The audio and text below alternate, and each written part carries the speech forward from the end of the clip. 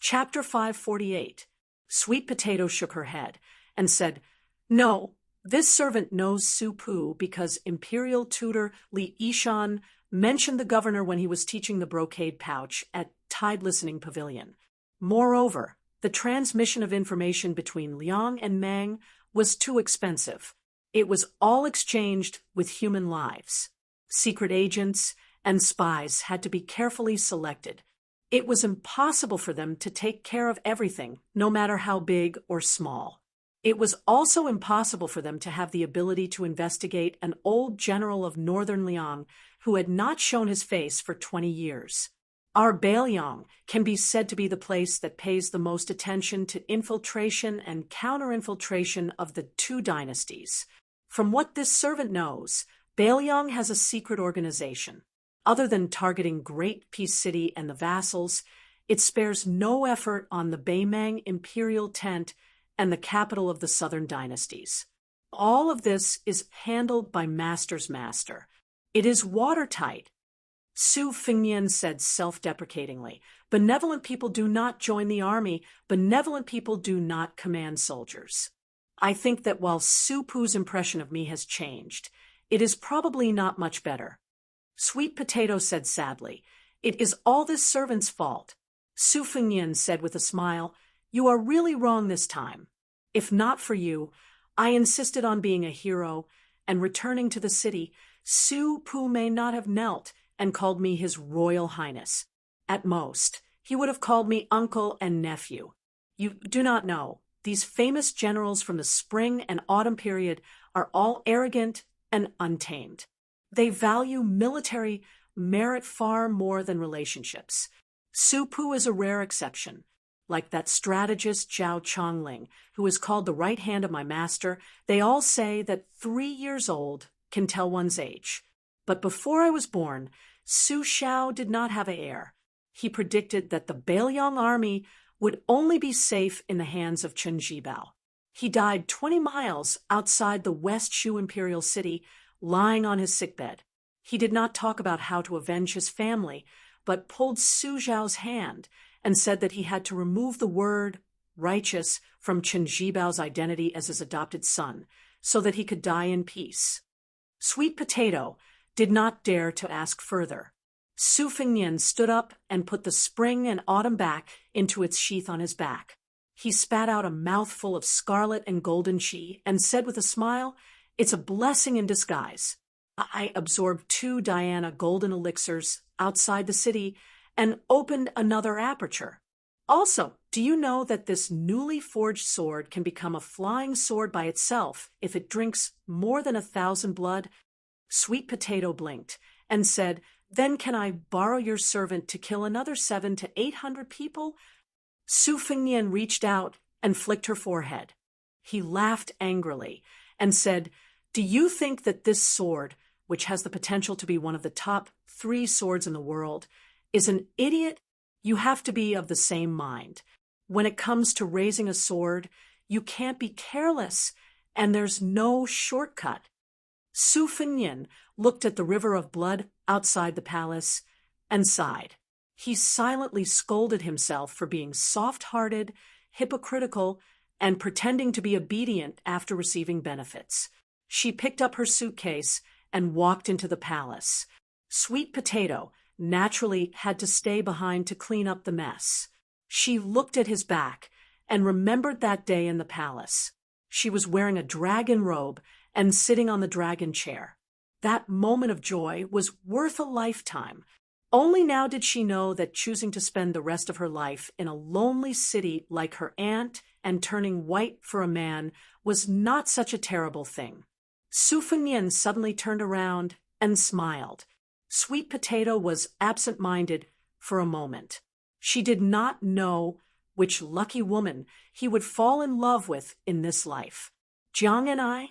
From the bottom of her heart, Sweet Potato did not like this subjugated princess who lived only for revenge. She felt that only a more generous woman was worthy of the young master's love. Of course, this was only what Sweet Potato thought. As for the young master's choice, she would support it. Su Fengnian was no longer His Royal Highness, who could not distinguish between the 5 grains and the 4 limbs. He bathed alone in Qingqiuzhai and changed his clothes. After changing into a clean set of clothes, he felt refreshed.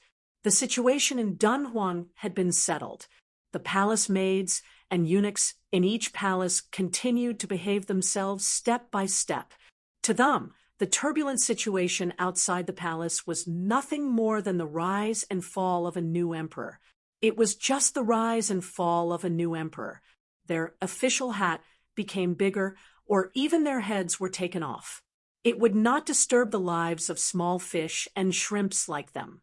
However, to be honest, they still liked the current palace lord as the master of Dunhuang. Although the rewards and punishments were clear, compared to the previous palace lord who had been as cold as an iceberg for decades, it was more humane.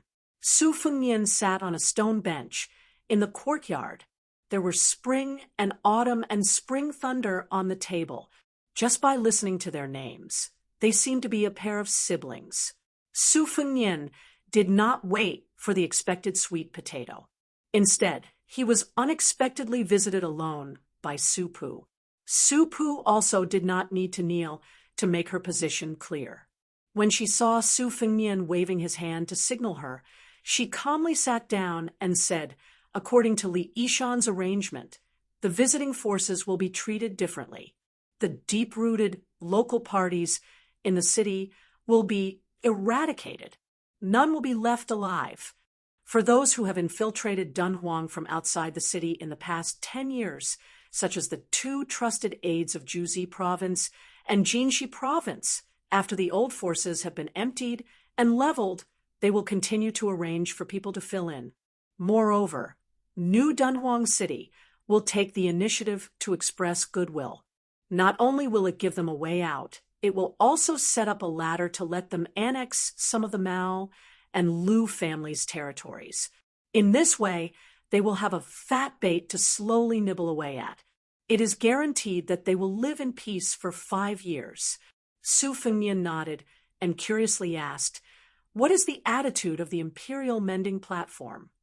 When she was not killing people, Su Pu, who was exceptionally refined like a down-and-out scholar, laughed softly and said, "Not declaring their position is the best attitude.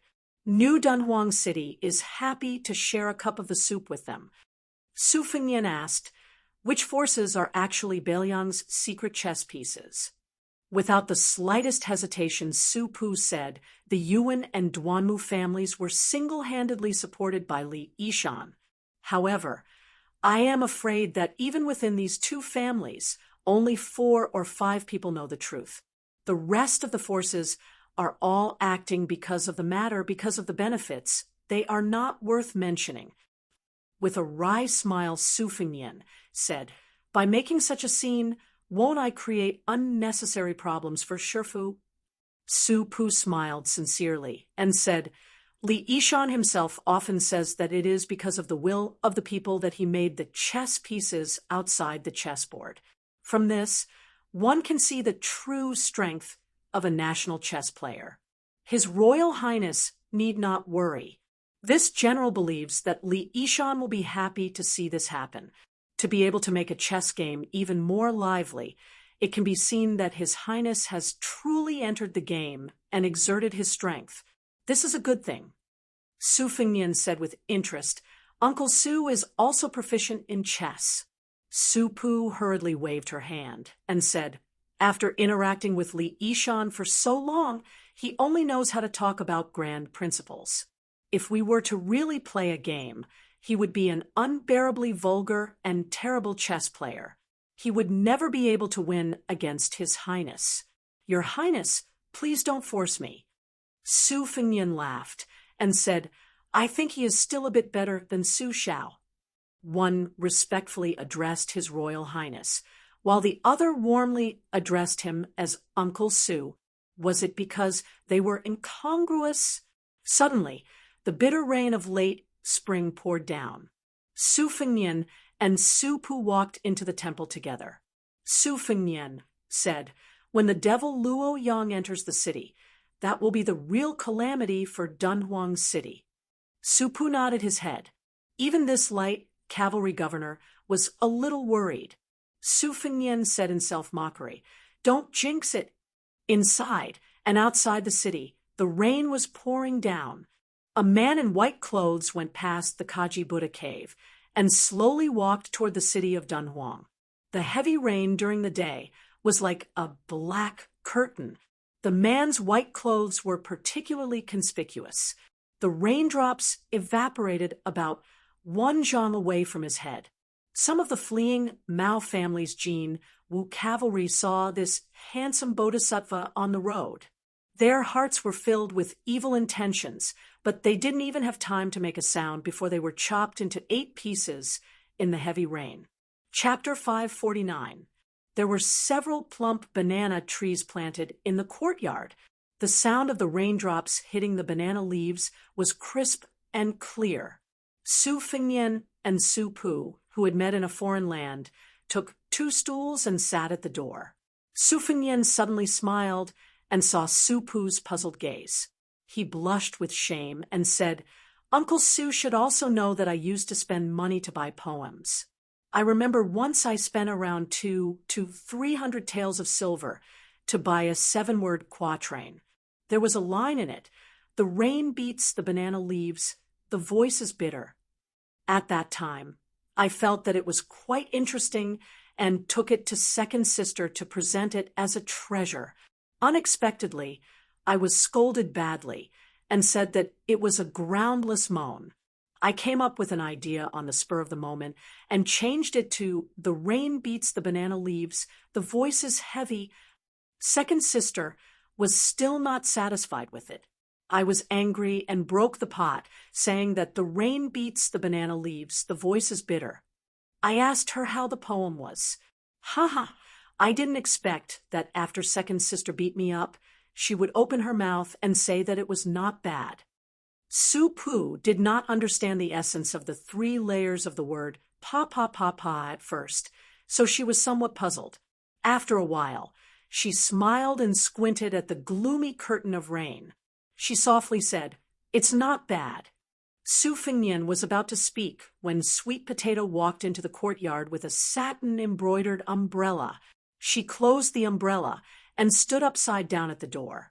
Su Fengnian remembered his mother's teachings when he was young.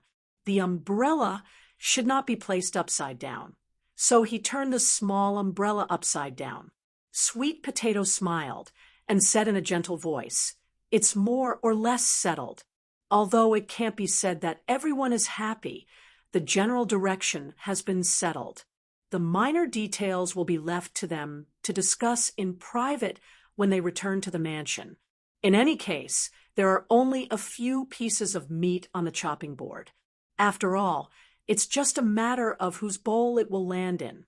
This servant guesses that it will be necessary to rely on the marriage of women of suitable age in the family. Only when everyone becomes in-laws will they be relieved. These 2 days, there will be a few white matters and a few red matters. Everyone will be busy." Su Pu dismissed it with a smile. Su Fengnian looked at the sky and asked, "Do you want to go out for a walk?" Su Pu smiled and said, "That's a good idea. If you're tired, you can rest at this general's place. There's also a few bottles of green ant wine that you can't bear to drink. Warm it up and down. It'll drive away the cold." Sweet Potato looked worried. Su Fengnian smiled helplessly and said, "Do you really think I'm a clay bodhisattva or a paper tiger, so delicate that I can't bear to see rain?" Hearing this, Sweet Potato no longer insisted on his opinion. The 3 of them walked out of Qingqiuzhai with their umbrellas swaying in the wind and out of the giant immortal palace that had returned to its former tranquility. Su Pu's wine shop was on the main road of the main city, so they could walk straight there. The heavy rain washed away the blood and conspiracies. However, the city was much stricter than usual. There were already several cases where the remnants of the rebellion, escorted by their loyal servants, disguised themselves and tried to escape the city. However, the Jinwu guards and Jianghu people who were temporarily stationed at the 3 city gates saw through their identities and killed them on the spot. As for whether there were any fish that escaped the net, only heaven knows. Perhaps only those who had endured hardships for years would know. This was another story similar to the joys and sorrows of this old man's Sun Jiao and the crown prince of Western Shu. Moreover, this thick blood debt would most likely be forced onto Su Fengnian's head in the future. At this time, the 3 of them were walking on the dim street with few people. Su Fengnian turned into a spacious alley and finally heard some noise. Su Fengnian stood in front of a scallion pancake stall with a large oil umbrella. This time-honored stall had been selling scallion pancakes in Dunhuang for decades, so it was not afraid of the dark alleys. Even at this time, there were still gluttonous diners coming to buy scallion pancakes and wolfing them down or bringing them to their families. Su Fengnian and the others stood at the end of the line. During this time, there were also some commoners who came. Some of them knew Su Pu, who had been selling wine for some years. They knew that he had once married a beautiful daughter-in-law of a noble surname and then ran off to live with the eldest son of the Duanmu family. They all smiled and quietly pointed at this middle-aged man. Among them, a fat and wealthy merchant asked Su Pu, who had excellent calligraphy skills, for a spring festival couplet. Remembering their old friendship, he was somewhat dissatisfied. He stopped those familiar diners from making fun of him and cut the line to greet Su Pu. Su Pu turned around and smiled. "Boss Chow, did you buy scallion pancakes for your precious daughter again? Be careful that you don't grow too fat and won't be able to get married in the future." The fat merchant laughed and said, "My daughter didn't grow fat from eating. She looks like me. It doesn't matter if she won't be able to get married. It's fine as long as she marries into the family. Old Chow, I wake up early in the morning and grope around in the dark to earn money. What am I trying to do? Isn't it because I want my children's lives to be a bit more relaxed?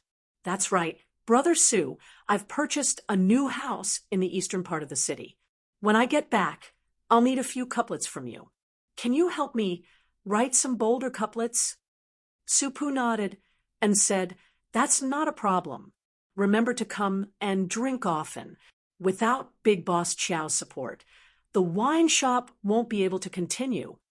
The Chow family member patted Su Pu's shoulder and said straightforwardly, "That's not a problem. It just so happens that we're having a housewarming celebration. Originally, I wanted to go over to your place to discuss it. I'll buy all the wine from your shop. Is it good? But let's make it clear, you have to give me, Old Chow, an affordable price." Su Pu nodded and said with a smile, "Boss Chow is an expert. If I dare to sell it at a high price, I won't be able to do business in Dunhuang City in the future." Chapter 550. Sweet Potato stood with an umbrella in hand. He turned his head to look at the middle-aged man, an old man chatting politely with some interest. Su Fengnian turned around and saw that the merchant had probably noticed that he was dressed in bright clothes and had brought along a beautiful maidservant. The merchant had a bashful attitude, as if he wanted to get close to Su Fengnian, but did not dare to act rashly. Su Fengnian took the initiative to smile and said, "Is this Boss Chow? I am Uncle Su's distant nephew. I just came to Dunhuang to do some porcelain business. Uncle Su often says that Boss Chow has been taking care of the shop all these years. Later on, when we move in, I have some porcelain bowls and plates on hand. They can be considered presentable. When we visit, I will send over a dozen sets to Boss Chow." Boss Chow's face was filled with surprise. "Really?" Su Fengnian smiled warmly. "If I were to fool Boss Chow, I would be scolded to death by Uncle Su. I am serious." Boss Chow's family was well off. It was not that he really cared about the dozen sets of porcelain bowls and plates. It was just that he saw the astonishing aura of this master and maidservant pair. If one wanted to make money in business, one had to first rely on capital and then rely on one's connections. Especially the latter. Those who had done business before knew that many times in this world where people looked down on others, if the bodhisattvas in the temples felt that your status was low and were ashamed to be associated with you, then no matter how much gold and silver you had, it would be useless. You would not even be able to enter the temple with a pig's head. Meeting an influential person who was easy to talk to was even more unprecedented than meeting a young courtesan in a brothel. The reason why Boss Chow got close to Su Pu, this kind of poor scholar, was because he had some small calculations in his heart. He was born a merchant and had a natural sense of inferiority towards those scholars who had knowledge in their stomachs. It was not easy for him to meet someone who was poor, so he always felt a little complacent. He wanted to show off his family's rich and dignified style by inviting Su Pu to write spring couplets and drink in his mansion. When did he not have the small idea of making Su Pu feel inferior when he saw the mansion? After Sweet Potato bought 3 scallion pancakes wrapped in oil paper, Su Fengnian and Su Pu bid farewell to Boss Chow and left. At that time, the fat man did not dare to look at Sweet Potato. Now that he had the time, he stared at her graceful figure with all his might. He swallowed hard, wondering how Su Pu could have such extravagant relatives. Walking on the bluestone pavement in the spring rain, Sweet Potato smiled and said, "Governor, it won't be long before the Yuan family will regret." Su Pu shook her head with a bitter smile. Su Fengnian asked, "What happened?" Sweet Potato glanced at Su Pu, who smiled and said, "Just say it." Sweet Potato then slowly said, "Once there was a woman from the Yuan family with exceptional insight who took a fancy to you. She did not hesitate to elope and break off relations with her family. She married you and became the proprietress of a wine vendor. Later, for some reason, she returned to her family." Su Pu said calmly, "She remarried to the eldest son of the Duanmu family. Don't blame her. How many women would be willing to grow old with a man who does not make progress? To be honest, when she was willing to accompany a poor scholar like me for daily necessities, I already had a whole new level of respect for her. All these years, I've always felt guilty, feeling that I owed her too much. How many young men and women who are not of equal status can truly grow old together? Even if there are, most of them are just stories in novels about gifted scholars and beautiful women. Besides, the men in the novels have to be top scorers in high school. Only then can they hold their heads high. For someone like Su Pu, who squandered a dowry of 100 taels of gold, according to common sense, there is no way she can be a man in the novels." Su Fengnian smiled gently and said, "These women seem to be able to sing and weep, but in the end, they have misjudged the men and misidentified themselves. When they were rich and leisurely, they were ignorant of worldly affairs. On one hand, their family was well off, so they could look down on those beautiful clothes, beautiful horses, rouge and sandalwood beds. However, when they really suffered with men, they gradually understood the power of the yellow and white vulgar things. Not to mention other things, when chatting with close friends in the boudoir, they would always hear them talking about exotic delicacies, how the newest clothes were not enough to wear, how the pearls, jade, and gold hairpins were old-fashioned. Perhaps the women who fell from the branch to become sparrows did not really seek such enjoyment, but they always felt uncomfortable in their hearts. As time passed, they were subtly influenced. When they looked at the good-for-nothing man beside them, they knew that his literary talent could not turn into a wife who relied on her husband's status as a wife, and even implicated her children to suffer in the future. Naturally, their thoughts changed. Uncle Sue, if my guess is correct, at first when she went to see her old friends, she would talk about it with you, and would even joke about it. After a few years, she became more and more taciturn, and then she would throw some inexplicable tantrums with you. In the end, she simply did not talk to you about these things, right? Supu was stunned. Obviously, she was hit by this young man's words. Uncle Su, it is reasonable for you to feel guilty. No one would dare to say anything bad about you. But if you feel too guilty, you will sink into it, and you will be somewhat petty. Taking 10,000 steps back, that woman has married into a good family. Compared to feeling remorse and feeling sorry for herself, it is much more satisfactory. If you really want to blame someone, blame my Shifu. If he gave you the position of Duan Huang's general, you would not have so many troubles. Su Pu was stunned for a long time. She did not say anything. Sweet Potato sighed softly.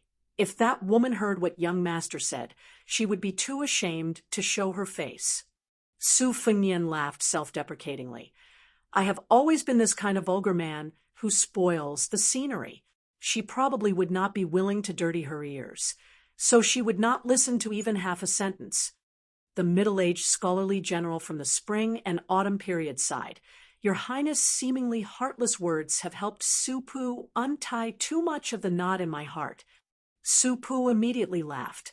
Later on, drink a few jars of green ant wine and give Li Yishan a good scolding. The three of them went to the small wine shop at the entrance of the city gate. At this time, the man in white entered the city. There were dozens of corpses outside the city gate. They met on a narrow path. Su Pu looked at the man in white from afar and sucked in a breath of cold air, saying in a deep voice, Demon Luo Yang. Chapter 5:51. A 9,000-word chapter. On the day of the palace coup, it could be said that there were some families who were happy and some who were sad. The Mao and Lu families were annihilated in an instant. In the northeast part of the city, influential officials gathered together. Many families who could shake the entire city with a stomp of their feet could be considered neighbors.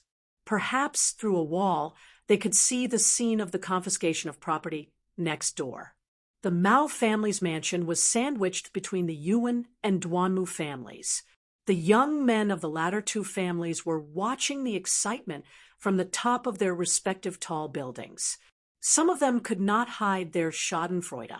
They could vaguely see that in the majestic heavy rain, several white-faced, beardless old eunuchs led a vast number of Jinwu guards into the Mao family's mansion. The adult men, regardless of whether they resisted or surrendered, were all hacked to death. Some men with martial arts skills wanted to jump over the wall to escape, but they had already been easily intercepted and killed by the Wulin grassland squatting at the base of the wall. Occasionally, there were a few people who relied on their thick skin and high martial arts skills to jump over the high wall. As soon as they landed, they were stabbed by the two families' elite retainers who were waiting for them. They were nailed to death to the ground or to the wall, or they were shot into hedgehogs by the rows of crossbows. Several of the Mao family's young men, who were regarded as thorns in the eyes of the two families' young men, were also quite unyielding. They led their men of sacrifice and vowed to fight to the death. Even some of the young women, who usually did not reveal themselves, also took out their swords. However, they were unable to withstand the tide-like offensive, and were all strangled on the spot. The Mao family, who had 500 armored cavalry, was originally one of the best in Dunhuang City. Even the odd-job workers and servants did not look at the ground when they walked. Each and every one of them had their eyes above the top of their heads. At this time, most of them died miserably. How could this not make the two families' men, who were watching the excitement with cold eyes, feel relieved? Some of the men, who only dared to secretly covet the Mao family's women and covet the Mao family's daughter-in-law, felt a bit of pity. These beautiful women, who usually put on airs and put on airs, would be a wonderful thing if they were sent to serve as prostitutes in the army. They did not mind spending hundreds of taels of silver in one night. The large clans of Dunhuang City were influenced by the nobles of the Central Plains, and many of them had private libraries. Perhaps because the Yuan clan had a literary background, they paid special attention to the family's private libraries. The old scholars and teachers were all famous scholars in the Tangerine and Jinsi prefectures. In the northern Mang, picking a martial artist with some skills was as easy as picking a cabbage. However, picking a scholar with real talent was like looking for a three-legged toad. The Yuan clan's expenditure in this area far exceeded that of their peers. This was attributed to the fact that the Yuan clan's leader was a scholar who had read a lot. The private library Wenhui building had a collection of 80,000 books. Most of them were plundered by scholars who had rushed to the north. Yuan Liang had always been immensely proud of this, and he especially looked for a seal master to carve a piece of yellow stone. He called himself the 80,000 old man. Today, Yuan Liang personally led nearly 100 soldiers and generals to the outside of the giant immortal palace. When he returned, he rewarded them according to their merits. At the same time, he ordered the steward to lead a group of trusted men of sacrifice through a secret passage that connected the three families. He first picked up a few women who had married into the Mao family so that they would not be implicated. Then, he sealed the passage and destroyed it. The reason why he saved them in the chaos was not because Yuan Liang was merciful. It was because he wanted to take over the Mao family's property in the future. He had to rely on these astute women who were familiar with the Mao family. In fact, he did not have good intentions in the beginning of the marriage. Of course, it was the same for those women who had married into the Mao family. In the past, Yuan Liang treated these fierce women, his daughters-in-law, and even his granddaughters-in-law with respect. He would often reprimand his family's descendants in front of them. But after today, he wanted to see if they would still dare to order their husband around, and if they would still dare to forbid him from taking concubines. At this moment, perhaps she was already kneeling on the ground, sobbing and begging for mercy. Yuan Liang sat on a small couch near the window on the top floor of the Wenhui building, leisurely sipping tea, smiling as he looked at the upheaval in the Mao family mansion. He was in an extremely good mood, different from Mao Rou, who has a perfume fetish. He likes to drink tea. On the small couch, there was a large tea table with a tea set, tea grinder, and a soup bottle on it.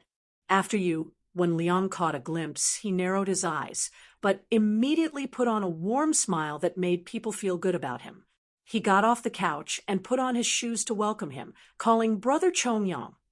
The latter waved his hand and casually sat down on the couch, taking a tea towel to wipe his cheeks. Yuan Liang laughed happily and said, "Duanmu Chongyang, you scoundrel, the elegance in the room has been washed away by your vulgarity. How unlucky! Uncle Yuan, if you continue to be so merciless, be careful that I don't harm your granddaughter. She's very pretty to my taste." The man giggled, drinking a cup of tea to quench his thirst. It was indeed unbearably vulgar. This man called Duanmu Chongyang was the second young master of the Duanmu clan. His status was similar to Yuan Duan's, but his personality was the complete opposite. He stood up at 30 and started a family. Even now, he still hadn't taken any shape, causing his father, Duanmu Qingsheng, to have a lot of white hair. Duanmu Chongyang was a renowned swordsman on the border between the two provinces. He often went to kill horse bandits for fun. As he killed, he actually became sworn brothers with the leader of a large group of horse bandits. If it weren't for his clan stopping him, he would have abducted his sister and made her the wife of the head of the horse bandits. Duanmu Chongyang was also the only one who dared to teach the Mao family's children a lesson when the Mao family was at its peak. The three families were neighbors. Close neighbors were better than distant relatives. Plus, they were in-laws, so on the surface, they were harmonious. Duanmu Chongyang, Yuan Duan, Mao Chong, and Mao Ro were childhood playmates. However, they had been estranged from Yuan Duan in recent years, intentionally or otherwise. In their youth, these two top young masters in Dunhuang liked to follow Mao Chong around as minions. It was a pity that Mao Chong died early. He didn't even reach 20 years of age before he died. Duanmu Qingsheng had endured for a long time. Seeing that his eldest son was still frivolous, he finally couldn't help but slam the table angrily. "Why did you go to the Mao family? Did that widow Mao Chong steal your soul? You're just a broken shoe. Don't you feel ashamed? You've ruined the plans of two families. What are you going to use to compensate?" Yuan Duan narrowed his eyes again and lowered his head to taste his tea. Yuan Liang kept smiling but didn't say anything. Duanmu Chongyang raised his eyebrows and argued with his father. "What's the big deal? Our two families hiding behind our master's back to scheme for benefits is a big deal. Aren't we afraid of incurring the suspicion of that little woman, Yanji? In my opinion, this time we're dividing up the territories of the Mao and Lu families and Taoyong. We shouldn't be so aggressive just because we protected the emperor. Do you really think we protected the emperor? Isn't this a trap that Master set up long ago? He's waiting for those old foxes to jump into the fire pit. Besides, if we really want to argue, it's the young man who blocked the city gate with his sword who did the most work. I didn't hear him clamoring for a reward. He can't just do that behind closed doors with Yanji, right? Why didn't I see him take the position of commander of the Jinwu Guards? This is a two-man show they're purposely putting on for us to see. They're warning us not to push our luck. Father, if you don't go to the Mao family and cause a ruckus, I'd like to see if you'll get a stomachache from eating the meat in your mouth." Duanmu Qingsheng looked like he was going to pick up the jade-like Dongyue Celadon cup and smash it at this bastard of a son full of nonsense. Yuan Liang hurriedly stopped him and pulled on his in-law's arm. He joked, "Don't throw it, don't throw it. This kid isn't afraid of pain, but my heart aches for the cup." Duanmu Qingsheng huffed. "Brother Yuan, listen to this brat. What do you mean by arrogant? Does he think I'm a dog?" Yuan Duan held an exquisite tea broom. He bent over and lowered his head. The corners of his mouth curled up slightly as he narrowed his eyes and sneered. After Duanmu Qingsheng calmed down, Yuan Liang looked at the green and tea-colored Dongyue porcelain. He stroked his beard and said with a faint smile, "Actually, Chongyang's words aren't without reason. Our table manners aren't too good. It's hard to avoid being disliked. Our two families are Bailiang's chess pieces that can't see the light of day. Misfortune and fortune are interdependent. Indeed, we don't have to worry about that little girl with a strange background mistreating us. We can eat less on the surface, but there's no harm in taking more in secret. This way, it'll be convenient for giant immortal palace to appease the people. To put it bluntly, don't think the word dog is unpleasant to hear. Our two families are just other people's running dogs. Before biting, we have to tuck our tails between our legs and not make a sound. When it's time to bite, we have to be full of energy." Duanmu Qingsheng's face was full of anger. He was a rough man who brandished his spear and brandished his staff. He couldn't speak in a genteel manner. He really couldn't think of a rebuttal and could only sulk. Duanmu Chongyang, on the other hand, laughed loudly. "Uncle's words are truly incisive," Yuan Liang said with a smile. "Then let's set the tone like this. Eat less, eat more, and take it slow. In-law, why don't you and I spit out a few pieces of meat first?" Duanmu Qingsheng hesitated. He turned his head and caught a glimpse of that bastard who was the butt of jokes in the city casually slipping a teacup into his sleeve. He couldn't vent his anger, but it wasn't good for him to point it out. He could only nod and say in a low, muffled voice, "In any case, it's all up to you these past few years." After absent-mindedly drinking his tea, Duanmu Qingsheng practically dragged his son out of the tea house and library. Yu Wenduan was about to speak when the carefree Duanmu Chongyang jogged in, smiling as he took away the straw raincoat hanging on the screen. Yu Wenliang waited until the sound of footsteps was far away before he glanced at the tea table. The tea set was missing a young gentleman's incomplete tea set. The entire set was ruined. He sighed softly. Chapter 552. Yu Wenliang was no longer in the mood to drink tea, only feeling annoyed. He gazed at the curtain of rain outside the window and asked, "Do you know that trash called Supu is the new big shot of Dunhuang?" Yu Wendun put on a fake smile. "I already know." Yu Wenliang asked, "Now that you know his identity, do you know how to get along?" Yu Wendun said with a dark expression, "At worst, we'll just remarry that shameless slut back. Duanmu Zhongqiu is a useless piece of trash who only knows how to read books and fiddle with literary talent. Just look at that pair of dogs, and everything will be fine. I heard that Duanmu Zhongqiu has taken a fancy to a prostitute and wants to take her in as a concubine. Then we'll have that slut pretend to be jealous and divorce her under the title of a jealous woman. It'll be perfectly justifiable. Anyway, that good-for-nothing Su Pu won't mind this kind of thing." Yu Wenliang was furious. He picked up the teacup and smashed it over. Yu Wendun, whose forehead was bleeding, was stunned.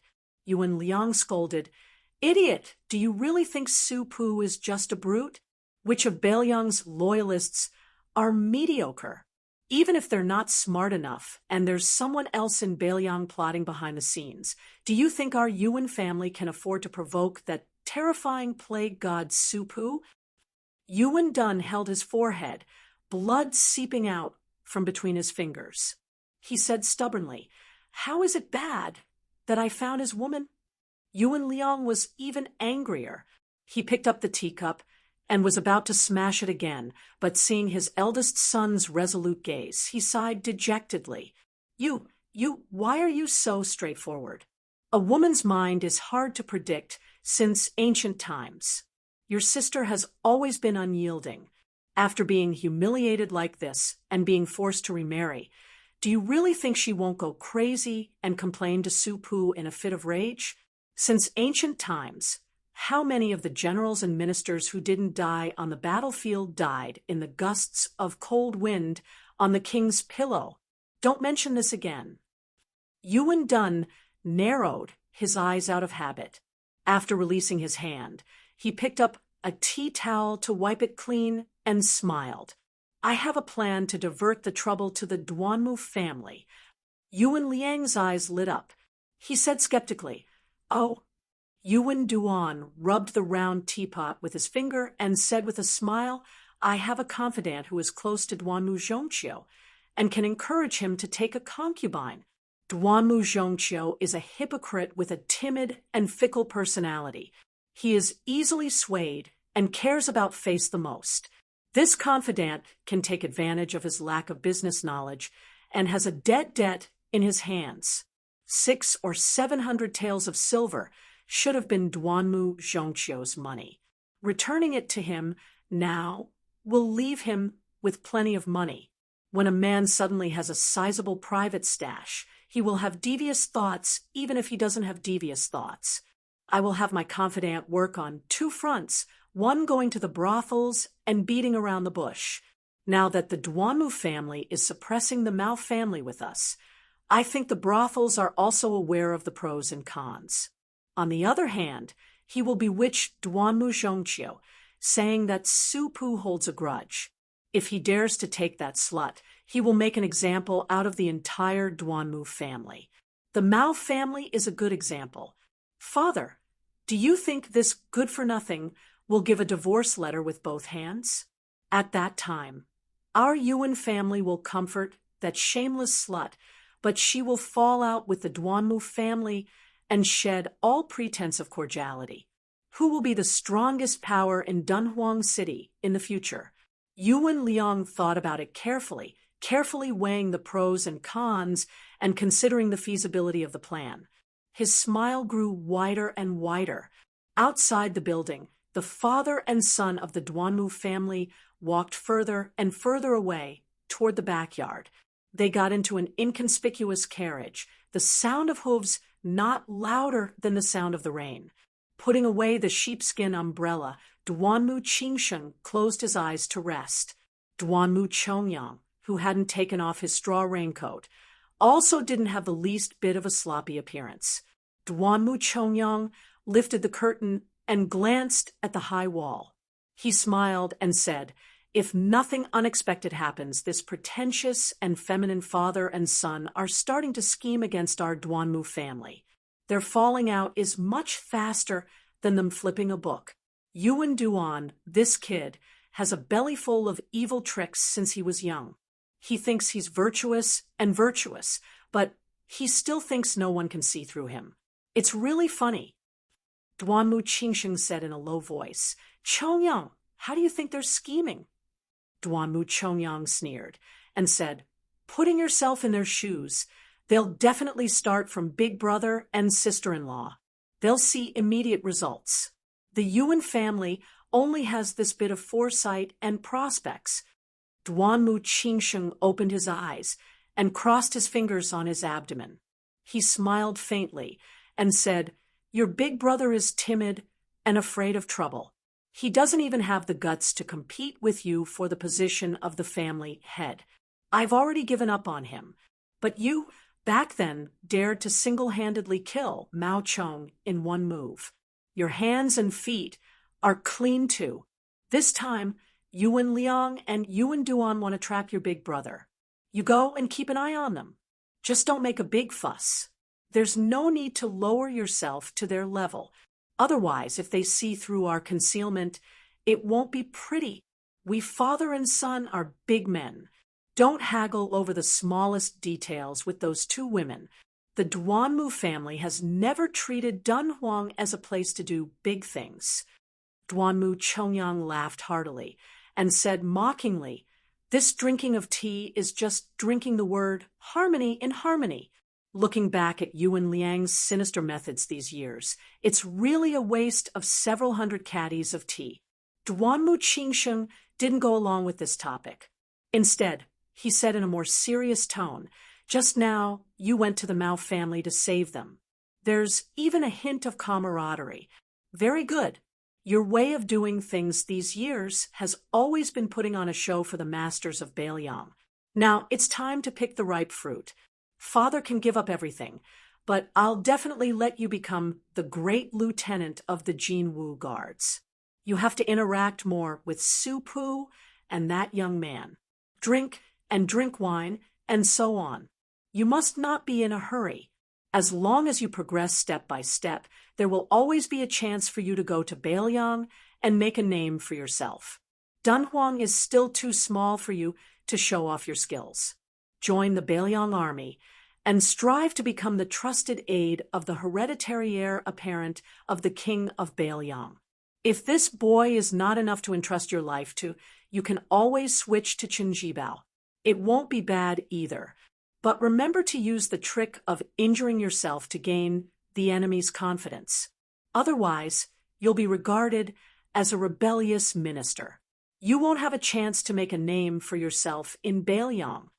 Leaning against the wall of the carriage, Duanmu Chongyang clicked his tongue and said, "The white-clothed war immortal Qinjibao, the ruthless man who slaughtered the spear immortal Wang Xiu. I've been looking forward to this for a long time." Duanmu Qingsheng shook his head and said, "The struggle for military power between the Bailiang heir apparent and Qinjibao is not as one-sided as the outside world thinks.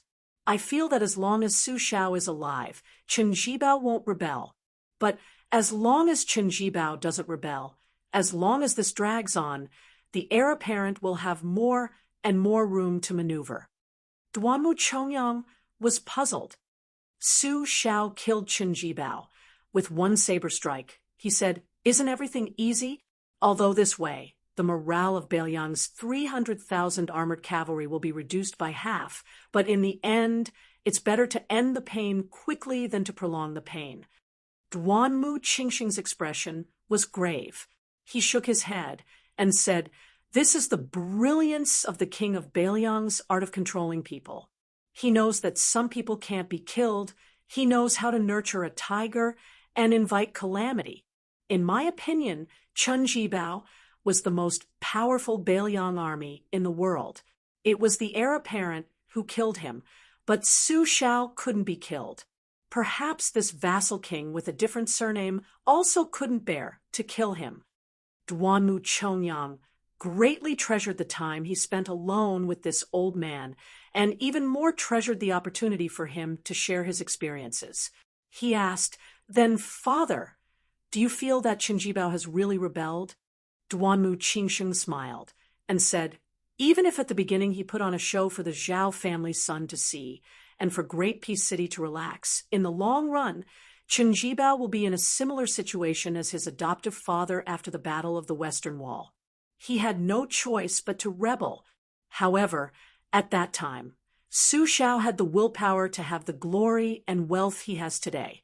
If he had really rebelled, he would have spent 3 or 4 years ruling across the river with the Zhao family. In the end, he would have used up the hearts of the people, and without the support of the scholars and the people, he would only be in a circle and die. This is the great wisdom of a martial artist like Su Xiao.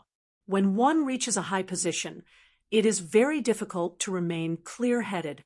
Qin Jibao is different. If he rebelled, not only would the entire Liang dynasty be happy, Beimang would also clap and cheer. Even Baelyang would most likely approve more than oppose. Duanmu Chongyang carefully added, "The precondition is that Su Xiao dies of old age." Duanmu Qingsheng nodded and said, "That's right." So in reality, Su Xiao and Qin Jibao are both waiting. When the time comes when it is the Baelyang heir apparent's turn to put on the Liang prince's robe and personally go to play chess with Qin Jibao, it will truly be a life and death battle. Before that, it will be a good time for you to wait for the best price. Duanmu Chongyang was in high spirits and eager to give it a try. Duanmu Chongyang came from an ordinary background. Not to mention his awkward status as a chess piece of Baelyang, he was only a small local clan compared to those colossal powers. Beimang had 8 military officials in charge of military affairs. He had no relatives or friends. If there were no major wars, his climbing speed was destined to be slow. The Beimang Southern Dynasty, which had lost its scholars, was even more of a joke. The Baelyang army was undoubtedly the first choice. If the confrontation between Liang and Beimang was like a jade wall, then why not take advantage of this opportunity to attack the Baelyang army in the crevice? Why didn't a real man bring a wugo and take half of the 50 provinces? Duanmu Chongyang suddenly frowned and said, "If one day the devil Luo Yang comes to Dunhuang, what should we do?" Duanmu Qingsheng loosened his fingers and waved his hand, saying, "There is no need to worry unnecessarily." At that time, the old castellan still wanted to go out of the city to fight even though he was seriously injured to death. It could be said that he used his life in exchange for a verbal agreement. This was all part of Baelyang's plan. They wanted to give Dunhuang a large bodhisattva to worship. Duanmu Chongyang's face was full of admiration. Baelyang Chun Jibao and the devil Luo Yang both like to wear white clothes. "Ha! When I am troubled, I go out to kill horse gang. I also like to wear a white robe." Duanmu Qingsheng felt a little helpless, but his mood relaxed a little. He joked, "In white there is Luo Yang. In green there is West Chuchao Chongqing. You should strive to be more successful and get yourself a red robe, or something." Duanmu Chongyang knew himself well. He shook his head and said, "I don't dare to think about it." Chapter 553. Even though there would always be ambitious and ruthless people emerging from every generation, each of them dominating the world for 100 years, and there were only so many colors such as white clothes, green clothes, red clothes, or purple clothes, there had never been such a white-clothed person in history. Wherever he went, he would kill gods and Buddhas that stood in his way. When he first came to the pugilistic world, no less than 1,000 people had died by his hands. Among them were the innocent commoners who had blocked his way. They might have only taken a second glance at him, but there were also heroic heroines who had rushed over to intercept him after hearing the news. However, this white-clothed devil did not stop his footsteps. He traveled through 8 provinces and finally killed his way to the northern Mang royal court.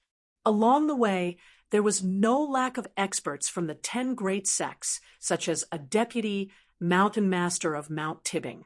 Even an old monk who was sweeping the caves of Tsaoji Buddha Cave had appeared. There was even a Taoist who was a direct disciple of the Taoist sect, killing people like flax, killing people without blinking. These 2 sayings couldn't be more suitable for the devil Luo Yang.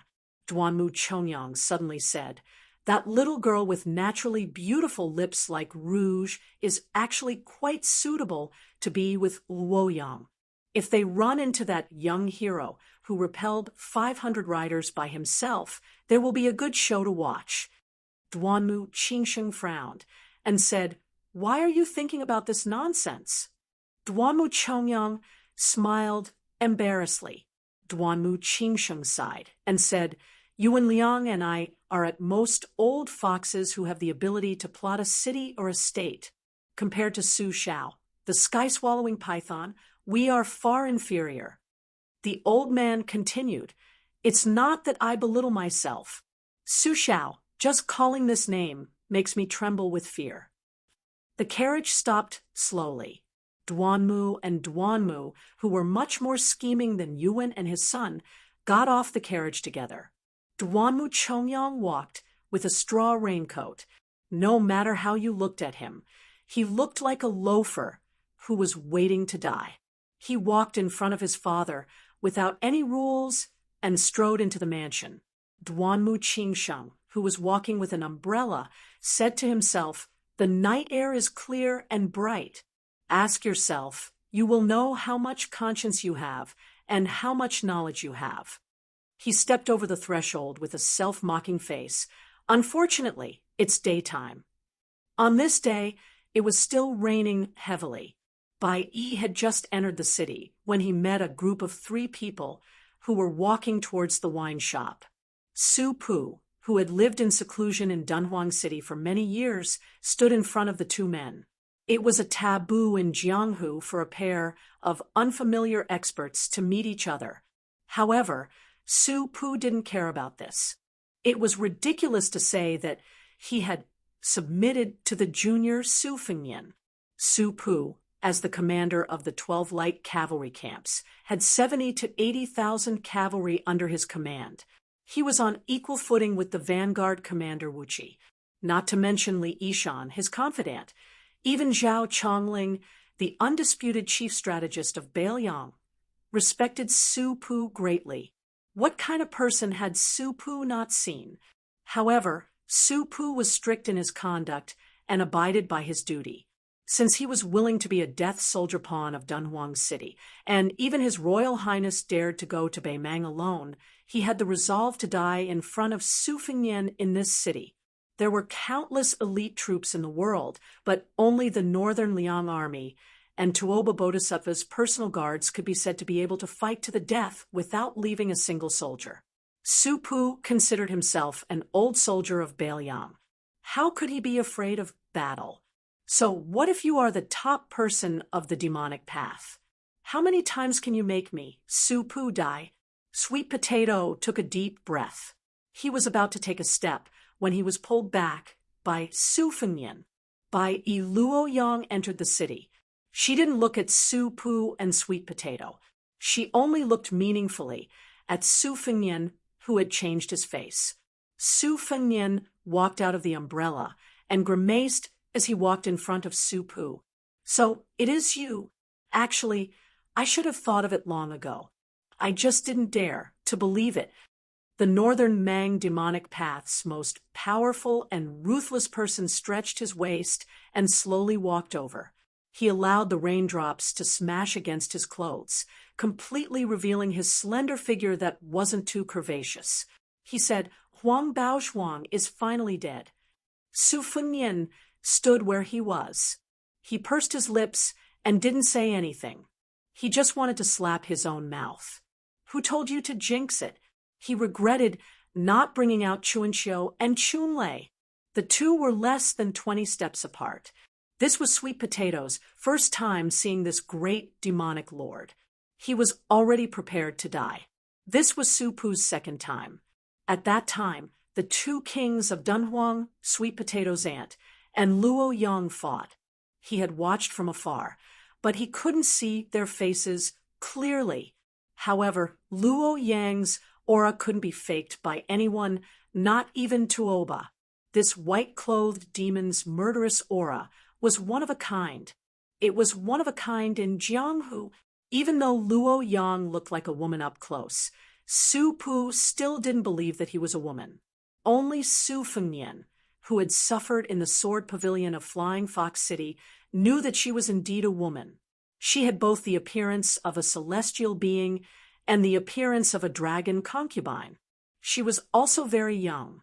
Damn it, her extraordinary talent was comparable to Li Chuangong's. Su Fengnian asked, How did Huang Baozhuang die? Where's your pearl?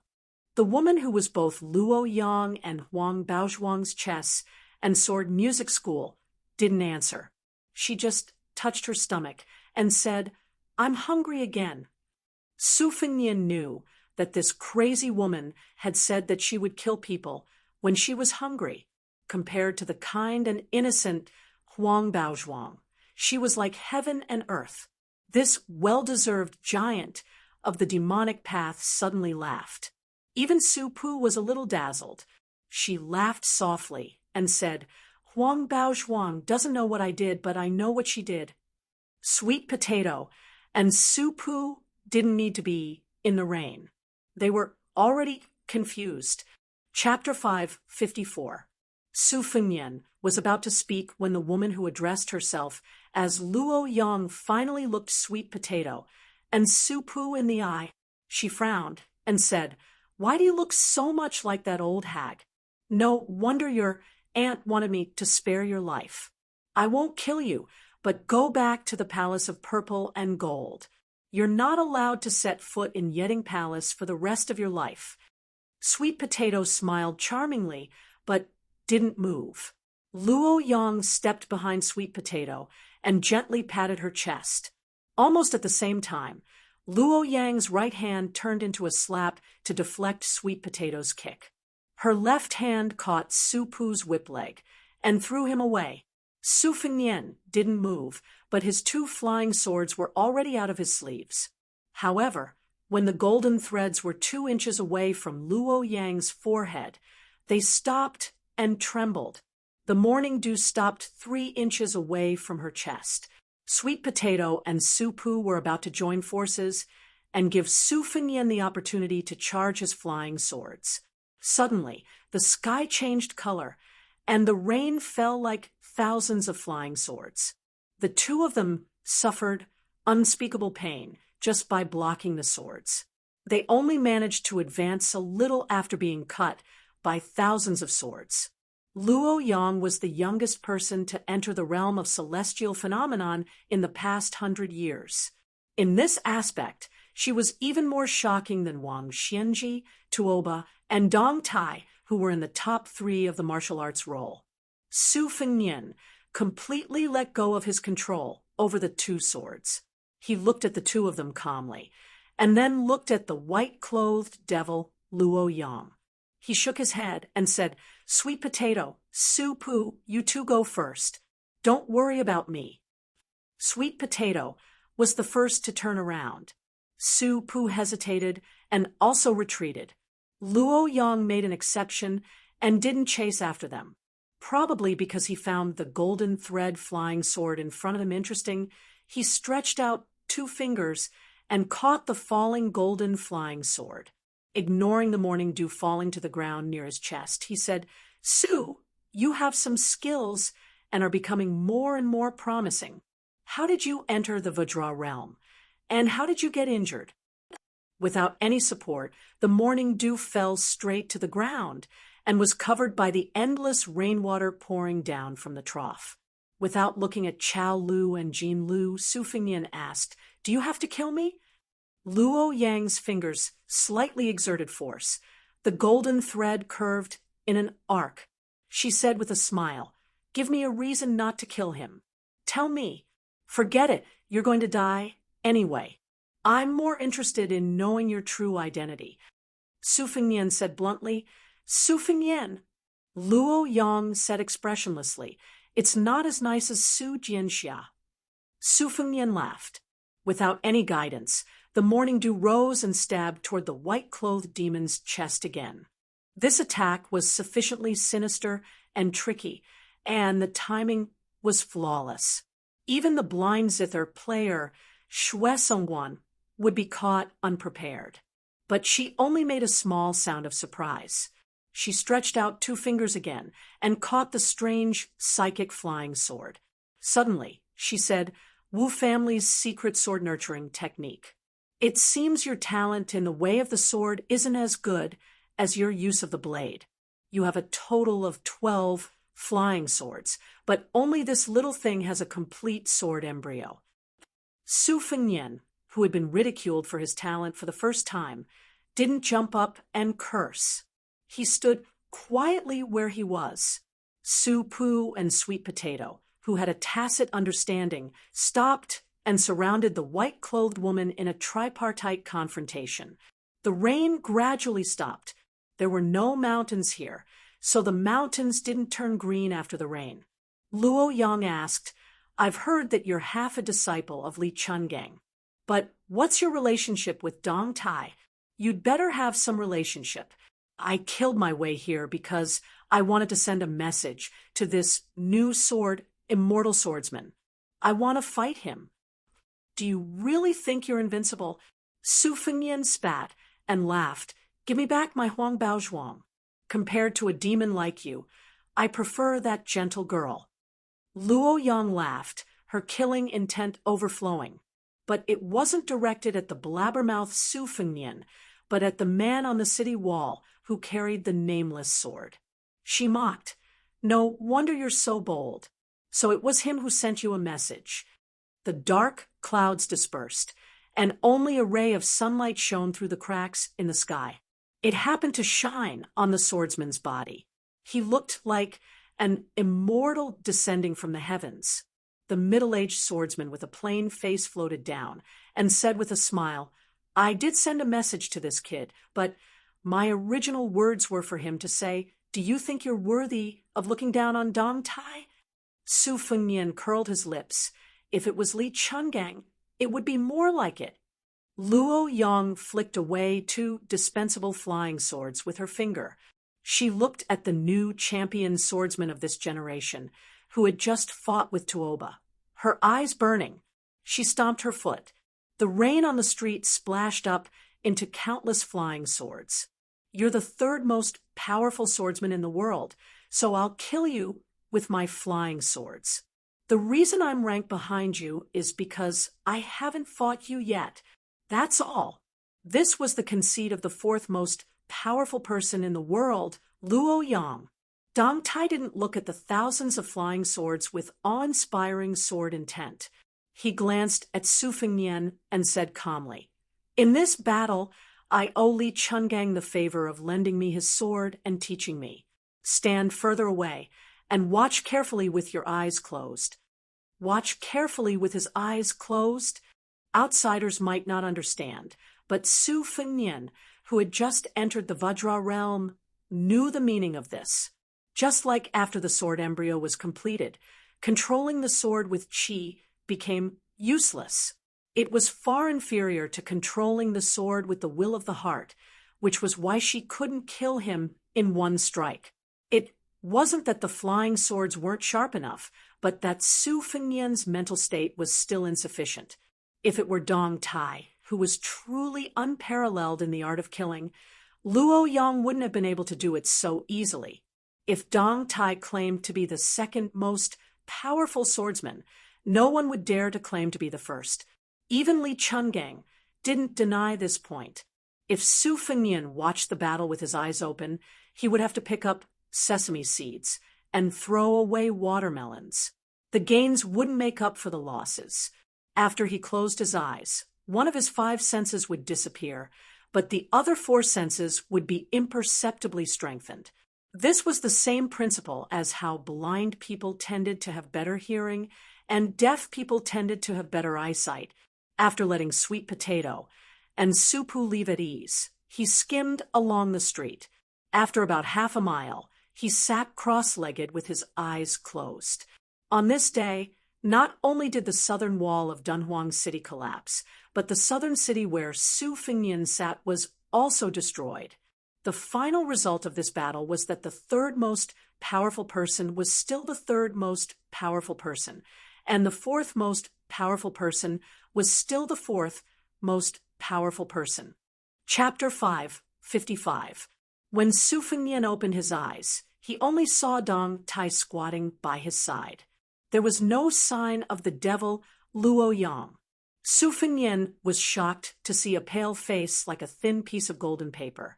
Dong Tai, carrying a nameless sword on his back, looked at the ravines and collapsed city walls. He said calmly, "After the battle with Tuoba, I didn't win or lose. I traveled east to the ruins of the 9 swords of the Wu family. Along the way, I saw the master of the Bambing Mountain, the bronze man from the chess and sword music school, and several devils. I fought each of them once. As for this Luo Yang, who just defeated Hong Jingyan, I found her in the air a long time ago. This tag team battle started with Tuoba and ended with Luo Yang. I didn't come here in vain. You're unlucky. After entering the city, she didn't have any killing intent. After sensing my sword aura, she wanted to use you as bait to force me to show myself." Su Fengnian said with a smile, "Bei Meng didn't do the right thing this time.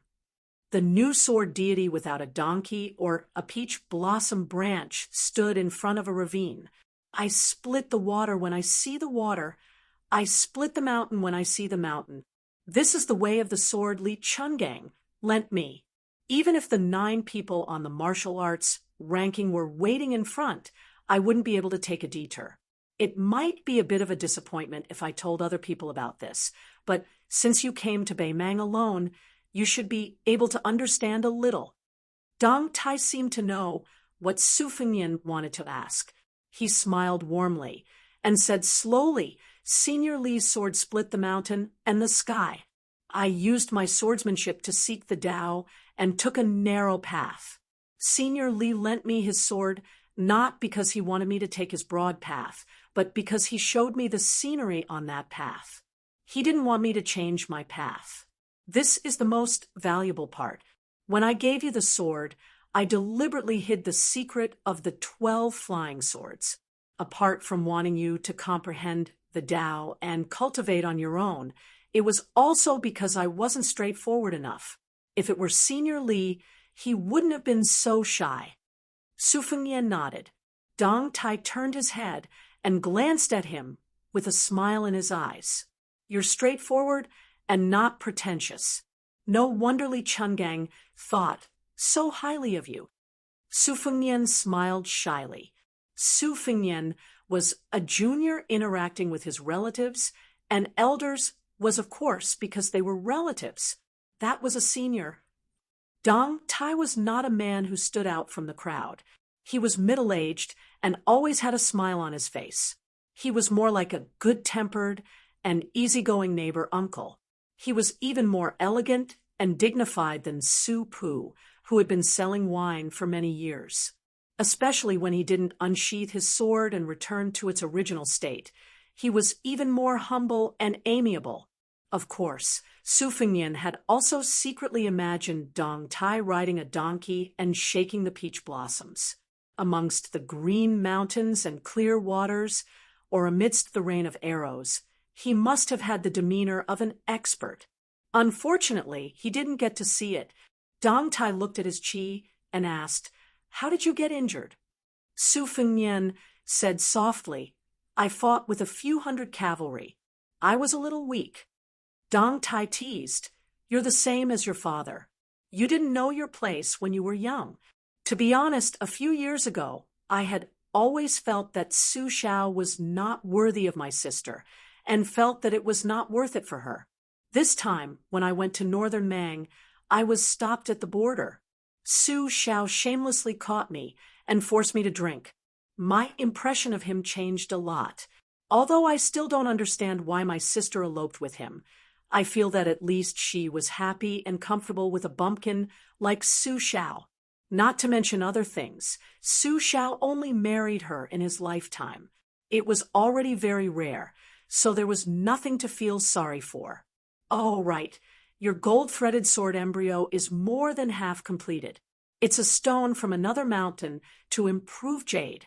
I'm not curious. How did you obtain the morning sword by chance? Tell me about it. Su Fengnian turned around and pointed at the giant Immortals Palace complex. He smiled and said, "I was thinking about things on the roof the whole night. When the sun rose from the east, and the first rays of the morning sun came from the east to the west and fell on me, I suddenly figured it out. It was also at that time that I realized that after every flying sword gained intelligence, it was a kind of secret sword technique." Dong Tai nodded and said softly, "That's why you can't talk about Tao with someone who doesn't have a root vessel. Your talent is not bad." Su Fengnian asked cautiously, "My eyes are bad. I didn't see whether there was a big disparity between you and Luo Yang." Dong Tai smiled and said, "There wasn't a big disparity. Luo Yang just defeated her martial brother from the chess and sword music school, Hong Jingyan. She came riding on the momentum. I, on the other hand, had to fight bitterly. Therefore, her 800 rainsword strikes all hit me solidly. Right now, my 5 viscera and 6 bowels are not feeling well. However, since I have reached the land immortal realm in the eyes of the world, I can still withstand it. As for her, she only suffered 1 strike from me and broke the pearl in her heart. It can be considered 1 pearl for 1 life. Half of it was done on purpose, and half of it was because she couldn't escape this calamity. Perhaps she wanted to kill 2 birds with 1 stone by inviting me to a duel.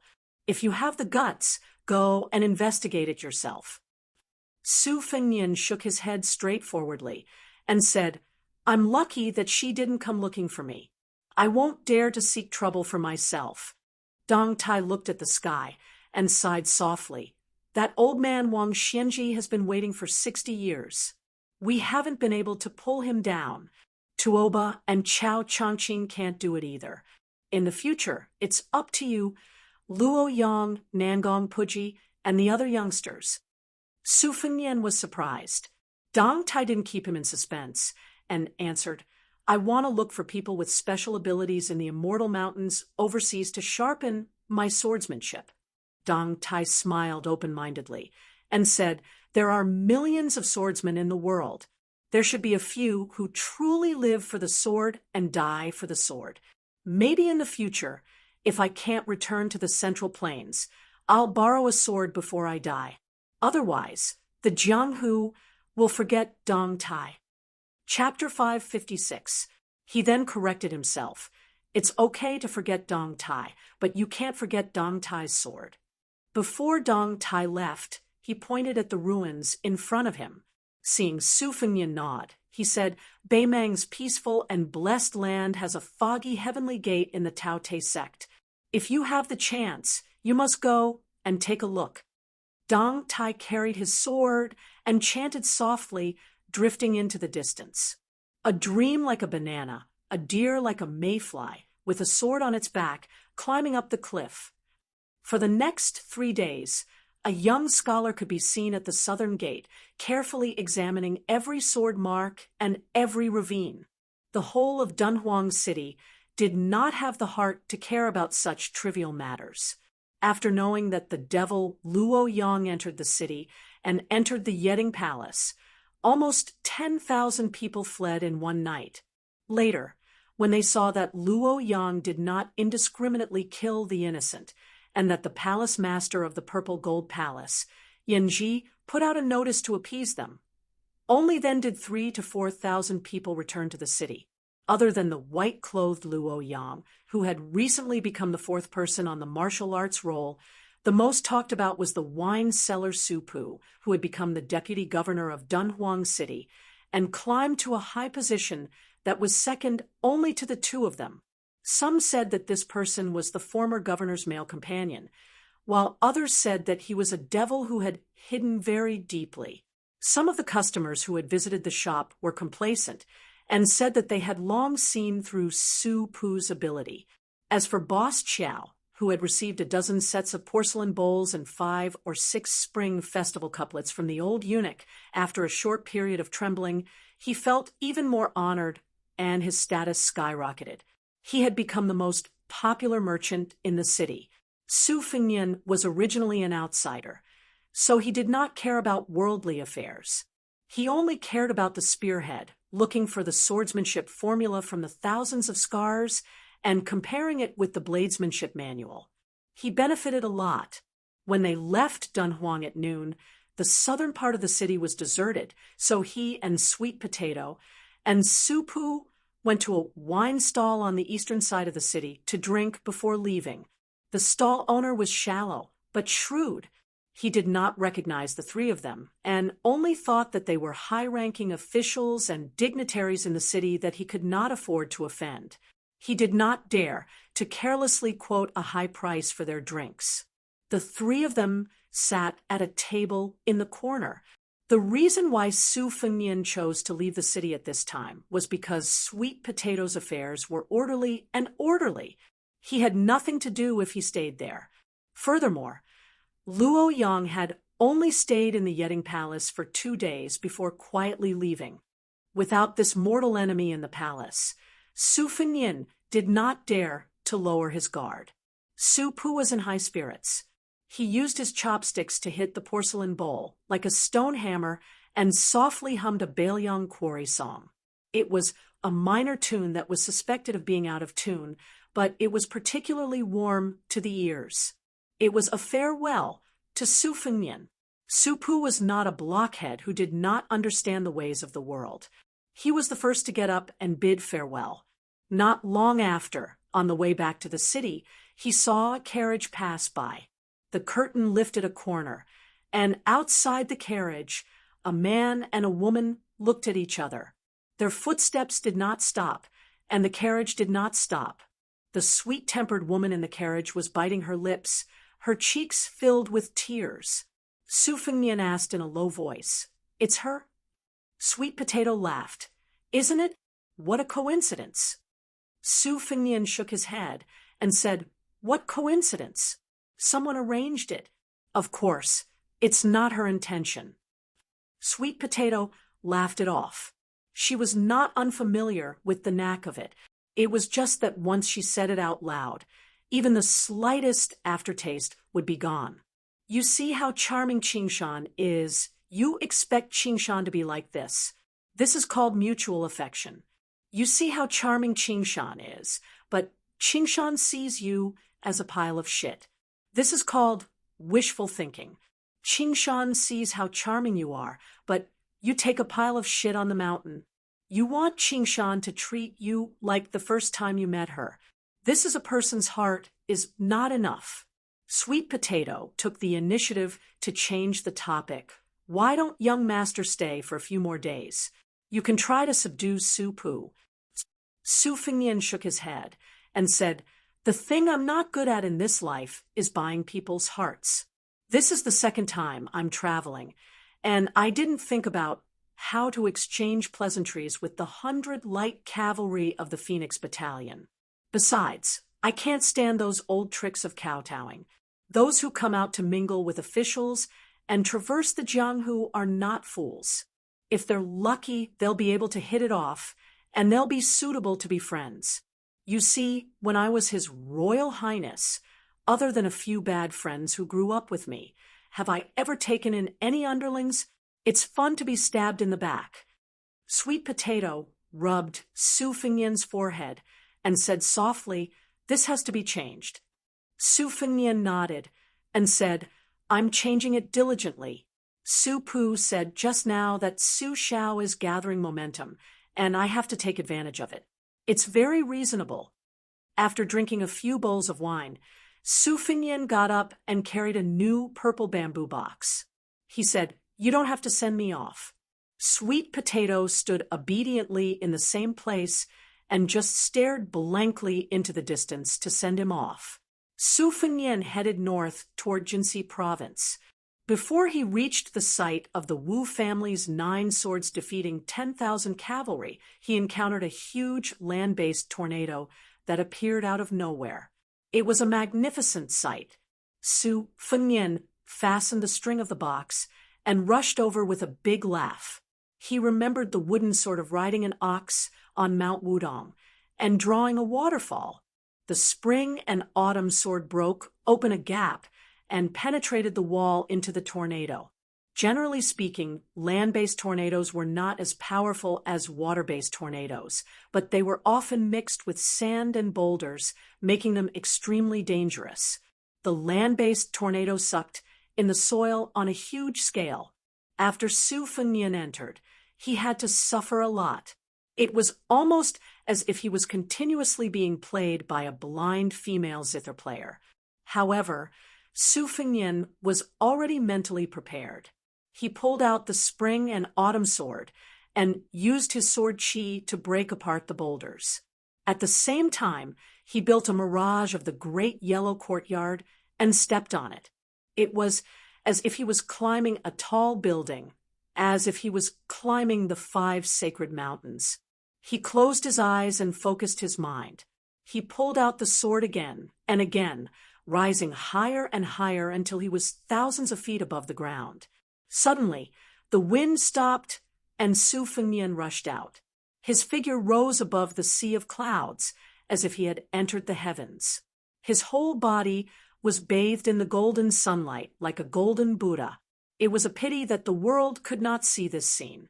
Su Fengnian was above the 9 heavens, looking at the vast golden sea of clouds. He laughed and said, "I have a sword called Fuyao." Chapter 5:57. After Su Fengnian rushed out of the huge whirlpool, he shouted and swung his sword. Using the force of the throw, his body continued to climb up to the sky. When he reached the highest point, he sat down cross-legged, like a celestial sitting still at the heavenly gate, watching the clouds rise and fall. This was probably the most carefree scene in the mortal world. Su Fengnian looked up and saw a sea of clouds that stretched as far as the eye could see. After being in high spirits, his body fell straight down, breaking through the golden clouds that were bathed in the Buddha aura. In just a few breaths, the land whirlpool was already half a mile away. Su Fengnian finally stopped pretending to be a Buddha. With his mind directed, the morning dew flew out of his sleeves. Su Fengnian stretched out his limbs and tapped lightly on the flying sword with the tip of his toes, slightly slowing down the speed of his fall. If he took the lead to use the remaining flying swords that still needed to be guided by chi, the momentum of his fall would be unstoppable. He repeatedly tapped on the flying swords to slow down the speed of his fall. When he was about 100 feet above the ground, Su Fengnian, who fell from the sea of clouds, suddenly pulled out the spring and autumn sword. The sword stirred up a gust of wind, and after 500 feet, the 11 flying swords flew out at the same time, forming a slanted staircase in the sky. He stepped on the swords step by step. At the same time, the abundant chi of the great yellow courtyard surged throughout his body. His headscarf and sleeves fluttered together, making him look like an immortal. The essence of the great yellow courtyard was that it could fill a granary with a single seed. Every time his chi stopped, he would be able to generate new chi, which allowed him to draw out the spring and autumn sword. If an ordinary Vajra realm expert fell like this, even if they didn't die, they would be heavily smashed into the ground and suffer internal injuries. Within 100 feet, Su Fengnian was already at his wit's end. He tried his best to raise his qi and almost instantly stomped on the ground, bending his legs to reduce the momentum.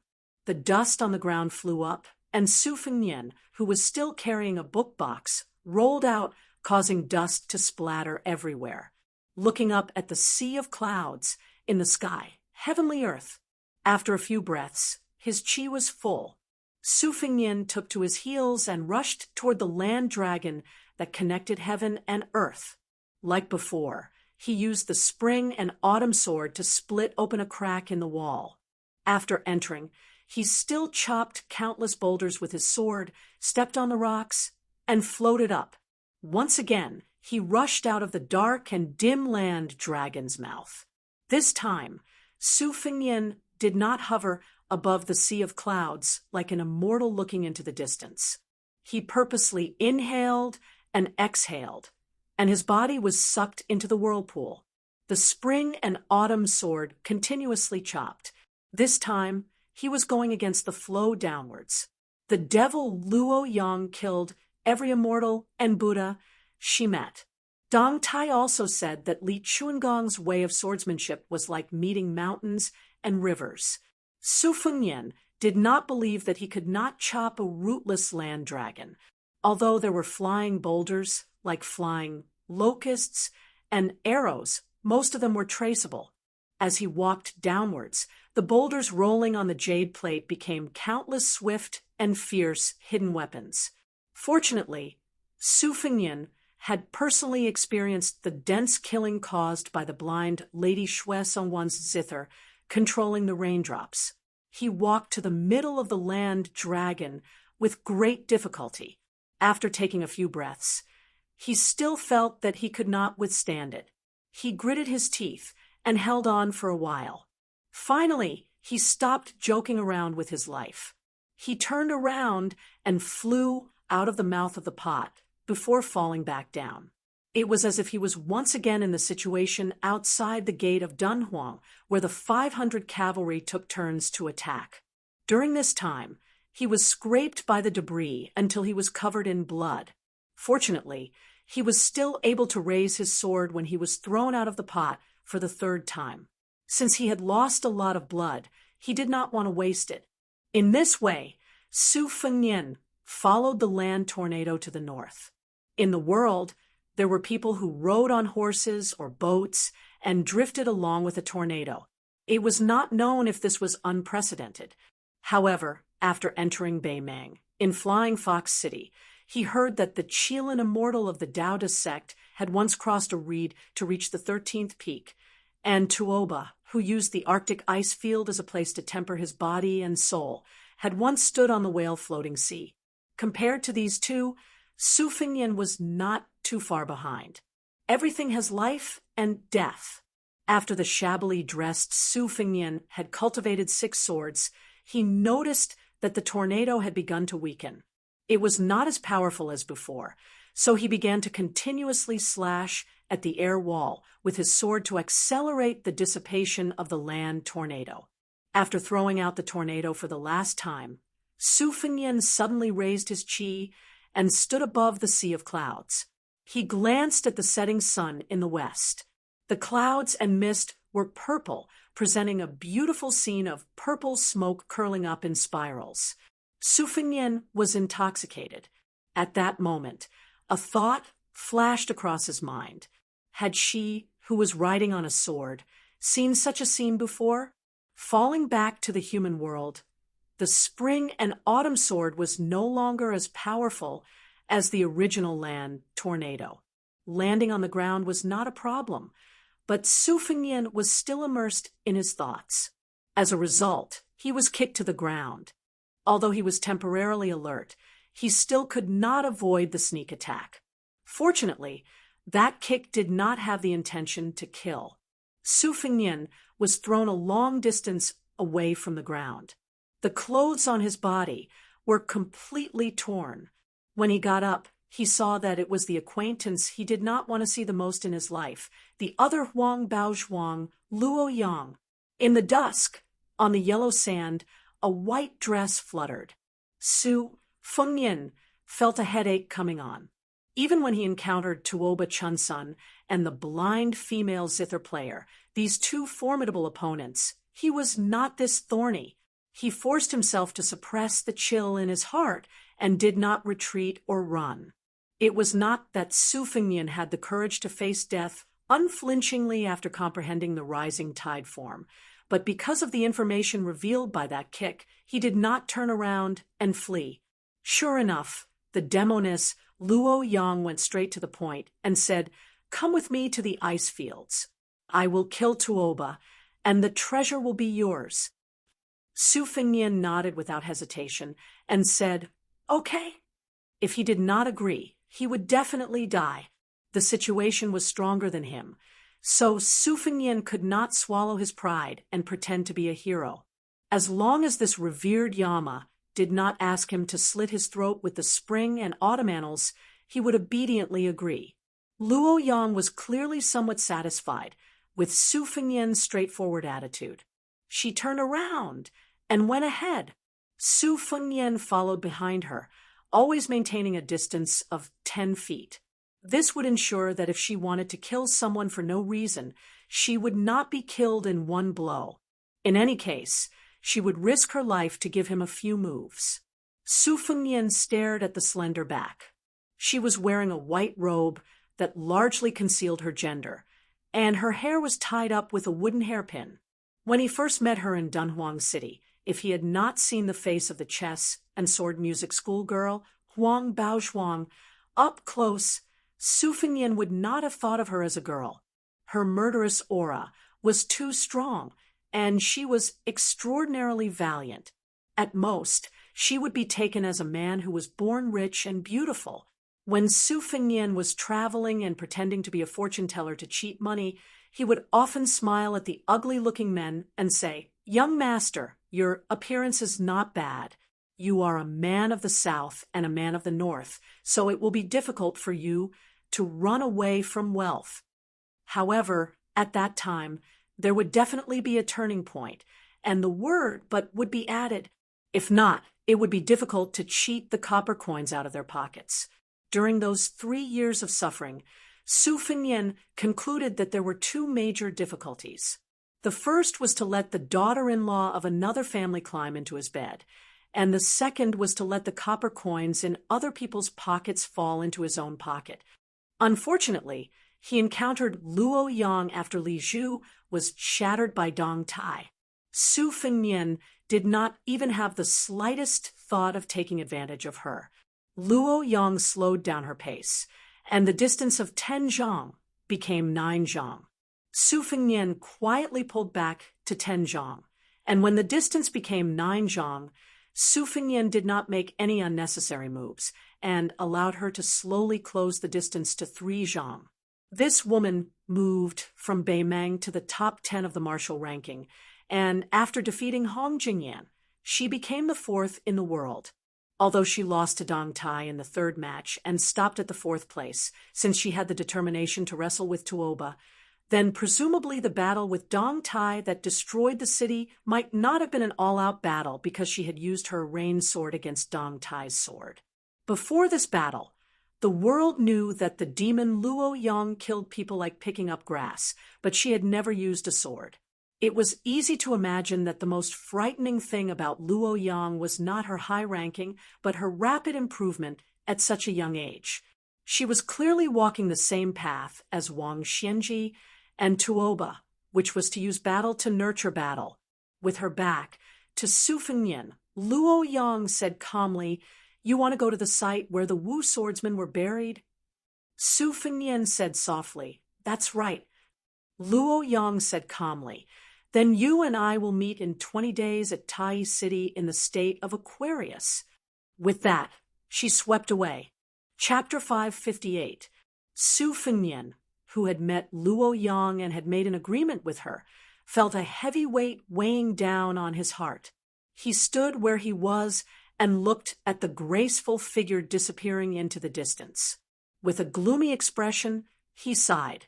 On the way to the Wu family's 9 swords break, 10,000 cavalry, he had already encountered a devil. He was extremely unlucky. As soon as this thought came to his mind, Su Fengnian, who had jinxed himself once in Dunhuang, slapped himself hard on the face. He took off his bookcase, changed into a new set of clothes, and continued on his way to Shihe province. In Dunhuang, Sweet Potato had told him about the situation of the ruins.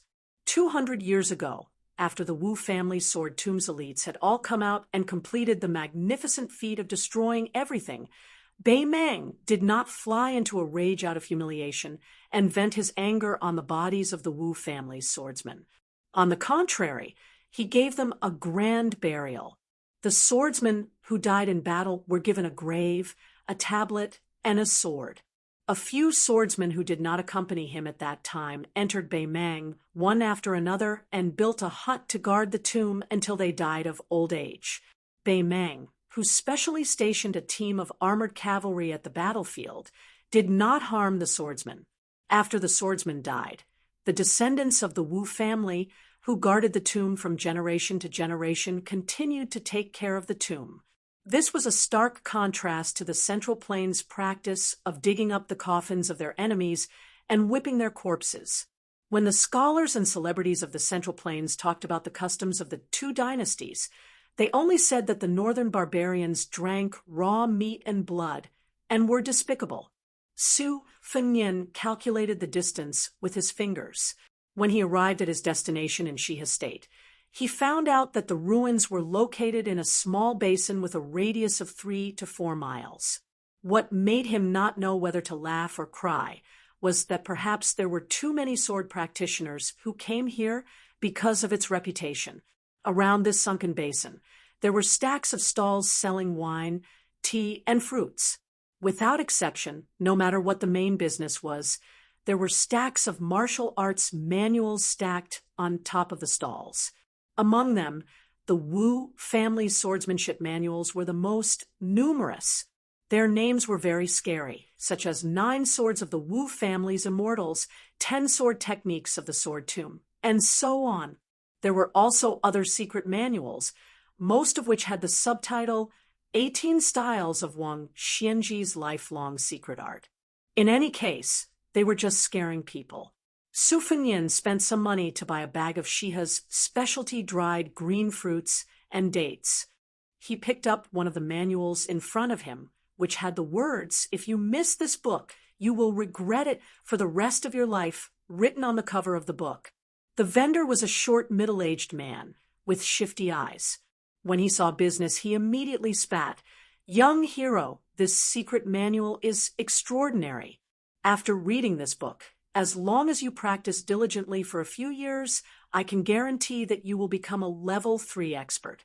Don't look at the tattered books of the Wu family swordsmanship that are sold at the next stall, which are full of extravagant praises. In this world, there is no such thing as becoming a sword immortal after just a few glances. Here, you get what you pay for. This mighty bull's divine art is the secret manual of the Xianyuan family in the Liang dynasty. Don't judge it by its reputation, but it is real. I can see that young hero's physique is very good. And with one look, I can tell that you are a talented martial arts prodigy. The original price of this manual is 6 taels of silver. Only 3 taels." Su Fengnian was eating green fruits and jujubes. He looked at the stall owner, who stretched out 3 fingers and just smiled. Soon, the strong man from the stall next to him pulled the rug out from under him. He sat on the bench with his legs crossed, and while eating sunflower seeds, he sneered and said, "Bull power, right? I have a bunch of them here, but they haven't been sold yet. Not to mention 3 taels of silver. One book is only 30 coins, and it's a buy one get one free. Do you want it, young master? With this price, it's not expensive to wipe your ass." The short man who was selling both dates and secret manuals turned around and scolded, "Zhang Daopeng, do you need to be taught a lesson?" The strong man threw the sunflower seeds in his face, stood up, bent his arms, and exposed his firm muscles. He roared, "Third Mouse, who's teaching who?" The stall owner, who was called Third Mouse, shrank back, curling his lips. Seeing Su Fengnian put down the shitty book that couldn't be sold, the strong man immediately put on a bright smile and tried to attract business. "Young master, this way, please. I, Zhang Dapeng, am famous around here for being honest and kind. When doing business, the most important thing is that if you don't like it, I'll sell it to you at a discount. After 3 years, if you haven't mastered the divine art, I'll compensate you with double the price. Come, take a look at this book. Sword opens the gate of heaven. It records the old god of swords, Li Chuangong's famous secret art. Look at the exquisite binding, the quality of the pages, and the handwriting. It's obviously the real thing. If young master finds a similar book around here, I'll twist my head off and use it as a urinal for you." Su Fengnian walked over and took the secret book. It was obvious that compared to the dense books sold by ordinary stalls, he put more thought into it and asked the price. "How much is it?" The strong man who was about to say 1 tael of silver forcefully swallowed it back. Out of the corner of his eye, he saw that third mouse next door wanted to take revenge. He stared at the bastard and scared him into silence. He hesitated for a moment, squeezed out a sincere smile, and said firmly, 90 taels, I don't bargain here." Su Fengnian reached for the dry purse at his waist and fished out about 30 copper coins. He said expressionlessly, "That's all." The strong man hurriedly grabbed the copper coins. "Friendship is important. Friendship is important. It's good that young master has the heart. 30 taels it is." Zhang Dapeng is not the kind of person who would be moved by money. Su Fengnian put the secret book into the box on his back. The stall owner, Zhang Dapeng, did not forget to flatter the young customer with a long sword on his back. "One look, and I can tell that young master is a master of swordsmanship. Your future is immeasurable. If you amaze the world with a single brilliant feat in the future, don't forget to tell others about Zhang Dapeng's sword opens the sky gate." Su Fengnian nodded and smiled. Of course, of course." Zhang Dapeng saw that he was about to turn and leave, so he quickly dug out a handful of melon seeds from the bowl and said with a smile, "Young master, don't mind. These things can pass the time. Take your time and walk slowly. Maybe you can even pick up a few peerless secret books." The ruins were separated by a fence, and the stalls were built along the edge of the fence. Su Fengnian slowly walked half a circle, but he did not meet any strange people. He saw a sloppy old man sandwiched between 2 stalls. There was only a piece of cotton cloth in front of him, and a few secret manuals were placed on top of it. It seemed that his business had been poor for many years, and the shabby old man was squatting and taking a nap. The 2 neighbors, one was selling wine, and the other was selling tea.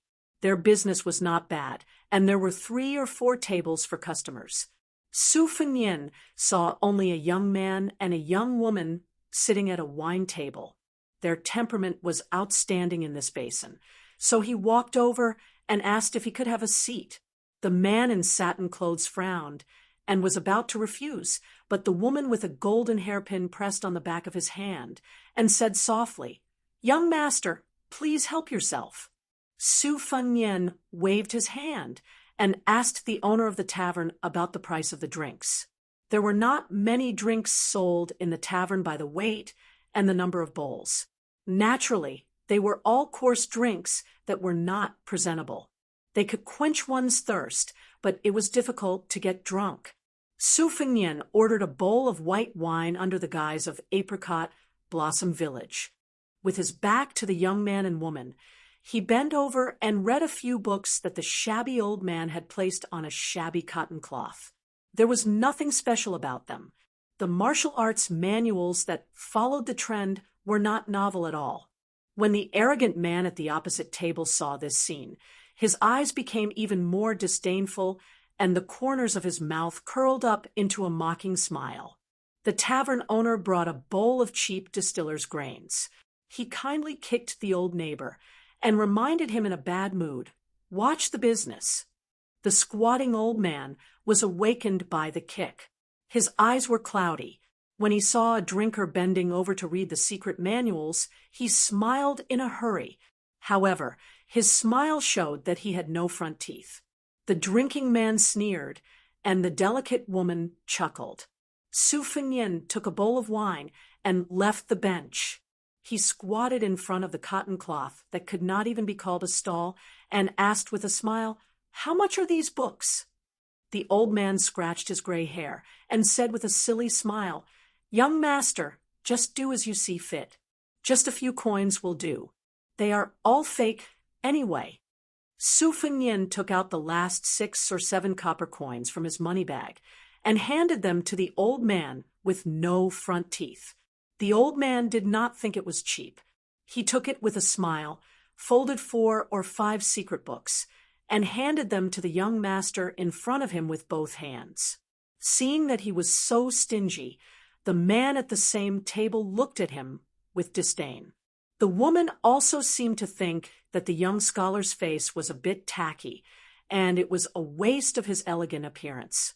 She drank half of the wine and left the tavern with the man who accompanied her. Su Fengnian, who was indifferent to this, sat back at the table. He opened the book box and put the secret books inside. After fiddling with it for a while, he seemed to be happy that he had found treasures. He waved at the tavern owner and said with a smile, "Boss, do you have any good yellow wine? It doesn't matter if it is expensive. Give me 2 bowls." The tavern owner smiled brightly and became more attentive. "Yes, yes, I will give you 2 bowls." Su Fengnian waited for a moment and took 2 bowls of yellow wine from the tavern owner. He squatted in front of the old man with no front teeth again and handed him a bowl. He asked with an authentic Dongyue accent, "Judging from your accent, you used to be from Dongyue, right?" The old man didn't dare to take the bowl at first, but when he heard the familiar accent, he took it and said with surprise, "Yes." Su Fengnian put down the bowl and went to the book box to take a secret book with a 50-tael banknote inside. He sat cross-legged facing the old man and said with a smile, "You can keep one for yourself." The old man didn't stand on ceremony and accepted it with a smile. He thought that this handsome young man was really a good person. People came and went, and it was bustling. An old man and a young man sat facing each other. They didn't talk much and just drank slowly. After finishing the wine, Su Fengnian paid the tavern owner and left with the book box.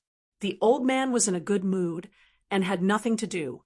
He wiped his saliva and hummed a tune as he flipped through the book. Suddenly his eyes widened. The old man with no front teeth opened his mouth and stared at the back of the young man with a sword and a book on his back. He quickly closed the secret book that wasn't hidden at all. He was shocked and confused. One day, Su Fengnian approached the Wu family's swordsman graveyard. He was so close, but he didn't enter. Chapter 559. With old Huang and the old man wearing the sheepskin fur coat, these 2 swordsmen in front of him, it did not matter whether he saw the Wu family ruins or not. Su Fengnian passed by the Wu family ruins, but did not enter it. Walking up the northern hillside, he found a group of buildings that were neither donkey nor horse, half temple, half Taoist temple, green and white-robed Taoist priests, and red-robed lamas mingled together, each of them soliciting pilgrims. Su Fengnian gnawed on dried green fruit and dates, bypassing the red-mottled outer wall, and stopped at the door to the rear courtyard. There was a bright red Taoist peach talisman hanging above the door. The couplet was written in the characters of the Central Plains. It was rare to see the strong strokes and silver hooks.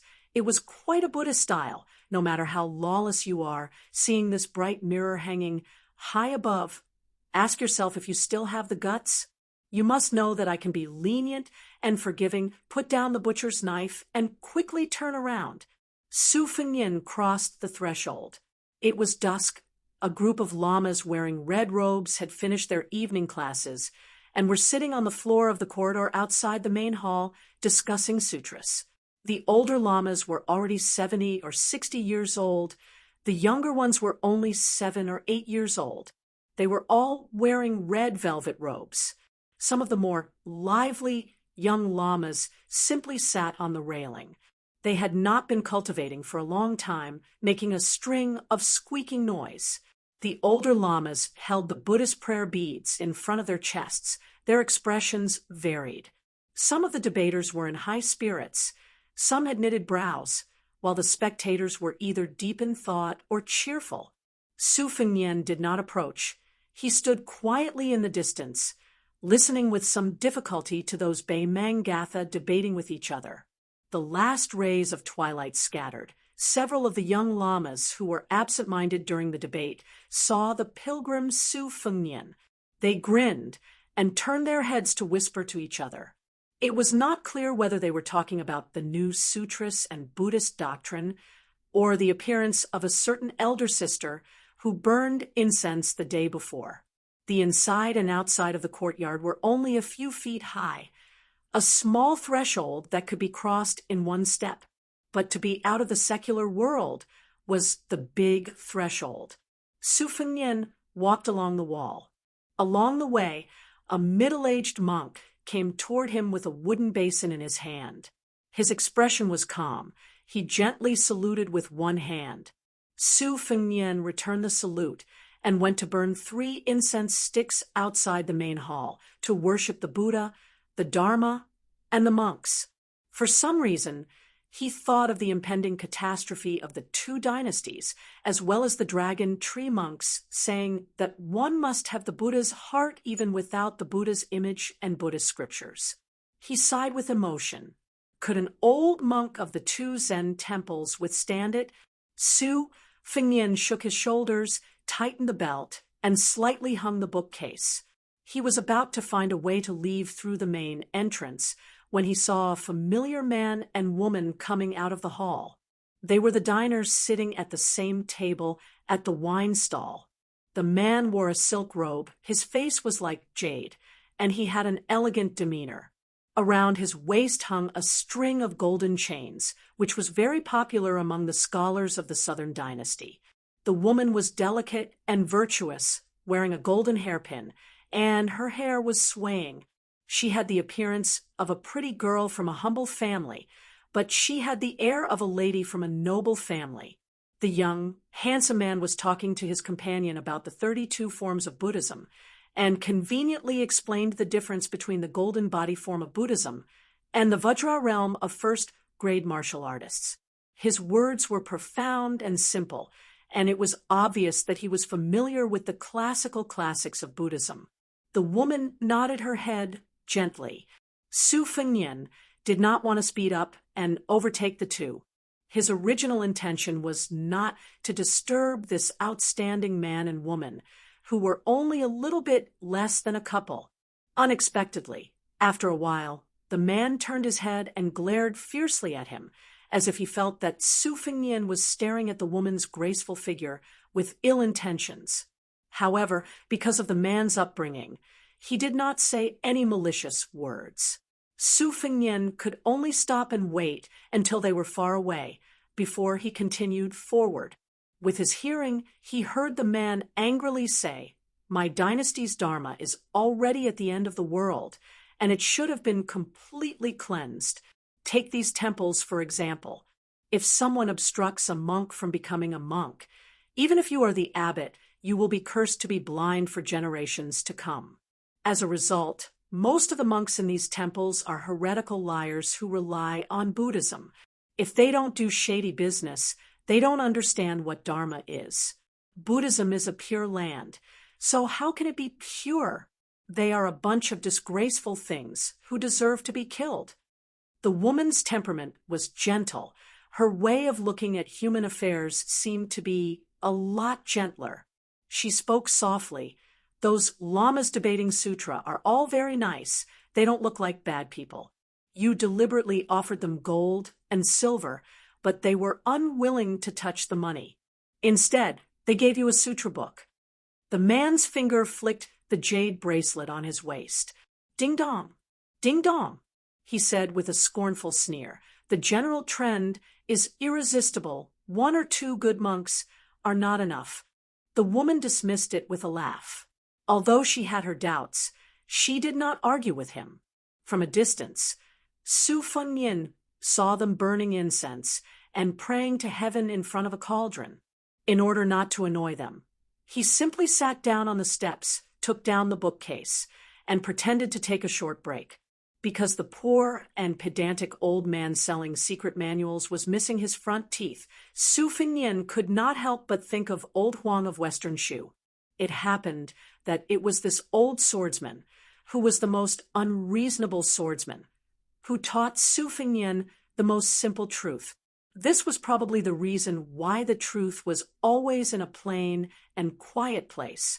He remembered that on the way back to Bailiang, after he parted with Wenhua, before he met White Fox, the two of them were no longer in a difficult situation like they were in the past.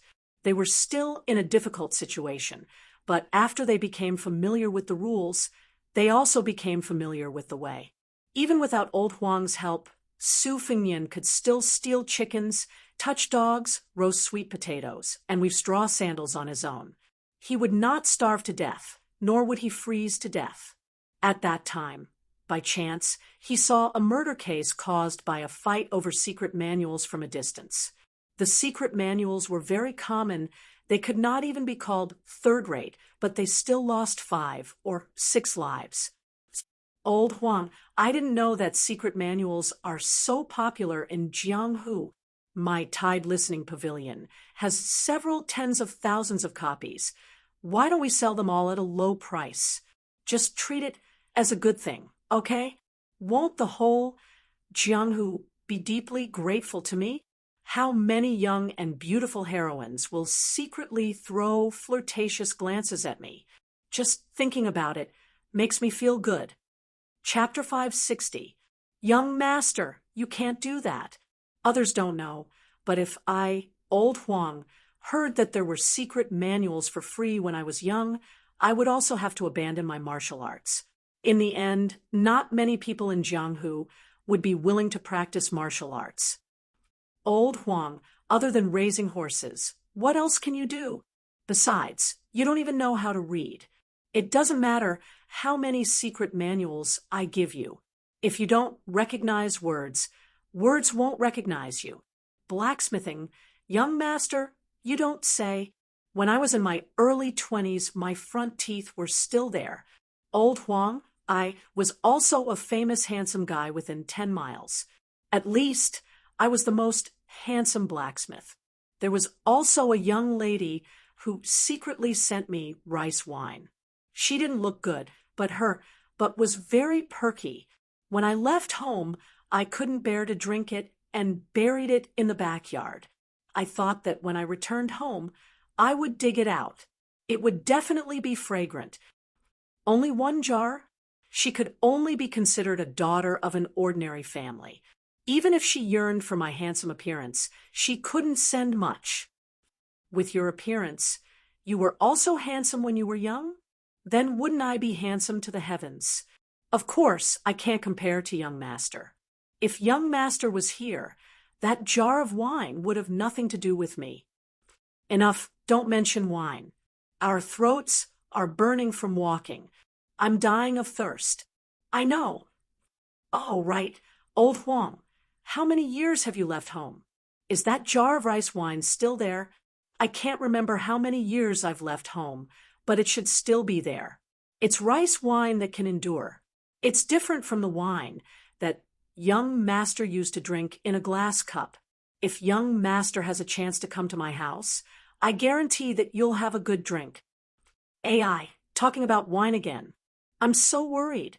There's smoke in front. Let's go and ask for some water. As usual, the one who opens the door is a man. If it's a woman, I'll do it. Yes. All right, old Huang, you only have that jar of wine left. Are you really willing to share half of it with me? Why wouldn't I be willing? If young master thinks it's good, I'll give it all to him. If it were me, I definitely wouldn't be willing. At most, I'll share half with you.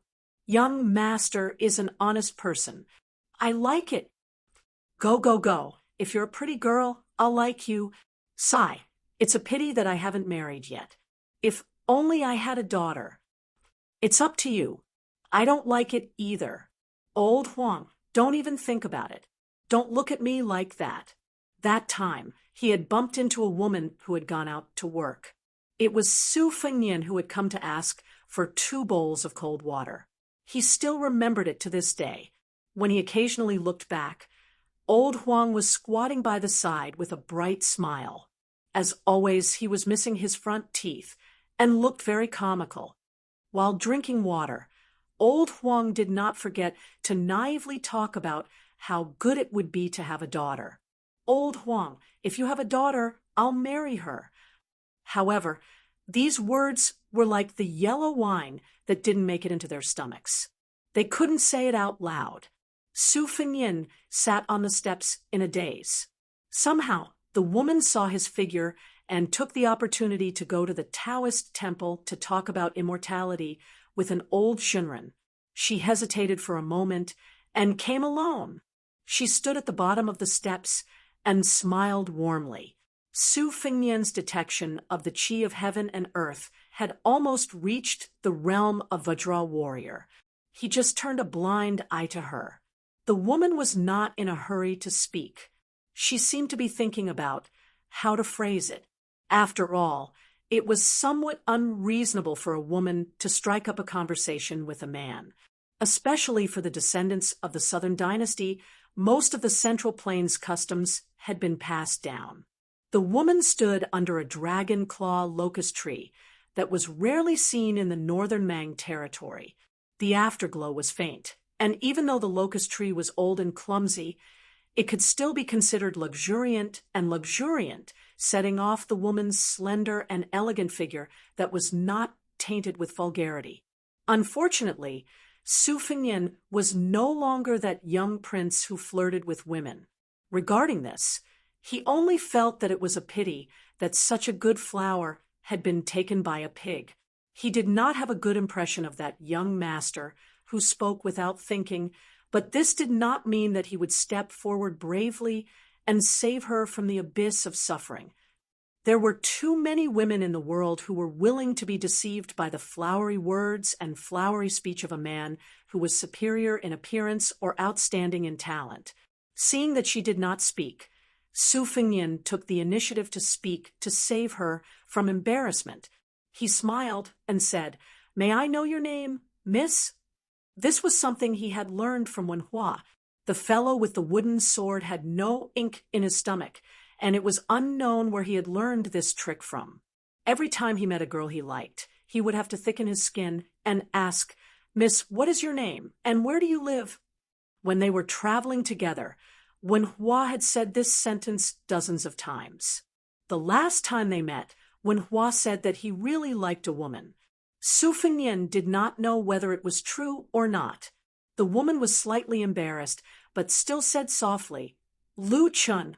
Su Fengnian understood in his heart that she was undoubtedly a remnant of the spring and autumn period, when the Liang dynasty ruled the world. She was bitterly called Lu Chun of the Divine Land by the scholars of the Central Plains. As long as one had the surname Lu in the southern dynasty of Beimang, one could probably find 2 or 3 people named Lu Chun out of 10 after they went north.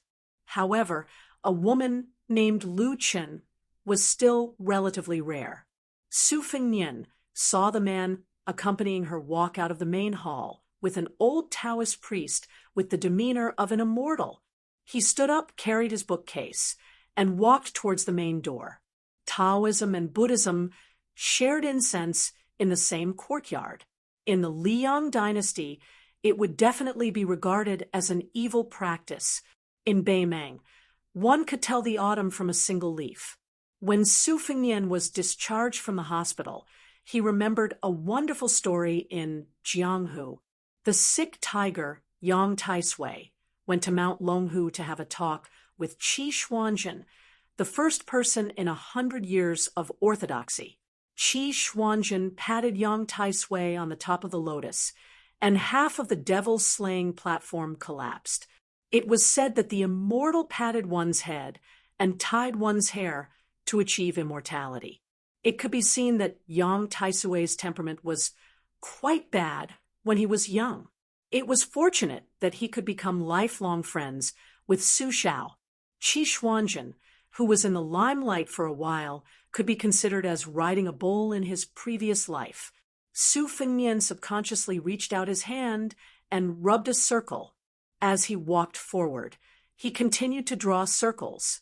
It was similar to the situation on Mount Wudong, when Hong Xixiang was imparting the wisdom of the Wudang sect. The immortal patted his head. Chapter 561. Su Fengnian heard a lot of high-pitched songs along the way. The rhythm was completely different from the music of the Central Plains, and the words were so simple that it made one's heart tremble. There were ants exhorting, young ladies looking forward to marriage, men quarrying stones, and children crying. Usually, Su Fengnian would stop at this time and listen to these unsung songs from afar. He would only resume his journey towards the north when the song ended. He was not in a hurry because he only needed to reach Dai City in the Aquarius state in time. The earlier he got there, the earlier he would encounter the devil Luo Yang, and the more trouble it would cause. Along the way, Su Fengnian walked on a rough post route. Half a day later, he even met the young man and woman who were traveling on horseback. After leaving the Wu family ruins, they had changed into clean and neat clothes. The man with the saber became more and more elegant, and the woman with the sword also became more and more valiant. Su Fengnian had entered the northern Mang and had already broken through that fine line. He had stepped into the initial stage of Vajra realm that the people of Jianghu yearned for even in their dreams. He could very well look down from above and examine the young wanderer's aura. He could generally confirm that the wanderer was at the threshold of the second or third rank. Based on the young master's age, he was a genuine and promising young man. Even if he encountered a group of 50 elite horse bandits, he would still be able to protect himself. Presumably, this was also the reason why he dared to leisurely travel the Lus Plateau with a woman. Although the northern Mang was chaotic, it wasn't to the point where anyone would leave a trail of corpses. From Su Fengnian's point of view, Beimang was becoming more and more like the spring and autumn period. Scholars gradually rose to power, and after there were more rules, not everyone had the right to run wild. When traveling north, if he did not draw the spring and autumn sword qi and roll the dragon wall, then he would use his bare hands to caress the roof. He was not that lonely. According to the Taoist scriptures, humans have 3 treasures: essence, qi, and spirit. Essence and spirit are physical objects, and spirit travel is a form of change. Therefore, it is possible to know about the state of ghosts and gods. Putting aside these seemingly mysterious things, spirit, qi, and spirit are the most precious of the 3. That is why there is a saying that a demigod's spirit travels outside his body. The way of the sword was complicated and could be roughly divided into the way of the sword and the way of the sword. The way of the sword focused on the way of the sword, and the way of the sword was the best example. The way of the sword focused on the way of the sword, and there was no shortage of people who focused on the way of the sword. The way of the sword focused on the way of the sword, and the way of the sword was similar to the way of the sword. The way of the sword was similar to the way of the sword, and the way of the sword was similar to the way of the sword. The way of the sword was similar to the way of the sword. He was fascinated. These 4 simple words were extremely difficult for a martial artist. Talent, luck, hard work, none of these could be missing. On a scorching afternoon, Su Fengnian didn't know whether to laugh or cry. He saw 2 familiar people who had fallen from the sky. He didn't know if the man and woman were extremely unlucky as they bumped into a huge force that he couldn't tell if they were horse bandits or elite troops. Hundreds of people and horses were wearing leather armor, and each of them carried a standard weapon. It was also the fault of the pampered young master who didn't know how to appreciate human relationships. After being provoked by an elite armored leader, he pulled out his blade and completely destroyed the armored soldier's face. After charging and striking him down from the horse, he even added another blade. If it wasn't for the fact that the fish scale armor was better than normal leather armor, he would have been chopped to death. This angered the crowd. The grassland roaming hunting had always been utilitarian. They all swarmed up, arrows raining down, spears stabbing out, and started a dozen rounds of battle against the arrogant young master. If he had reached the second level master realm, he would have been able to escape. Unfortunately, he had to protect himself and kill the enemy, and also had to worry about the safety of the girl. He couldn't handle the tide of attacks, and his blood was stirred up. After he killed a dozen of cavalries, an arrow finally pierced through his shoulder. Before he could pull out the arrow, a dozen horses were skillfully thrown over, and he was dragged to the ground together with his horse. The girl who was watching had tears in her eyes. Unfortunately, she couldn't help in time. After she was distracted, she was also knocked off the horse by a strong leader with a long spear. This half-soldier, half-bandit guy still had some strength left in his hands. Otherwise, he might have been stabbed in the heart. Of course, after that, the girl's fate was destined to be worse than being killed in one shot. She was also hit off the horse by a strong leader with a long spear. She was a half-soldier and half-bandit guy who still had some strength left. Otherwise, she might have been stabbed in the heart. Of course, after that, the girl's fate was destined to be better than being killed in one shot. The successful leader laughed wildly and showed off his exquisite equestrian skills. He bent his horse and reached out his arm to hug the weak woman who had no strength to struggle. He held a spear in one hand and choked her neck with the other. He pulled the reins and deliberately stopped the horse to turn around, showing off his power to the red-faced young master on the ground. Su Fengyin squatted on a slope and chewed on a dried green fruit. He watched the battle from the beginning to the end with a great disparity in numbers. He felt sorry for the handsome young master of the Southern Dynasty. It was obvious that he was a fledgling who had not experienced much killing. Originally, with his fighting skills and strong combat power, he could have protected her and escaped far away. Even if they could not escape the pursuit, as long as they were not completely surrounded, there would be much room for maneuver. When the Jianghu warriors fought against the enemy's armored soldiers, many of the so-called hundreds or even thousands of people could fight against them. It was rare to see someone like Li Chungang who did not retreat at all. Most of them fought as they retreated. Under the premise that there were only a few mortal enemies, they would wear each other out. Such a battle would still be recognized by the Jianghu. Su Fengyin speculated that this gongsun of a noble family had probably heard too many heart-wrenching legends of the seniors and had become a one-track mind. That was why he was exhausted by the not-so-brilliant method of the 100-man cavalry. Su Fengyin's eyesight was not bad now, and he could tell that the man's moves and routines were all brilliant and ingenious. On the chessboard, he had many new routines that had never been spread before. Even some of the widely spread old-fashioned moves could be changed in his hands. It was obvious that this man either had the guidance of a famous teacher or he had an extraordinary foundation. He would have a great chance of winning if he were to fight against someone of the same level. However, in the real Jianghu, it was more common to beat an old master to death with random fists. Brutal ganging up was better than a hero. Jianghu was a bloody job where one's head was tied to one's belt, who would allow you to move step by step as if you were playing chess. You would have long thrown away the chessboard and punched the bridge of your nose.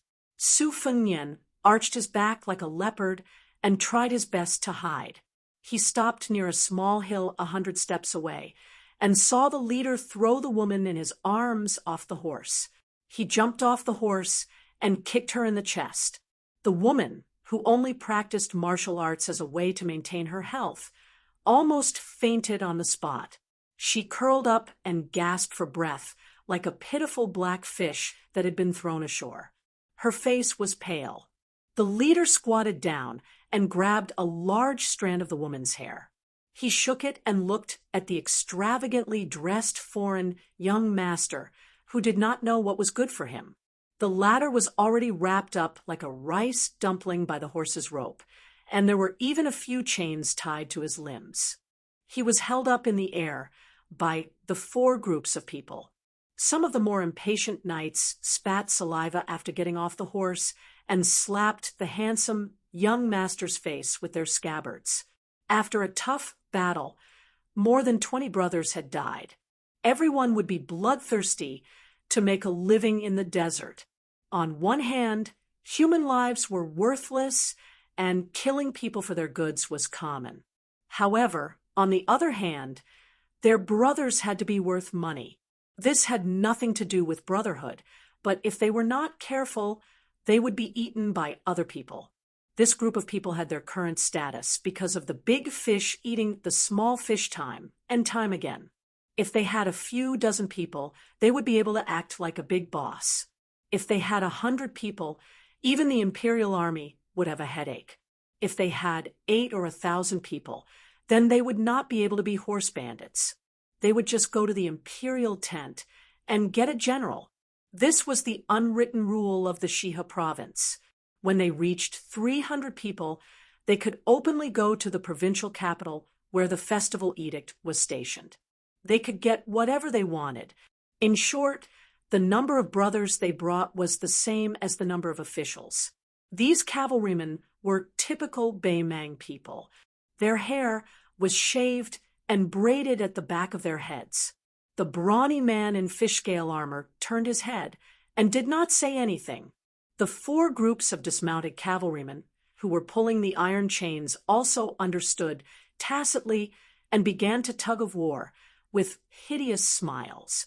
A few men in scaled armor who looked like leaders gathered together. Their eyes were not only filled with malevolence, but they were also clearly calculating and weighing the pros and cons. As they watched the show, they muttered. Perhaps they felt that since they had formed a deadly feud, there was no need to care about face and consequences.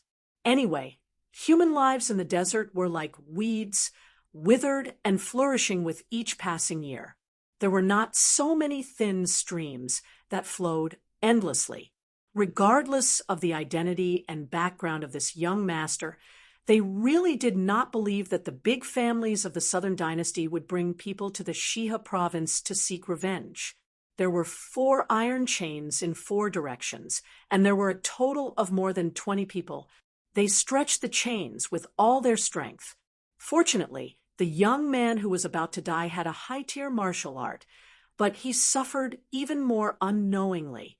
One of the horse bandit leaders felt that it was not enough, so he ordered his subordinates to get on their horses and put another iron chain around the young man's neck. He was determined to tear the young man's body apart with 5 horses. The 5 horses pulled with all their might.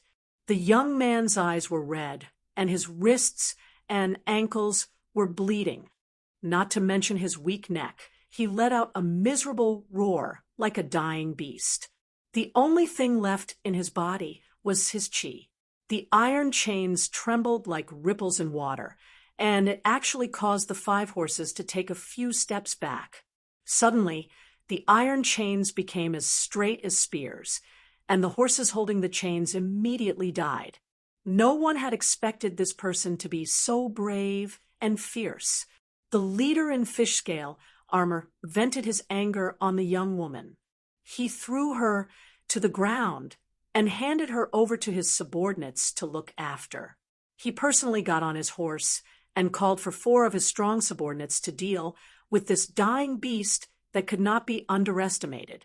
The war horses' hooves moved forward with great difficulty. Blood poured out from the young man's limbs, and neck. If there were no accidents, the relatively weak neck would be torn apart first, followed by the arms and legs. However, these horse bandits were skilled at this. The cavalrymen in charge of pulling the 5 corpses were very particular about strength. They would tear off the young man's arms and legs first, leaving behind the neck and the remaining leg. Only then could this bloody feast be considered complete. Chapter 562, compared to hanging corpses with spears and lances. This kind of method was even more vicious and horrifying. It was a method invented by the Northern Mang's border army. It was unknown how many Li Yang dynasty captives had died under these 5 horses. The only flaw was that the Northern Liang army loved to fight to the death. After the battle, there weren't many survivors. Moreover, there were many small-scale skirmishes that happened without warning, often between the 2 armies' most elite crossbowmen and horse stalls. The Northern Liang army always had the advantage. Therefore, a captured Northern Liang captive was more valuable than any beautiful woman in the Northern Mang royal court. Often, they could be sold for a jaw-dropping price. For example, Tao Qianji, who had left the city behind, would kill a Northern Liang soldier every day. In the eyes of the Northern Mang officials and nobles, this kind of behavior wasn't killing people, but large amounts of gold. Bei Mang was even more disciplined. Killing a Beiliang soldier on the battlefield was a big crime after retirement. Just as the man was about to be torn apart, the 5 people on the horse died almost instantly without any obvious wounds. They just fell off the horse and died immediately. A few horse bandit leaders who were qualified to wear scale armor gathered their courage to take a closer look. They saw a small hole between the man's eyebrows, as if a small sharp object had pierced a hole. It was inexplicably strange. The people of Bei Mang were not divided into rich and poor. They all believed in Buddhism and fate. However, no matter how devout they were, they would not hesitate to kill people. However, when disaster came, even the most vicious people would hesitate, afraid that they would really annoy those dignified clay bodhisattvas. At this time, the 5 people died in a strange way beyond imagination. Even if it was not done by immortals, it was done in secret. More than 20 people were killed just to deal with a crown prince of the Southern dynasty. The horse bandits came and went like the wind, so they immediately turned over and dismounted. A meticulous leader, wearing scale armor, wanted to secretly kill the man and woman without leaving any future trouble. But immediately, something pierced between his eyebrows, causing a trace of undetectable blood. As a result, no horse bandits dared to make a move. They all ran away in an instant. Men and horses had 6 legs, so they could escape quickly. The woman from the Southern dynasty, called Lu Chen, did not know why. After a moment of absent-mindedness, she realized that she had survived a disaster. Crying, she got up and ran to the young man, who was her family friend. She untied the iron chain with difficulty, especially his neck, which was badly mutilated and shocking. She felt incomparable pain just by looking at it. She suppressed her sobs and sat cross-legged beside him. She tore off her sleeve and bandaged a few wounds that exposed the bone. The woman was really made of water. Her tears did not stop. She softly called his name, Zhong Gue, over and over again, afraid that he would die here. She did not have the courage to live alone. The journey back was thousands of miles. How could she, a weak woman who was more familiar with holding a sword than holding an embroidery needle, go back? Besides, if he died, what fun would there be for her to live? The young man who was lucky enough to walk back to the world of the living slowly took a breath. After exhaling a large mouthful of turbid air, he forced a smile and said with difficulty, "I won't die." Taking back his flying sword, Su Fengnian wanted to leave, but he saw a horse in the distance who was still looking at him.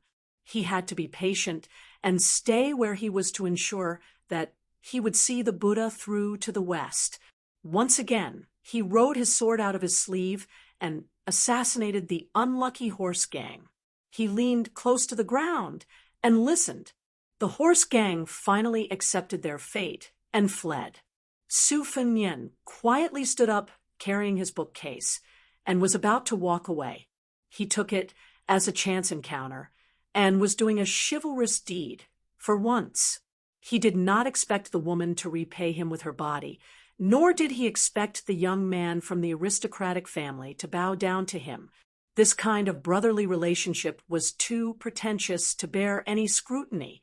Digging around, he took out the last few dates and threw them into his mouth. He saw the swordsman who could no longer stand up fall to the ground with the woman's help, bleeding profusely. However, the woman was not skilled in treating external injuries, so she was helpless and could only choke with sobs. The man with a bright future naturally did not want to die in the wilderness. It was just that no one could help him. He sat on the ground, his face as ferocious as an evil spirit. It was unknown whether it was caused by the pain or the sadness of his past. The woman looked even more heartbroken and guilty. She regretted that on the way back, he had tried to sleep in the same bed several times, but she refused because of her modesty. If she had known this would happen, she would have given him her virginity.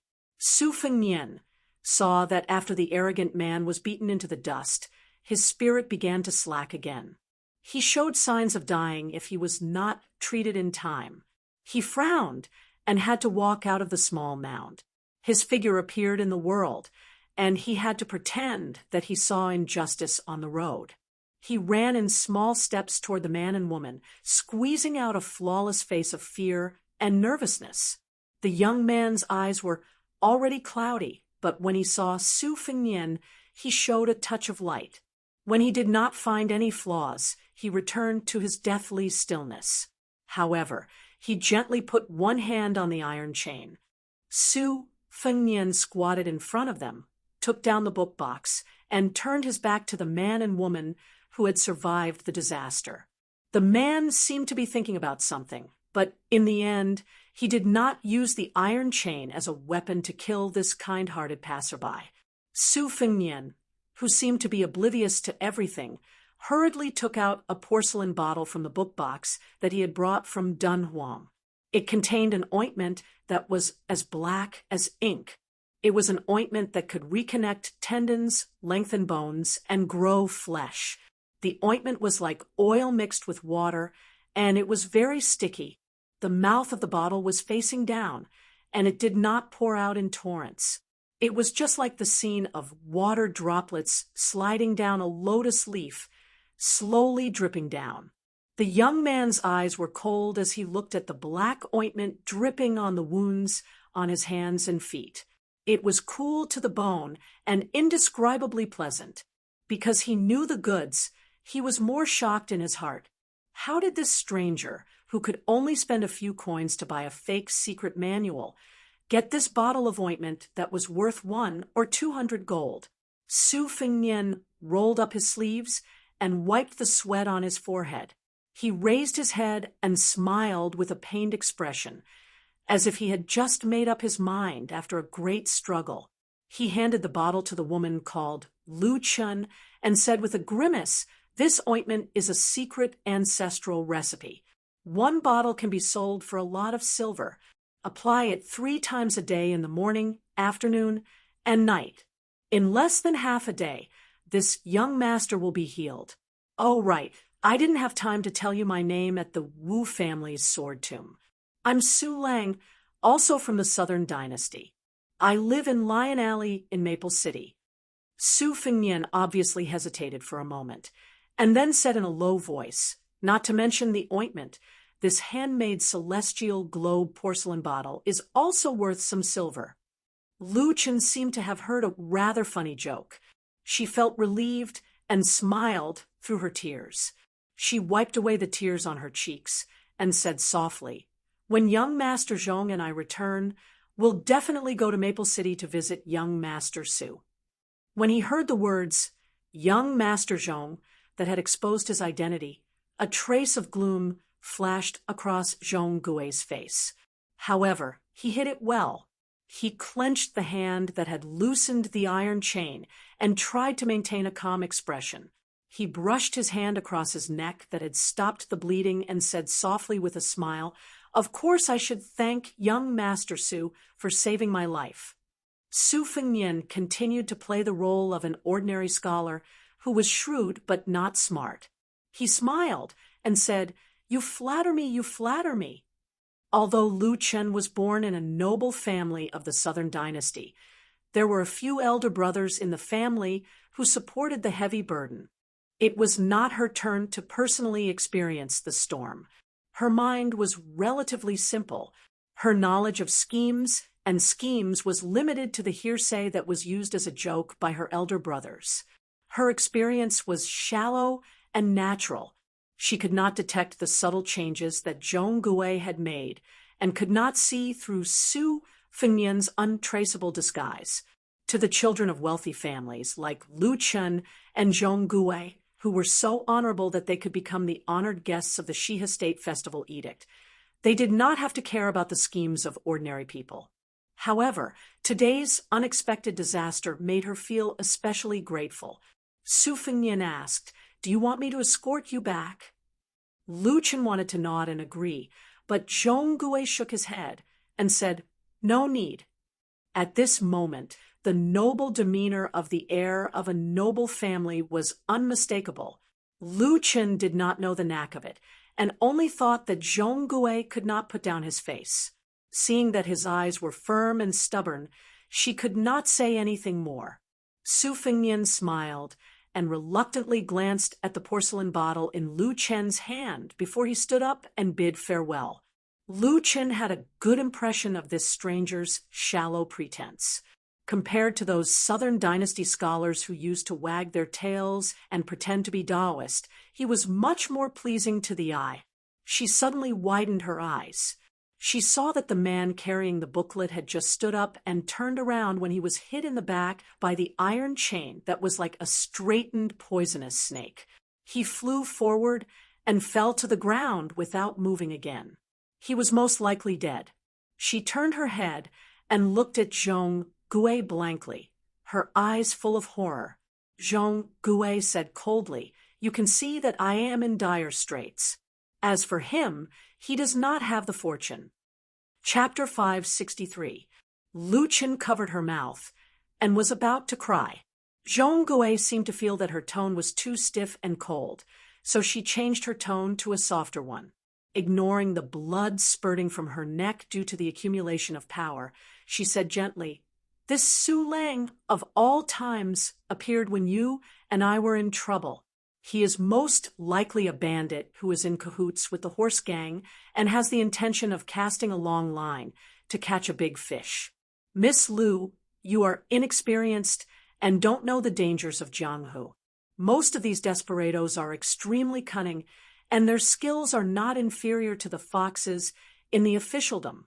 To say the least, we would rather kill by mistake than let him go by mistake." Zhong Gui saw that she still had lingering fear.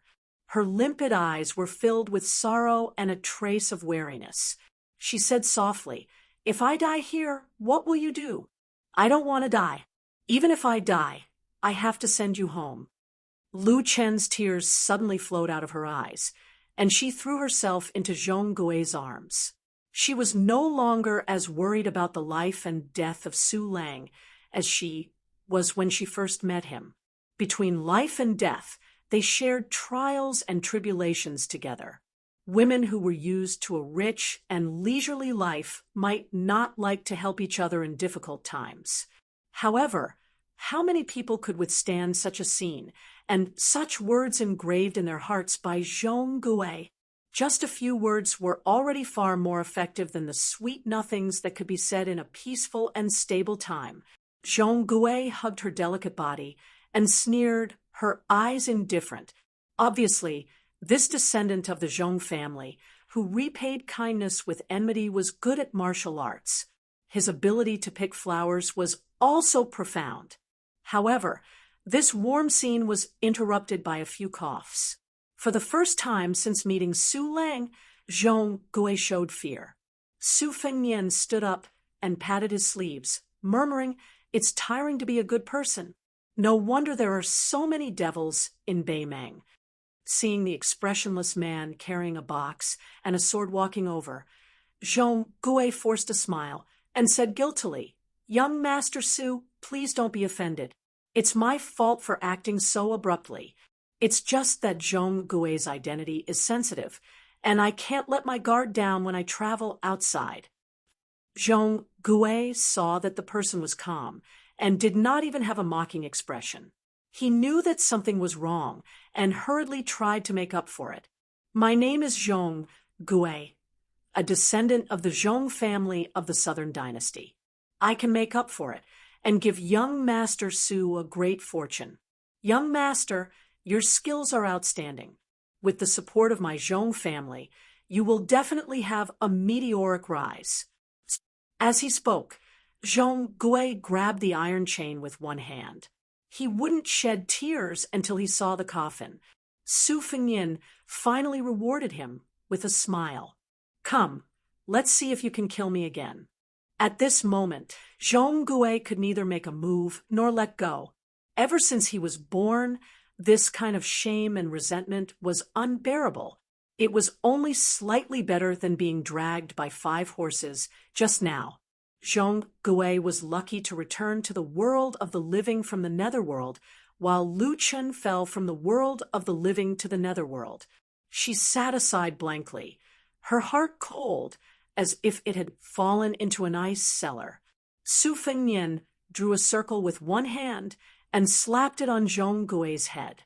Zhong Gui sank into the ground, and his head and limbs exploded at the same time.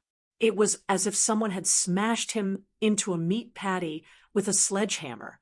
It was more miserable than being torn apart by 5 horses. A celestial being patted the head. It was not only used to tie hair and receive immortality. Fresh blood splattered all over Lu Chen's body, but she just stared blankly and remained indifferent. She was simple, but she was not stupid.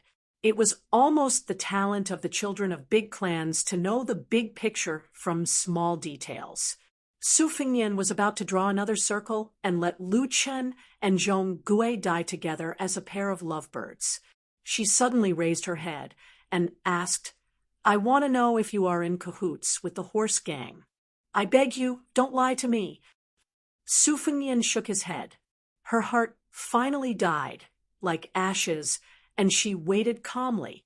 Su Fengnian did not show any mercy to the fairer sex and continued to raise his hand like an immortal caressing her head. However, she was disturbed once again. She suddenly burst into heart-wrenching sobs. "I don't want to die." Su Fengnian walked over. After taking a few steps, she sat on the ground and slid back a few steps. Su Fengnian did not move forward. He squatted down and stretched out his hand. "Give me back the porcelain bottle." She threw out the small bottle as if it was scalding her hand. In her panic, she did not throw it accurately. Su Fengnian reached out and caught it.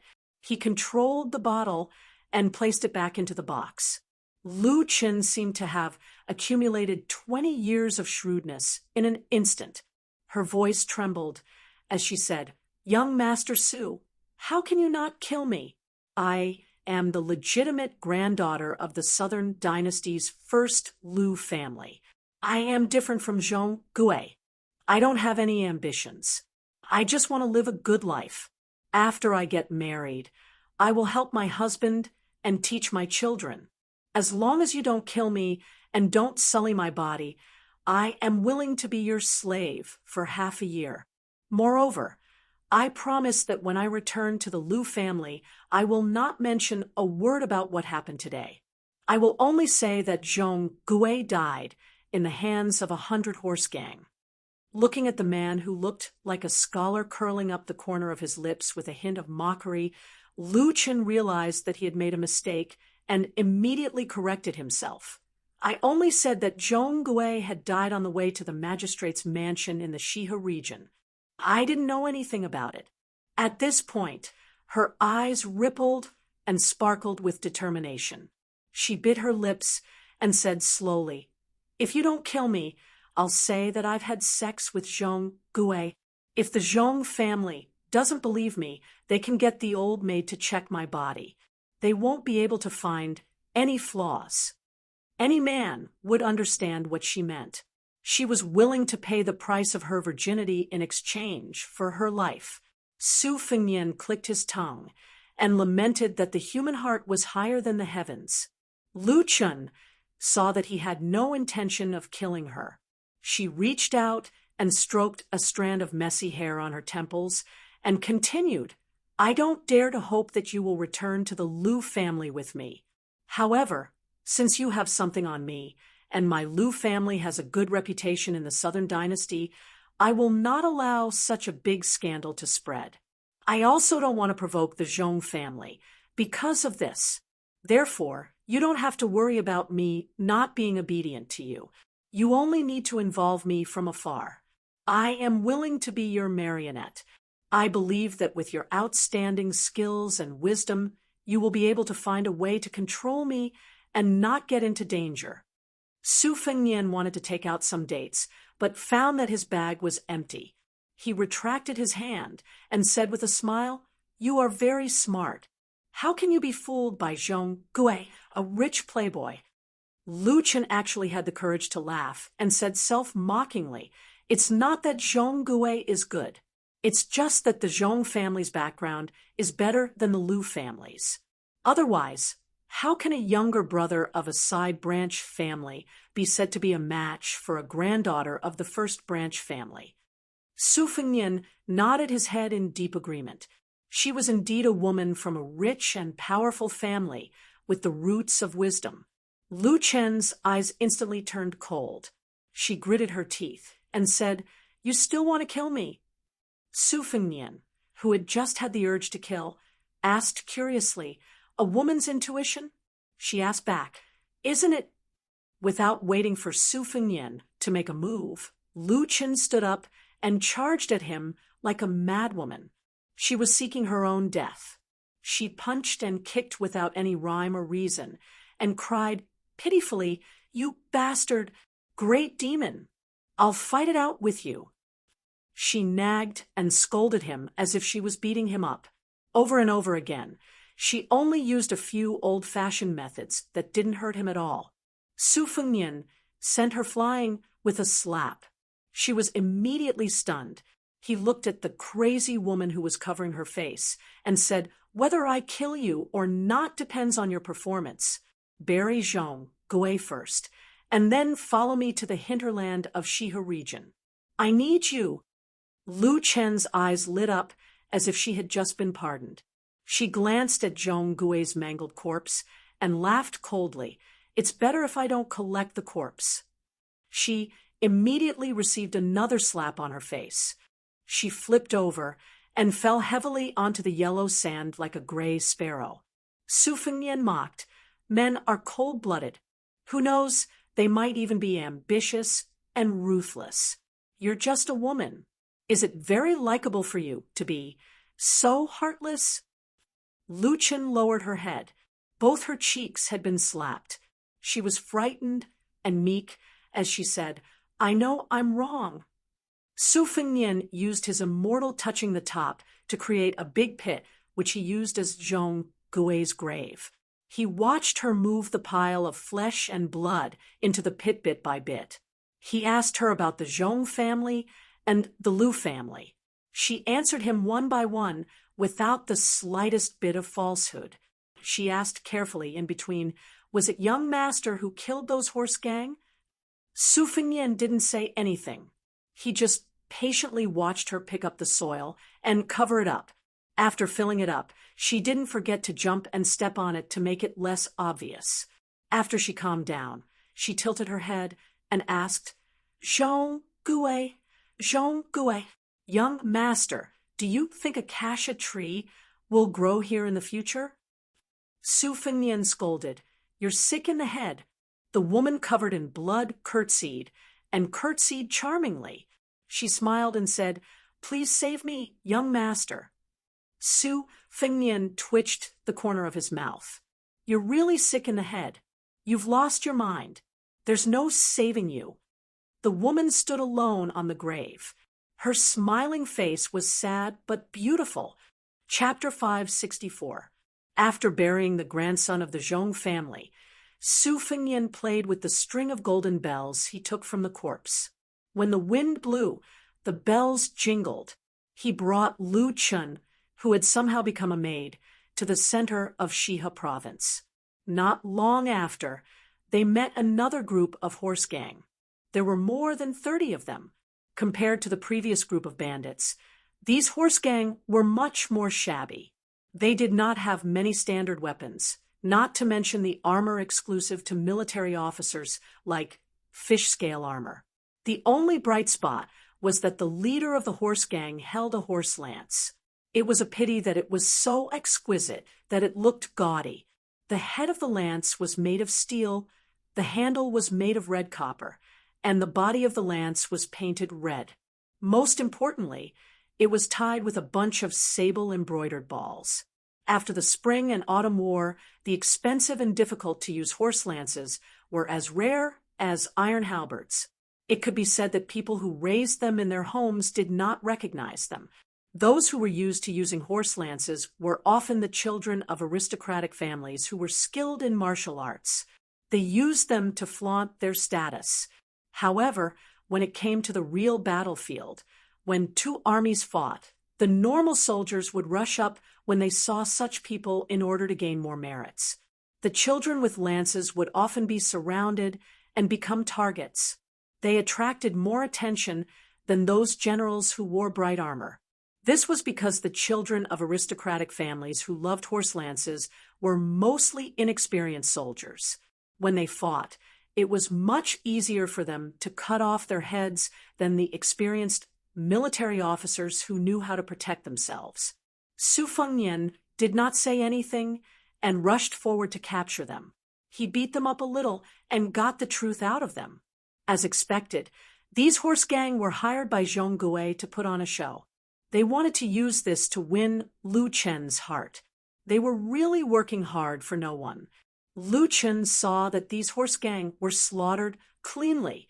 There was a strange look in her eyes. Su Fengnian picked 2 mounts and spurred them on. After traveling for 30 miles, he did not see any signs of human habitation. After pausing for a moment, he took out some water from his sack to clean his horse's nose. Lu Chen, who was wrapped in a headscarf, lifted a corner of her head, revealing her slightly dry cherry lips. She asked curiously, Are you really called Su Lang? You should be at the Master Realm, right? Su Fengnian did not reply. She asked again, Are you trying to make an issue out of my identity?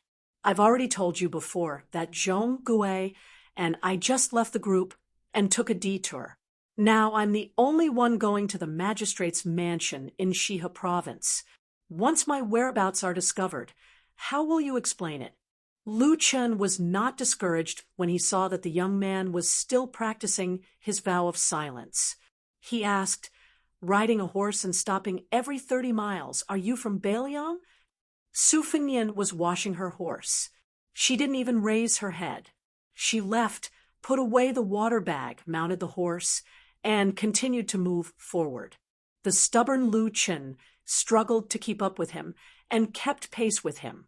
She tilted her head and stared at the young man, who was shrouded in mist like an infatuated woman looking at her lover. Su Fengnian finally spoke. I changed my mind. I'll leave after I send you to a safe place. Lu Chen's eyes were unfocused. Su Fengnian mocked. Just a moment ago, you were so desperate that you wanted to be buried with Zhong Gui. How come you're not even willing to collect her corpse in the blink of an eye? Is it just you, or all women with noble surnames like you? Even if I take you in as a concubine maid, you might strangle her to death one night. You won't be able to sleep well. Lu Chun pondered seriously for a moment, as if she was reflecting on herself. She slowly replied, I hate it when people lie to me. I once told myself that it doesn't matter who I marry in the future. If he sleeps with another woman, he has to tell me first. I don't mind if he doesn't bring her into the family to disgust me. I'll continue to be a good housekeeper. But if I'm the last one to know that he sleeps with another woman and becomes a joke, I'll definitely want to cut off his manhood with a pair of scissors and paint that woman's face until she can't seduce another man for the rest of her life. Su Fengyan smiled and said, You don't look like that kind of woman. When I first saw you in the Wu family ruins, I mistakenly thought that you were easy to get along with, the kind of woman who doesn't dare to go back to her mother's house to complain after being wronged. Lu Chun bit her lips and said, But I'm that kind of woman. Su Fengyan smiled faintly and said, Should I smash your head with a slap? Her charming eyes were like silk. Young master, you can't be so heartless. Su Fengyan dismissed it with a smile. It was very interesting to talk to her and watch her do things. It was the same principle as writing about unfairness. It was always unexpected. She sensed that this young Master Su was in a good mood. So she went along with it and said softly, I'm guessing that young master must be from a martial arts family and not a general's descendant like Zhong Gui. That's because young master will feel guilty if he kills someone. Su Fengyan held his stomach and laughed. What do you know? She tilted her head and asked with an innocent face, Did I guess wrong? Su Fengyan scolded jokingly, Don't pretend with me. I've seen so many beautiful women that I can't even count them. Your looks aren't even worth 70 cents. It's not worth mentioning. Lu Chun didn't care about this belittling and said to herself, I've never been a good-looking woman. Su Fengyan changed the topic. Say, this time, the Zhong and Lu families have joined hands to head to the Shihe state capital. Your father, Lu Gui, is leading the Lu family. What do you think they're planning? Lu Chun shook her head and said, I've never been concerned about these things, and I don't know about the inside story. Su Fengyan glanced at her limpid eyes and gave up on probing further.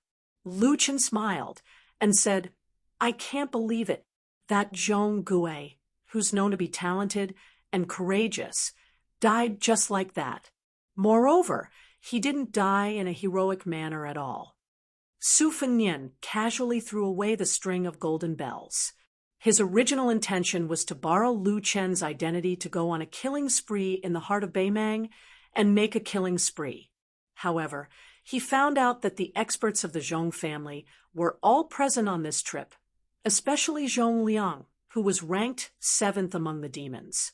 Even Zhong Shintong, one of the 12 great generals of Beimang, had disguised himself and hid among them. After weighing the pros and cons, he didn't want to get himself into trouble and delay his agreement with white dress Luoyang. Even if he could escape the Zhong family's pursuit, he might not be able to leave Beimang. Seeing this, Lu Chun smiled and pulled out a dagger from her sleeve. She said straightforwardly, I was looking for an opportunity to stab you to death. Now, should I give you the dagger or throw it away? Su Fengyan didn't even turn his head and said, Keep it. If you don't take it out before the next 30 miles, you'll die an unknown death just like Zhong Gui. Lu Chun smiled happily and said, I made the right bet. Su Fengyan sighed inexplicably and said, In this Jianghu, experts are common, but experts are rare. Lu Chun asked, Young master, are you an expert or an expert? Su Fengyan shook his head and said, I can't be an expert. The two of them spent the night in the desert and rested at the bottom of a leeward slope. The temperature difference between day and night was huge. Su Fengyan picked up many dry branches and threw them into the bonfire. Other than secretly nurturing his sword and maintaining the bonfire, he pretended to sleep the whole night, When dawn broke, he saw that she was still dozing off, so he walked to the top of the slope alone and looked up at the sky. Suddenly, Su Fengnian rushed back to the foot of the slope and stared at the woman who was trembling with a dagger in her hand with a complicated expression. She was actually ruthless enough to use the dagger to cut 4 bloody grooves on her own face, causing her skin to split open. What kind of tenacious woman would do such a thing? Actually, with their intelligence, they knew that every step closer to the state city of Shihe was most likely 1 step closer to the Yellow Springs. The Zhong and Lu families didn't lack shrewd and ruthless characters. Zhong Gui, who had supreme skills, died, but she, a weak woman, unexpectedly survived. It was almost impossible for her to muddle through and continue to live a wealthy life. Even Su Fengnian couldn't think of how she could fabricate a flawless reason. He said that he wanted to send her to a safe place, but in fact, to the woman surnamed Lu. The tree that used to shelter her from the sun was the most dangerous place in the world. This pair of man and woman whose fates were intertwined for no reason seemed to be a good person. After the disfigurement, she said that the enemy killed Zhonggui and then let her live. It was a humiliation to the Zhong and Lu families. That was why she forcefully made an eye on the chessboard of a dead end and gave birth to a fit of anger. However, wasn't this method too costly for a woman? Wasn't it too decisive? Both men and women cherished their lives. Men cherished their lives, and women cherished their appearances. This was common sense. Su Fengnian immediately surged with hostility and almost had the urge to kill her. However, he slowly exhaled a mouthful of turbid air and suppressed his murderous intent. The woman looked at the young man in front of her, whose surname she only knew. Her eyes were dazed. Instead of tears flowing down her cheeks, her face was covered in blood. This woman who had once said that she wasn't good-looking finally stopped looking unfocused, and some tears appeared in her eyes. She held back her tears and smiled. It hurts. Chapter 565. Su Fengnian and the disfigured woman rested in a small town that was not covered by city walls. They were still 3 days away from the provincial capital. She wore Su Fengnian's scholar's robes, which were rather loose. The 4 scars on her face had begun to form calluses. Fortunately, in order to not leave any traces and let her wounds heal at the same time as Zhonggui's death, she was able to apply ointment to speed up her recovery. However, the desert wind was rough. After being brushed by her face, even with a headscarf covering her face that was no longer delicate, she was often badly mutilated. The pain she suffered was probably not any easier than being cut by a dagger. She did not cry much. Su Fengnian also did not say anything to comfort her. The 2 of them remained silent. Occasionally, Lu Chen would take the initiative to ask about some Jianghu matters. Su Fengnian would also tell her everything in a serious and gentle manner. Perhaps he was afraid that if he made her laugh, she would suffer again. Su Fengnian and her had just entered the city when the sky suddenly changed. Dark clouds covered the sun. It was clearly noon, but the sky was as dark as night. A sandstorm was approaching. Su Fengnian and Lu Chun had no choice but to enter a shabby inn. The innkeeper took advantage of the situation and raised the price as high as he could. Su Fengnian's original intention was that it did not matter if he was cheated of a few taels of silver. As long as he had a place to stay, he did not expect Lu Chen to be so stubborn. She tugged at his sleeve and refused to be cheated of money. It seemed that she was sincere when she said that he was good at running a household. Su Fengnian had no choice but to turn around under the innkeeper's rolling eyes. He wanted to go to another inn that was more considerate. Before he even stepped over the threshold, he saw merchants and travelers swarming over from the narrow streets. Judging by the situation, If he did not stay in this inn, he might have to sleep on the streets and hide in the alleys to avoid the sandstorm. Su Fengnian smiled at her. She did not insist. The innkeeper was narrow-minded and deliberately made things difficult for her. He doubled the price. Lu Chen was so angry that her shoulders trembled. Su Fengnian put his hand on her shoulder and shook his head. He obediently paid the deposit and took the wooden token and key to the residence in the backyard. Lu Chen, whose face was covered by a scarf, felt a little gloomy. Su Fengnian opened the wooden door, and the room was filled with a moldy smell. After closing the door, he took down the bookcase and the spring and autumn sword. There was a clay jar on the table. He shook it a little, and there was not a single drop of water left. Lu Chen sat quietly on the stool. She took off her scarf and gently turned her head away. She did not meet Su Fengnian's eyes. She only asked, with young master's superb skills, "Why do you have to lower your voice to these commoners?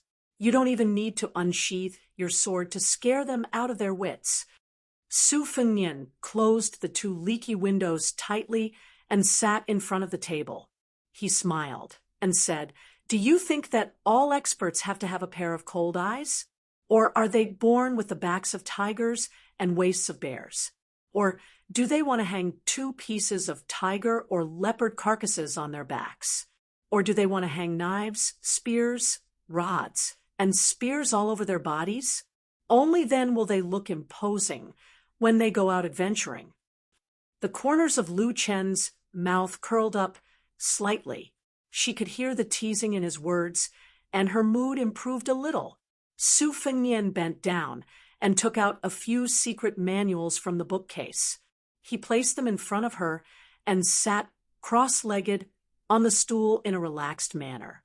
He said softly, "I've been flipping through these manuals when I have nothing to do these past few days. I even practiced according to the moves inside. Only then did I realize that they were really fun." She said softly, "Why don't you try it?" Su Fengnian waved his hand and said, "That won't do. What if the sky falls and the earth shatters?" Without waiting for her to speak, Su Fengnian said softly, "Don't laugh." She really pulled a long face. Su Fengnian picked up the tea jar and said, "I'll go get some water and food. Wait here." Lu Chen nodded. She picked up a fake secret manual and casually flipped through it. Su Fengnian soon returned with a tea jar filled with cold water. Lu Chen raised her head and asked, "You spent money again?"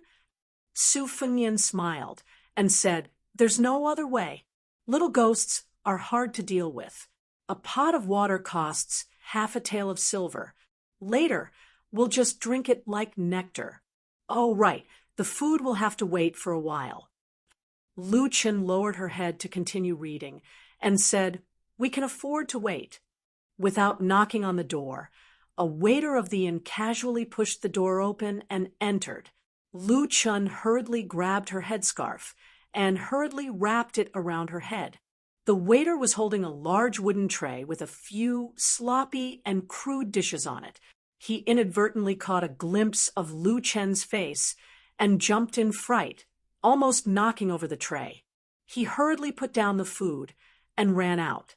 Just as he crossed the threshold, he shouted loudly, come and see, there's an ugly freak in the house. I saw a ghost during the day." Lu Chen tugged at Su Fengnian's sleeve. However, Su Fengnian gently shook and strode out of the door. He kicked the unlucky guy who spoke without thinking, causing him to sink into the courtyard wall. It was unknown whether he was dead or alive. After returning to the house, Lu Chen said sadly, "I've always been ugly." Su Fengnian said calmly, "Yes, you're not good-looking. With the makeup on your face, it'd be strange if you looked good. However, if anyone dares to say it out loud and into my ears, I'll let him," she continued, "go and die." Su Fengnian said seriously, "How can that be? I'm not a devil." I've always liked to convince people with my appearance. If it really doesn't work, I'll convince people with my virtue. Lu Chen stared at this scholar, who she couldn't tell if he was a good or bad person. She pursed her lips and shook her head with a faint smile. She said, "It's not funny at all." Su Fengnian dismissed it with a smile. He distributed the dishes and then buried his head in wolfing down the food. Lu Chen covered her face with one hand and chewed slowly. She had the demeanor of a lady who didn't speak while eating.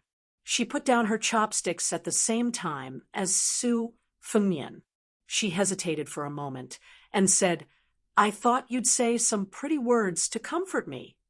Su Fengnian saw that she still had leftovers and didn't stand on ceremony. He moved the leftovers in front of him and said as he ate, "Didn't you say that you hate it when people lie to you? No matter if you believe it or not, in my eyes, you're still that delicate girl. You're not good looking, but you're not much better." Lu Chen asked, "Really?" Su Fengnian lowered his head to eat and nodded. The storm lasted for half the afternoon and gradually calmed down. Su Fengnian pushed open the window and looked out. It was already dark enough to delay their journey. He walked out of the courtyard with Lu Chen. The unlucky worker had already been carried away. There was no sign of any retaliation from the inn. Su Fengnian bought her a veiled hat on the street and rode slowly on his horse. Perhaps because she knew that they were about to reach the destination, Lu Chen's words became more lively. She began to take the initiative to ask Su Fengnian about some of the stories of Jianghu. She told him about the Wu family's 9 swords break, 10,000 horsemen shop. She didn't have any intention of testing him. The pair of man and woman both intentionally and unintentionally became less scheming. Lu Chen herself was also a lively girl. Otherwise, she wouldn't have gone out alone with Zhong Gui. Where there's a gathering, there's a parting. As they neared the provincial city, the width of the relay road was no less than the main roads of Bailiang. Lu Chen gazed at the majestic city sprawled on the yellow sand like a colossus. Her heart palpitated with fear. She bit her lip and fell into a daze. After a long time, she looked back, wanting to catch a glimpse of that man, and bid him farewell. However, he was already nowhere to be seen. She smiled. Even though she couldn't see him, she still turned her horse around and waved her hand. In the distance, Su Fengnian, who had seen this scene, slowly leaned back on his horse's back. He held a weed stalk in his mouth. Chapter 566. Lu Chen showed the customs letter and rode into the city alone. Perhaps she was used to the desolate desert where the wind and sand were like knives. She was a little absent-minded when she first saw the bustling city. She almost collided with a group of patrolling soldiers. After apologizing, she thought that she would have to reveal her identity and backing to avoid the entanglement. She did not expect that the other party only asked her to ride slowly and not to hurt people. Lu Chen was not used to it. As the capital of the Shihe state, Wuhou City was located within the oasis. It was also known as the Wall-less City. Due to the fact that Helian Wu was confident in his military strength, he declared that even if the Liang dynasty had the guts to attack the Shihe state, he did not need to use the city walls to resist the enemy. In the southern dynasty, Lu Chen had also heard of the valiance and battle prowess of the soldiers in Wuhou City. If it was said that Murong Baoding, who had made it onto the martial arts rankings in Orange Province, had single-handedly stolen the glory of one of the provinces, then Shihe Province had been split between 2 armies. One of them was the Kung Bijuan of the Wuhou Martial Marquis, whose battle prowess was second only to the Imperial Guards and the Tuoba God of War's Beijing army. Lu Chen had originally thought that with such a strong battle prowess, the soldiers in the city would inevitably be arrogant and willful. Thus, she did not think too deeply about the strange phenomenon and headed towards the Spring of Joy.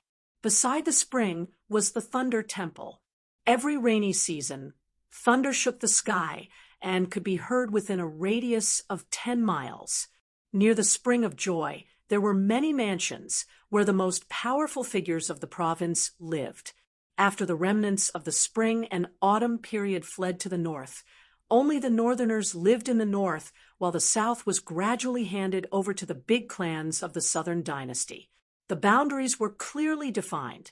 However, the Zhong family owned a private mansion in the north of the Spring of Joy. It was only because they were able to live in the north that the south was gradually handed over to the big clans of the southern dynasty. Although the Lu family was a big surname, they were only able to live in the north of the Spring of Joy because of their glory. Lu Chen had just approached the Spring of Joy when a luxurious carriage hung with silk bells came towards her. The 100 thin jade bells were naturally far more pleasant than camel bells. Compared to him, Lu Chen was really like a firefly's light. How could the light of a firefly compare to the light of the sun and the moon? In the Liang dynasty, there were as many military officers as there were hairs on a cow. They could only command 300 to 400 soldiers and had to be controlled by others. In Beimang, it was 100 times more expensive, especially the military officer of a military town at the border. He could be considered to have taken a big step forward. Moreover, Zhong Tan was still young and well-versed in both the pen and the sword. His literary talent was appreciated by the Empress, and he was a rare scholar in Beimang.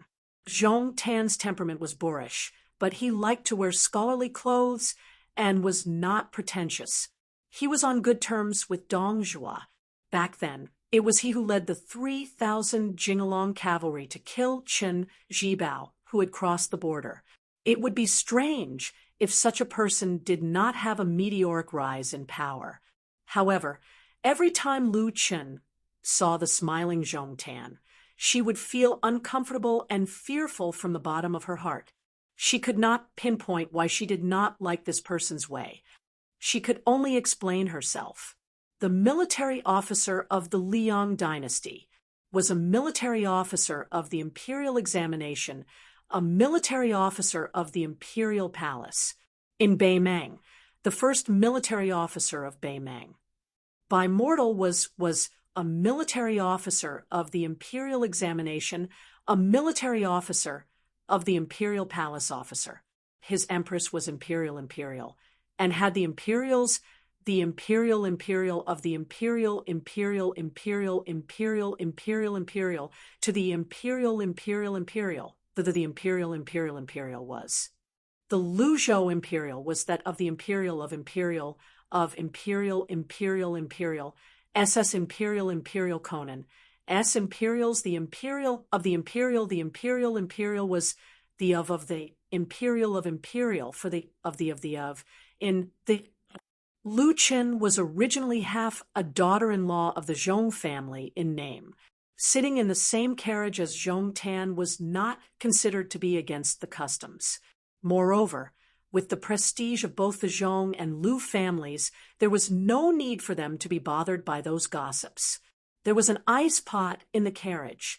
In a place like this, one tael of ice was one tael of gold.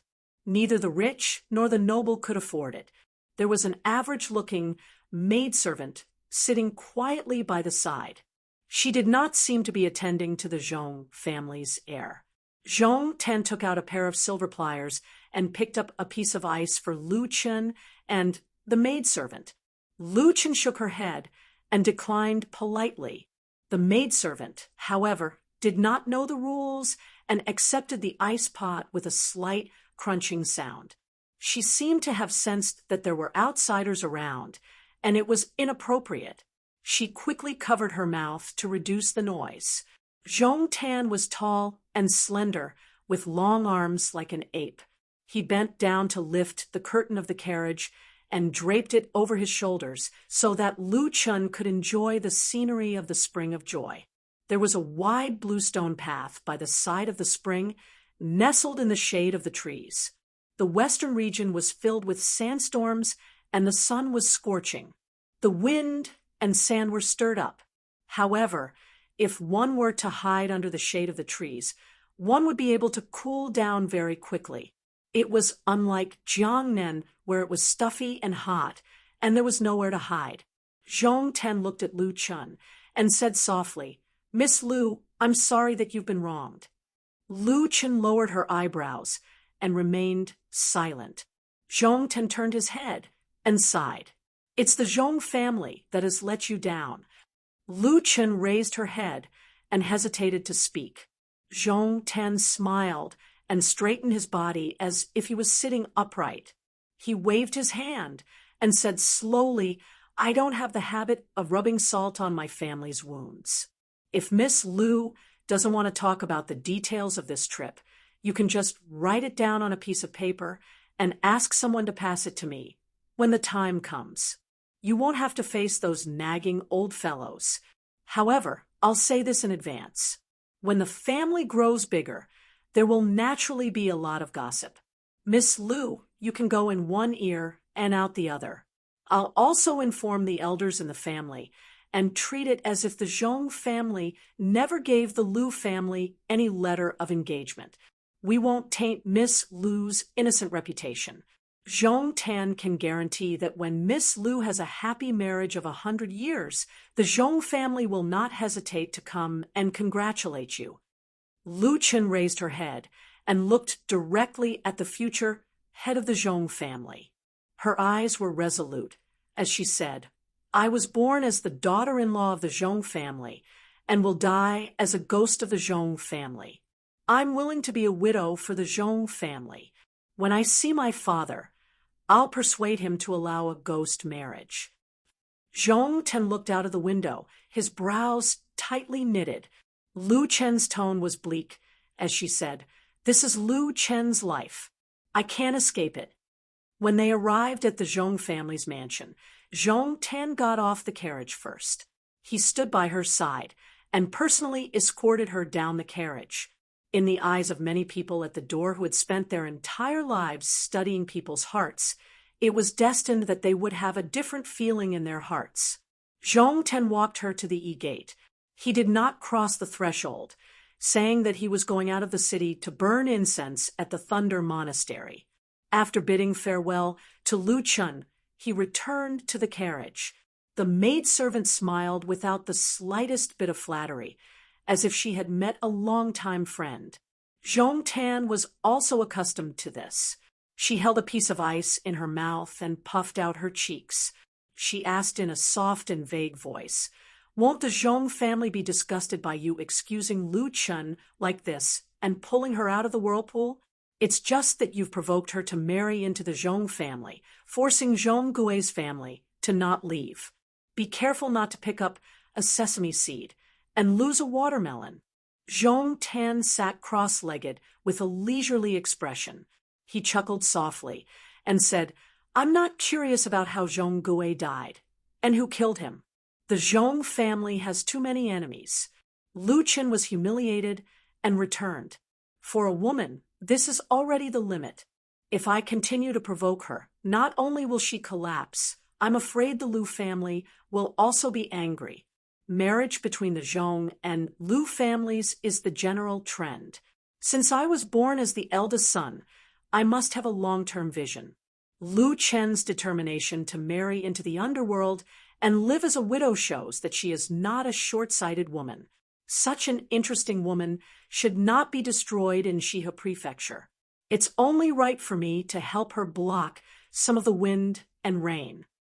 The maidservant clamped the piece of ice with one hand and held it in the air with the other, afraid that it would fall. Zhong Ten lowered his head and bit into the ice, chewing it in big mouthfuls. She put down the silver clamp and said, "A woman's thoughts are fickle. This relationship may not be enough to make her stand on your side in the future." Zhong Ten said indifferently, "She's not the kind of person who knows her place. She'll definitely stir up trouble in the future. I'll just continue to protect her." She suddenly covered her mouth and laughed. "Actually, as long as you take her body, everything will be settled." Zhong said with an aggrieved face, "I'm afraid of ghosts." She kicked Zhong lightly. Zhong laughed and said, "You're much prettier than her." She sighed. Lu Qin can be considered to have survived. Zhong clicked his tongue and said, "Does this count as me doing a good deed every day? When we reach the Thunder Rolls Temple later, I'll have the confidence to burn incense." A storm that could overturn an ordinary person was blown away by a gentle breath from some people. Chapter 5:67. Outside the city, about 3 li away from the city, Su Fengnian rode his horse on the road that was filled with pedestrians. He deliberately restrained his qi so that his fata morgana was gone. He was sweating profusely like a normal person.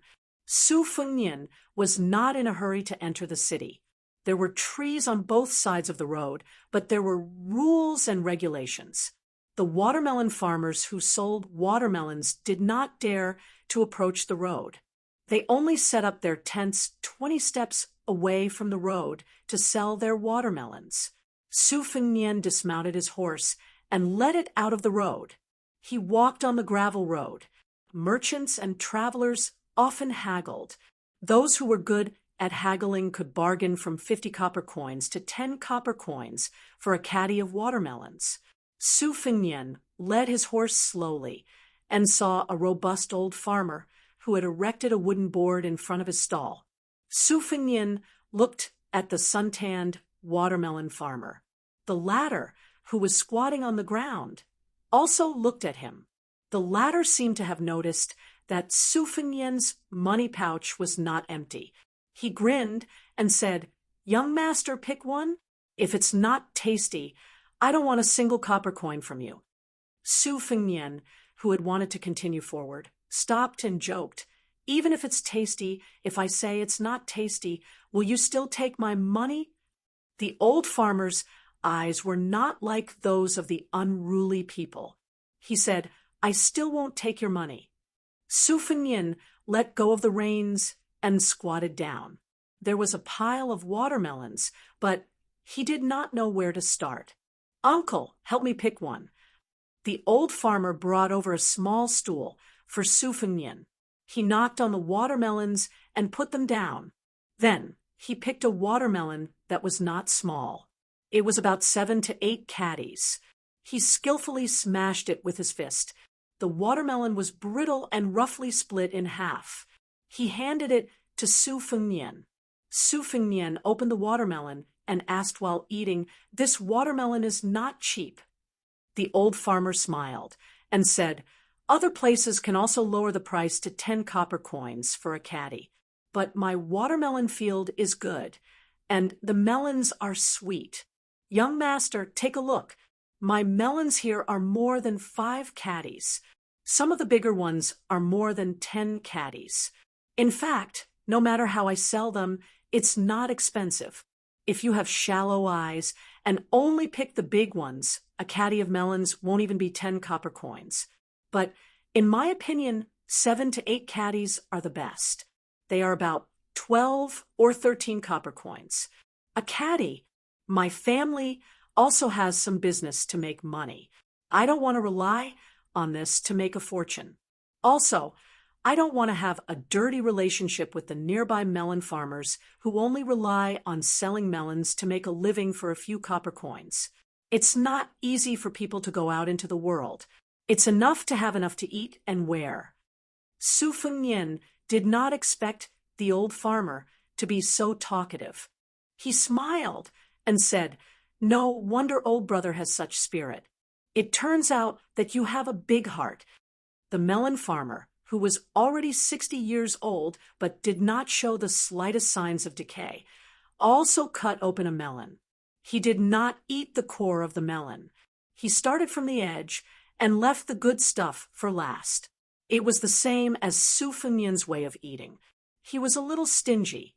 When the old farmer saw this scene, he smiled and said, "I have also read some books, but not many. When I speak, I like to steal some words from books. I'm afraid that a scholar like young master will look down on me." Su Fengnian said self-deprecatingly, "Uncle, you are scolding me." The old man wiped the corner of his mouth with his sleeve and laughed heartily. "I don't dare. I really envy scholars." Su Fengnian nodded and said, "All day long they point at the rivers and mountains, rule the country, and pacify the world. It seems like they can do anything. Without them, it is impossible. In fact, they can't do anything. Uncle, if a scholar comes to sell melons, can he sell more than the surrounding melon farmers?" The old man shook his head and said, "Young master is generalizing. Scholars also have powerful characters who are good at civil and martial arts. During the spring and autumn period, there were a lot of Confucian generals." As if he was afraid that his words would annoy the young master and that Su Fengnian would not pay, the old melon farmer said with a smile, "Scholars have a scholar's work. After earning 1,000 zhong millet from books and a house of gold, it is better to be able to cry out for the common people. Selling melons will be handed over to an old man like me. Well, water does not interfere with river water, and we can all live a good life. For example, young master, when you were young, you carried a book to study. Reading 10,000 books and traveling 10,000 li was the best thing." Su Fengnian chewed on the watermelon and said with a smile, "Uncle's experience can be said to be insightful. Indeed, there are crouching tigers and hidden dragons in the marketplace." The old melon farmer was particularly happy to be flattered by a scholar. Every wrinkle on his weathered face revealed a sense of comfort and contentment. "Young master, you can listen to this old man's nonsense. You are a real scholar." Su Fengnian smiled and asked, "Then this melon?" The old farmer was stunned for a moment. With a helpless expression, he said, "I'll sell it to you for 50 copper coins. I can't go any lower." Su Fengnian finished eating more than half of the watermelon. He took out a small piece of silver from his money pouch. It was about 100 copper coins. He handed it to the old melon farmer, who spoke well, but could not be considered too elegant. He said, "Don't give me any extra money. Just treat it as buying 2 melons and giving one to uncle to eat." The old melon farmer stared blankly for a moment before praising, "Who said that scholars can't sell melons? If young master sells melons, I guarantee that it won't take more than a few years for you to buy a sizable residence in the city." Su Fengnian also said helplessly, "Uncle, if you say so, I really can't eat a second melon." The old farmer said straightforwardly, "Listen to what young master is saying. In a moment, this old man will give you a cloth bag. Take 2 melons and hang them on the horse's back. When you get to the city, find an inn with well water to chill them. You can fish them out before you talk. They are very cold." After Su Fengnian finished eating the melon, he sat on a small stool and looked at the scenery in Wuhou City. Perhaps it was because he was in an oasis. He looked along the relay road. The clouds were thick and heavy layer upon layer and fell straight down. It was as if they were about to press down on the city. It was as if the clouds of the 9th heaven were hanging down. There was only a fine line between heaven and earth. In this fine line, there was a building with a raised eave in the city that was the most eye-catching. Following Su Fengnian's line of sight, the old farmer said, "That is Lei Ming Temple. Once you enter the temple, you will see 2 rows of 18 heavenly kings with fearful eyes. Those who are timid will feel guilty and won't dare to burn incense and worship Buddha. Outside the temple is Shiha State's famous spring of joy. Even the bodhisattva, who glares at Vajra, would lower his eyebrows. Scholars and beauties with prominent status would be happy to tour the temple. The spring of joy has become more and more foul in recent years. In fact, there is nothing to see. If young master believes in Buddha, it is better for you to go to Lei Ming Temple. Young master, don't worry. There are many important people in the city.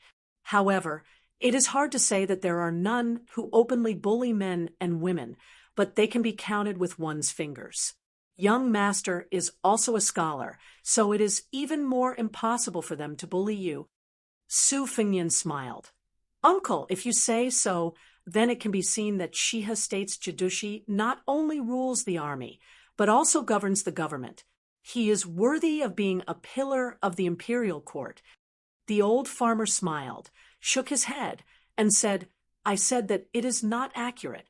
Su Fengnian looked at the Lei Ming temple that really towered into the clouds. He muttered to himself, mortals seek freedom all their lives. The squatting old farmer held a hollow melon and sighed, the bodhisattva is happy for nothing. Both of them looked at each other and smiled. After Su Fengnian stood up, the old farmer really picked 2 melons and put them in 2 cloth bags for him. Su Fengnian did not refuse and accepted them calmly. He hung one on each side of the horse's back. After getting on the horse, he sat on the horse's back and cupped his fists to bid farewell. The old farmer waved his hand with a smile. In life, people who meet by chance meet, and then part, it cannot withstand scrutiny. Most of the time, they will never meet again. It is very rare for them to not hate each other and even leave a good impression. Su Fengnian did not think about this. He only thought that he met an interesting old man from Beimang. In his heart, he was still thinking about the upcoming sneak trip to Wuhou City. Perhaps it would be as dangerous as Tuoba Chunsen's assassination and hunt. In the past, in Beiliang, which seemed to be an iron bucket but was actually surging with undercurrents, people from all walks of life came to seek revenge on him.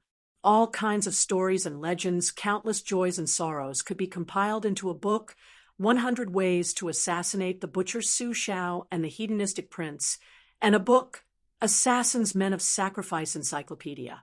Most of these dead people did not change until death. Even if they had to sacrifice their lives, they would still fly into the fire. However, many of the so-called blood feuds could be traced back to his grandfather's generation. But when it came to killing His Royal Highness, no one would be soft-hearted. Su Fengnian knew that when he succeeded the king of Beiliang one day, the number of assassinations would only increase and not decrease. The reason was very straightforward. If he could not kill the butcher, who claimed that even the king of hell did not dare to accept him, wouldn't it mean that he could not kill a child of Beiliang, who could not even compete for military power? If Chen Zhibao did not want to kill Su Fengnian, there were plenty of people who wanted to kill him. There was no need for the white-clothed warrior immortal to kill him with a borrowed knife. Su Fengnian carried his sword, his box, and his melons, and headed straight for Wuhou City. Chapter 568. Zhong Tan's gentle attitude had unknowingly become a protective talisman for Lu Chun. This made Lu Chun, who had prepared for the worst, feel as if she was waiting for a knife to slit her neck, but instead she was waiting for a feather to brush against her neck. She was pleasantly surprised and somewhat at a loss. It was probably Zhong Tan's instructions that she was specially arranged to stay in a small lakeside building in the Zhong family's other residence, where she could enjoy a rare shade. Zhong Shintong and his younger brother, Zhong Liang, one was a Beimang great general with great authority. The other was a top-ranked Devil Path great warlord. Presumably, they would not bicker with a girl from the Lu family. However, the Lu family's temporary forbearance did not mean that the Lu family could be indifferent. After all, Zhong Gui was not worth mentioning in front of his elder brother, Zhong Tan. Compared to the descendants of the great clans of the Southern Dynasty, he was still a first-rate talent. It would be unreasonable if the Lu family did not take the initiative to explain his sudden death in a foreign land. At this moment, Lu Gui was standing in front of the window of the small house, quietly listening to his daughter narrate her painful experience. From beginning to end, he did not interrupt, question, or console her. Lu Gui's expression was sorrowful, suppressing her depression, doing her best to speak in a calm tone. Lu Qin did not admit that she had made any mistakes. Some girls were really born actors. As the head of the A family, Lu Gui had a slender figure and was worthy of the evaluation of a handsome man. Although his hair was slightly white, he was still a handsome man who could make a girl's heart sway. This was especially true for women who had tasted the flavors of love and sex. Only then did Lu Gui slowly turn around and stare into his daughter's eyes. Lu Qin subconsciously withdrew her gaze. No matter how much she wanted to mend it, in front of someone like Lu Gui, who had been immersed in the imperial court for half his life, it was futile.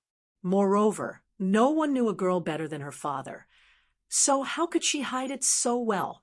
However, Lu Gui, who understood her clearly, smiled sadly. He walked closer to Lu Qin, removing the veil that she had not had time to change off. Gazing at the almost unfamiliar and tattered face, he gently placed his hands on her tight shoulders. Shaking his head, he said, "If father did not care about you, how could he only have one daughter? Whether the story you told is true or false, father is well aware of it. As for whether we can deceive the Zhong brothers, that is up to fate."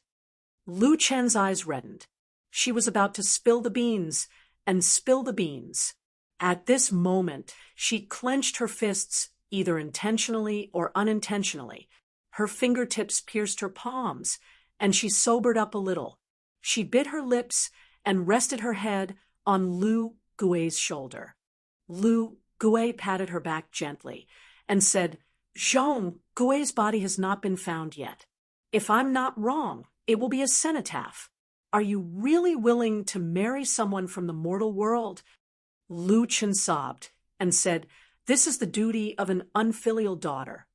Lu Gui was speechless. After Lu Gui left, the small house near the spring returned to its former tranquility. Lu Qin sat in front of the dressing table and looked down to see a bronze mirror. She waved her sleeve and threw it out, smashing it against the wall. A general is afraid of a new armor, and a beauty in her twilight years is afraid of a bronze mirror. However, she was still a young woman and had not married. After Su Fengnian entered Wuhou City, it was reasonable for him to choose a high vantage point to observe the geography of the Spring of Joy. However, he had been ill for a long time and was very familiar with assassinations and ambushes. He knew that there were many forbidden areas in the Thunder Pond. Bailiang Palace occupied a mountain as the king, with the prince's mansion as the center near Mount Qingliang as the center. The mansions of many generals and dignitaries were gradually spread out according to their positions and titles. Among them, there were also a few high-class restaurants and inns that could be used as a good vantage point to observe the prince's mansion. However, all of these precious vantage points that made it convenient to observe the prince's mansion were firmly under the control of the mansion's secret agents. When new faces from outside the city first entered the city, they would first choose these spots. 9 out of 10 of them would be secretly killed if they climbed the stairs. The reason why the last one lived longer was because the Bailiang Palace wanted to cast a long line to catch a big fish. They thought that they were smart when in fact it was no different from committing suicide. Su Fengnian later learned that during the short period before he turned 20, every time the mansion's maids and servants went out, there would be men of sacrifice following them. Chu Lushan was personally responsible for every detail. He found no less than 60 assassins and strangled them to death, pulling out the radishes and bringing out the mud. Several high-ranking Bailiang officials' residences became uninhabited residences overnight.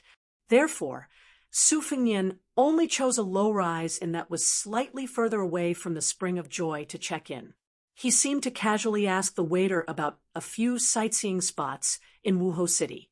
From the waiter, he learned that in 2 days it would be the 15th day of the month. The incense at Laming Temple was at its peak. Nobles and travelers from outside the city, as well as wealthy merchants who were well off, liked to go to Laming Temple on the 1st and 15th day of the month to worship a bodhisattva or to light or add oil to a longevity green lotus lantern. However, the tribute for a small lantern would cost at least 100 taels of silver. Those who were devout Buddhists would easily give away several dozen taels of gold. It was a bottomless pit. Chapter 569. Probably because he looked down on Su Fengnian from the bottom of his heart, the waiter spoke with an air of generosity. He kept saying that if Su Fengnian didn't have a few hundred taels of silver, he shouldn't go to Laming Temple to puff himself up at his own cost. Su Fengnian dismissed it with a laugh, saying that he would consider burning incense. While he was at it, Su Fengnian also praised the richness of Wuhou City, saying that as a foreigner, he had broadened his horizons. Only then did the waiter's expression turn for the better, and his tone of voice became warmer. Su Fengnian received the copper key, not forgetting to give him a few pieces of silver, and asked him to hang the watermelons in a bamboo basket and place them in the well water in the backyard. The waiter said, "Good," and happily left with the 2 watermelons. He found this scholar more and more pleasing to the eye. Su Fengnian put down the bookcase, took down the spring and autumn sword, and placed them on the table. Before he left, he stuck 2 silk threads between the cracks of the window and the door, which were hard to detect. When he pushed them open, they would break. He then nailed the flying sword, Morning Dew, with its perfect sword embryo, to the roof beam. After entering the city, Su Fengnian restrained most of his qi activity. Within 100 steps, he was still concerned about Morning Dew, so he went downstairs to eat lunch. The business of the inn was bleak, and there were only a few tables of customers. Su Fengnian ordered a pot of liquor and drank alone. He was relaxed and had a bit of the spirit of a scholar. Before Su Fengnian went to the north, he had a lot of business dealings. Not only were there tea leaves and porcelain, but there were also a lot of antiques, scriptures, and other relics of the spring and autumn period that had been lost among the common people were also sold to Wuhou City and a few other big cities. Before Su Fengnian went to the north, he had some understanding of the 8 great festival holders and the 12 great generals. Helian Wu Wei of Shihe province was relatively unknown. He only knew that he was of noble birth in Beimang and was a romantic young man. However, after his family declined, he did not give up on everything. Instead, he turned over a new leaf. After 20 years of military service, his outstanding military service brought glory to his family. His wife died early from illness, and he did not remarry, resulting in him having no children. He was completely different from Helian Wu Wei, who was known for his military strength and ruthlessness. Other than his ability to lead troops, he could only be regarded as a troublemaker in the imperial court. He was also rarely seen in the Empress's annual spring and winter hunts. Therefore, among the 8 great festival holders, he was the most aloof. Su Fengnian returned to his room. The silk thread was still intact. Other than eating and drinking, he spent his time alone, flipping through the secret saber manual. Perhaps most people who obtained Wang Xianji's martial arts experience would be ecstatic and would quickly browse through it, wishing they could ascend to the first pin realm overnight. Fortunately, Su Fengnian was able to endure. He did not grasp the essence of the move and did not turn to the next page. At this time, he was still stuck at the bottleneck of tying the black silk thread. He also did not play any small trick of taking a detour. During the battle at the Dunhuang city gate, Dong Tai, who was about to go out to sea to visit the Immortal Mountain, and Luo Yang, who had the Jianghu innate talent, could be said to be evenly matched. Su Fengnian closed his eyes to feel the battle. After the battle, he stroked the hundreds and thousands of sword scars. He only felt that his heart was full of spirit, but he could not figure out what it was. Su Fengnian was not impatient. He still told himself to proceed step by step. The next day, he carried his book and sword and marched to Wuhou City. He ate and walked. The military formation in the city was solemn and orderly. Li Yishan always said that the ability to manage an army was in the smallest detail. Su Fengnian clearly noticed this point from the map of Beimang's military town that was hung in the tide-listening pavilion. On the western front bordering Liangmang, Beimang's elite troops were all rushing to the southern border. They looked like they were going to fight to the death with the Bailiang cavalry. On the eastern front between the two dynasties, the military strength of both sides was a notch higher. It was just that as they moved northward, their military strength gradually increased. Beimang's eastern border had Dongjin and Juzi prefectures, which were obviously inferior to Shihe Prefecture, which had Kungbijuan as its foundation. Su Fengnian did not know whether this arrangement, which was better or worse, was intentional or not. He did not know whether it was a deliberate arrangement or an unintentional move that had to do with the temperament and ability of the several preceptors. On the 15th day of the first lunar month, Su Fengnian did not follow the general trend of going to Lei Ming Temple at dawn. Instead, he left the inn at noon, when the sun was blazing hot. Lei Ming Temple was located at the intersection of the north and south of the Joyful Spring. It was built against the mountain. The main structure was a 9-story pavilion with multiple eaves. Inside the pavilion was a Buddha statue that was even bigger than the Dunhuang Buddha cave. It was a typical building with a slope on one side of a hard mountain in the western regions. Su Fengnian, who had restrained his qi activity, was sweating all over as he slowly entered the temple. Inside the temple, ancient trees towered to the sky, providing deep shade. He immediately felt refreshed. After burning 3 sticks of incense, he crossed the threshold of the main building. There were a total of 81 windows in the 9-story pavilion, but none of them were open. It was just that on the 4th floor below, several thousand green lanterns were lit. The lanterns were splendid, as if the Buddha's light was shining everywhere. Therefore, the interior of the building did not give people the slightest impression of gloominess. Su Fengnian looked up and saw the Buddha statue of Maitreya, squinting his eyes and looking down at the world. The Buddha statue was so big that it was ranked 3rd in the world. It was built 800 years ago during the 3rd catastrophe of Buddhism. The Buddha statue had a compassionate face with a gentle outline. One of his hands was placed on his knees, while the other was forming a seal with his index finger raised. This seal was not found in any Buddhist scriptures. Generations of monks were puzzled and argued endlessly. Later dynasties did not make any changes to the Buddha statue itself. They only added new colors and gold. After the empress ascended the throne, she added rich colors to the kasaya. Before entering the temple, Su Fengnian was informed that the longevity lanterns were to be lit.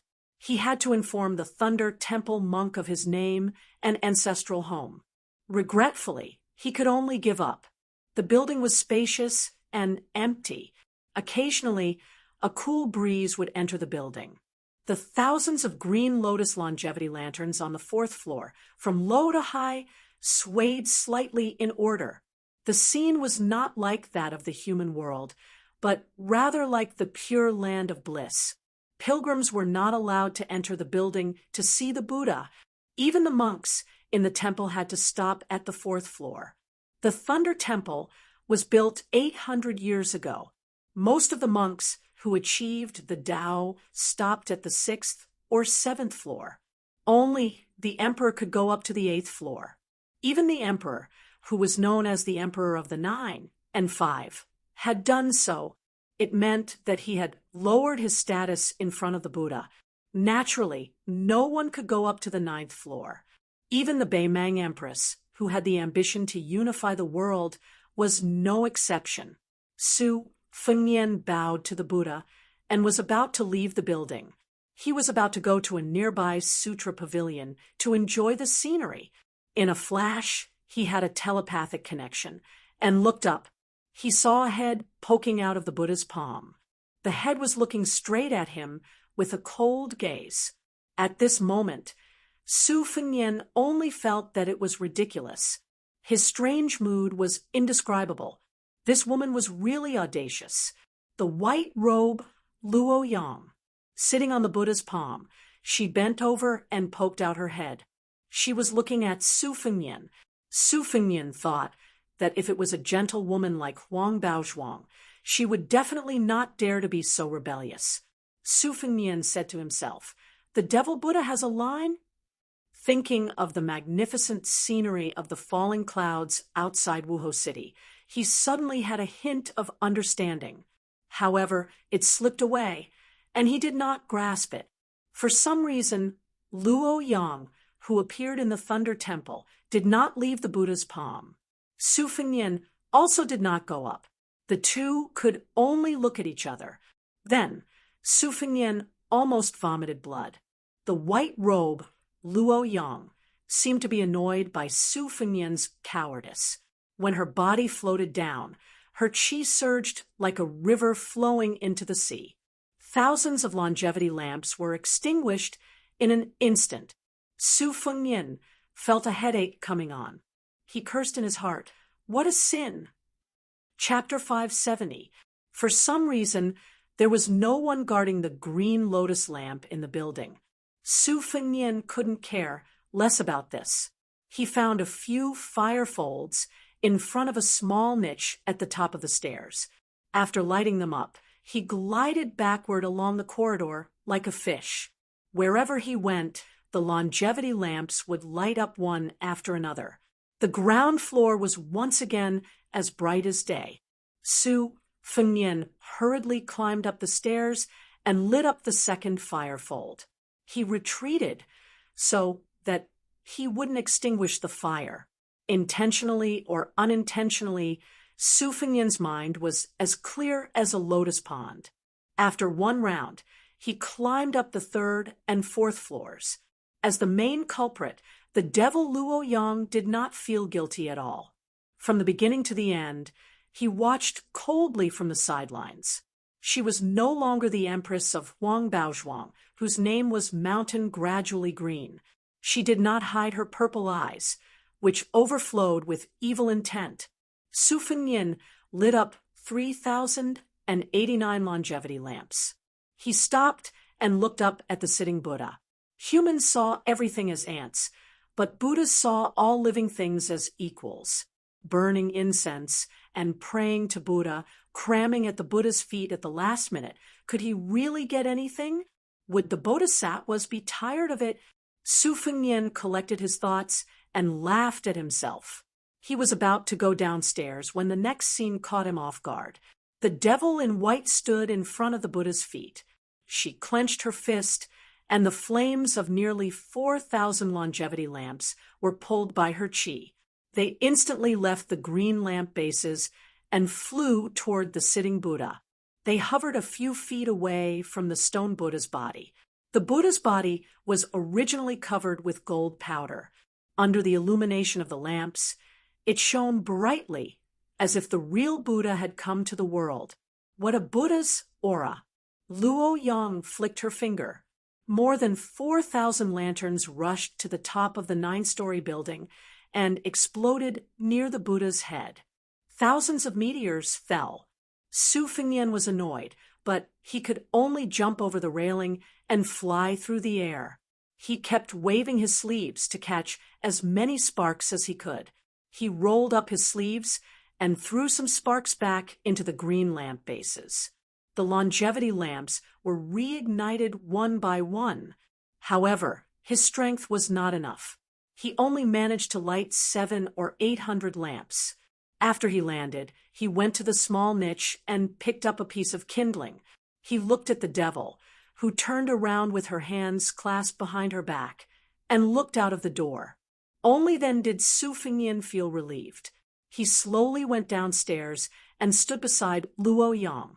She did not beat around the bush and said straightforwardly, "The Zhong family is good at robbing tombs." During the chaos of the Spring and Autumn War, They obtained a bamboo slip from the tomb of King Qian of the southern Tang dynasty. 800 years ago, the emperor of the Great Qin dynasty was buried in the territory of Shihe province. Lu Gui was proficient in geomancy and geography, so the two families joined hands to open the tomb and steal the treasure. I have no interest in the relics of the Emperor Qin, but I don't like Zhongliang. Whatever he wants to do, I will not let him do it. Su Fengnian frowned and said, with your great divine ability as the fourth most powerful person in the world, wouldn't it be fine if you directly killed Zhongliang? No matter how powerful Zhongliang is, can he compare to Dong Tai and Hong Jingyan? Luo Yang's tone was ice cold. Is it that simple? Su Fengnian was speechless. You are the great demon who has single-handedly killed the most people in the world. Back in the day, you roamed through the 8 prefectures of Beimang, killing everyone you saw. You killed several thousand people in a spurt of energy and only stopped when you were stopped by Tuoba in Beimang's imperial city. You could be considered a mountain of corpses and a sea of blood. So how could you be so modest and modest now? However, Su Fengnian did not say this out loud. Facing the blind zither player Xue Songguan was enough for him to risk his life, but facing Luo Yang, even 10 lives would not be enough for her to kill. Su Fengnian also did not dare to treat her as a woman. When they first met in the chess and sword music school, with his outstanding memory, he clearly remembered her appearance and figure. When he saw her again in Dunhuang, he only felt that her face was blurry. It was not simply because Luo Yang's imposing manner made it difficult to distinguish whether she was a man or a woman, but rather because he felt that something was not right. If he wanted to get to the bottom of it, this might be the first time in his life that Su Fengnian was so afraid of a woman. Luo Yang said calmly, I've been waiting for you here for 2 days. Su Fengnian's face was full of doubt. Luo Yang hesitated for a moment, then said, do you know where the mausoleum of the Great Qin dynasty's emperor is hidden? Su Fengnian held back the sarcastic sarcasm that almost slipped out of his mouth. He grinned and said, if I knew, I would have taken a hoe to dig up treasures in the grave long ago. Luo Yang walked towards a tall sutra depository with a plaque hanging from it that read, Buddha comes, Buddha goes. Su Fengnian asked, why don't I see the monks of the thunder rumbling temple? Luo Yang said lightly, before you entered the temple, I was resting on the palm of the Buddha's statue. I thought that they were chanting sutras and doing their homework on the wooden fish. So I killed them all. Su Fengnian walked out of the building, and his restrained qi poured out in torrents. The mirage of the great yellow courtyard was lofty, and the sleeves of his long gown fluttered in the wind. Unfortunately, as the saying goes, virtue is 1 foot tall, and the devil is 10 feet tall. Under Luo Yang's suppression, Su Fengnian not only restrained his qi, but also a mouthful of blood surged up his throat. At this moment, Su Fengnian saw monks coming out of the hall of great strength in a line. The way they wore their yellow kasayas was slightly different from the ones in the Central Plains. They looked serene, and when they saw Luo Yang and himself from a distance, they only took them as pilgrims from a wealthy family. Some monks with lower cultivation just glanced at the white-robed Luo Yang a few more times, but did not pay much attention to them. Only then did Su Fengnian realize that the female devil was playing a joke on him. She played him like a monkey, and he did not know whether to laugh or cry. After swallowing the mouthful of blood, Luo Yang's words added insult to injury. How did you enter the Vajra realm with your intellect? I think you just relied on your background as the heir of Bailiang and the fated chance due to your identity. You are petty and have no foresight at all. What a waste of Dong Tai's gift. Su Fengnian did not refute. He comforted himself with the flimsy reason that a good man would not fight with a woman, and at the same time criticized her in his heart. Luo Yang was able to read people's minds. She sneered and said, "You must be comparing me with Li Chungang. You think I'm making fun of your intellect, and that it's just the pot calling the kettle black.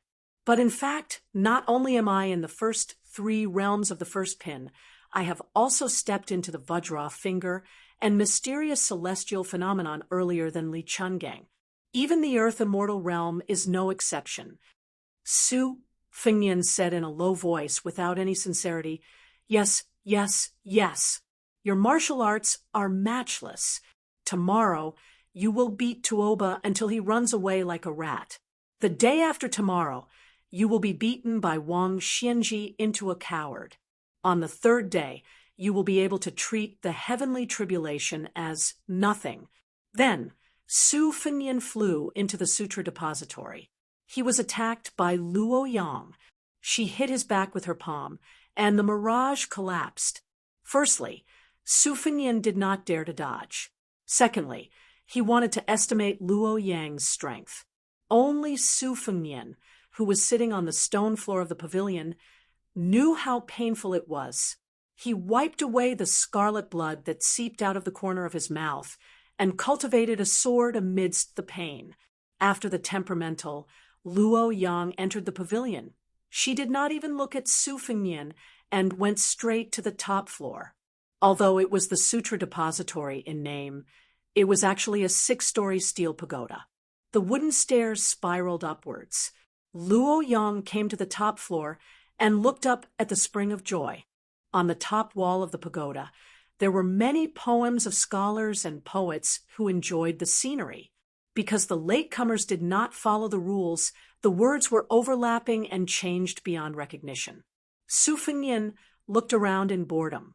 He did not see many poems with good charm. They were all the kind that groaned for no reason. However, there were some small songs and sentences that were interesting. For example, the spring breeze in Jiangnan, the sound of the orioles on the ancient trees, and so on. He memorized them one by one in his mind. He wanted to plagiarize them and present them to his second sister, who was known as the best in the literary world. Chapter 5, 71. Su Fengnian accidentally saw half of a poem, so he wiped it away with his palm. Su Fengnian stood by the window and slightly released his qi. His vision gradually became clear, and he began to memorize the layout of the mansion of the joyous spring. As the refugees moved north, they brought with them a wave of south wind blowing north. The courtyard architecture was tainted with the style of the spring and autumn period, which was undoubtedly the most obvious phenomenon. Beimeng was not only the southern dynasty. There were also many noble families in the north who pursued the style of small bridges, flowing water, and deep courtyards. Moreover, there was a tendency for the green to surpass the blue. They were well versed in the essence of the southern school's architecture, which was a first-class masterpiece. Naturally, Su Fengnian's understanding of this kind of thing was not limited to a smattering. The winding corridors of the Beiliang Palace on Mount Qingliang used to be a joke in the past. After going through untold hardships to infiltrate the mansion in the middle of the night, several groups of assassins actually wandered around for an entire night in fear and trepidation, yet none of them were able to find Su Xiao or Su Fengnian's courtyard. After being captured, they died with their eyes wide open. These jokes had always been talked about by the servants of the mansion. After Su Fengnian's 2 travels, he could no longer laugh. He still remembered that once he was dragged by Wenhua to peek at a woman from a landowning family, whom the wooden sword ranger fell in love with at first sight. Wenhua stood on tiptoe outside the high wall, listening to the beauty laughing on the swing inside the wall. Later, he had no choice but to let Su Fengnian bend down while he stood on his good brother's shoulder. Only then could he be considered to have seen the woman he admired. After being discovered by the guards of the courtyard, they chased after him with sticks and gave him a good beating. Su Fengnian's waist and back were sore.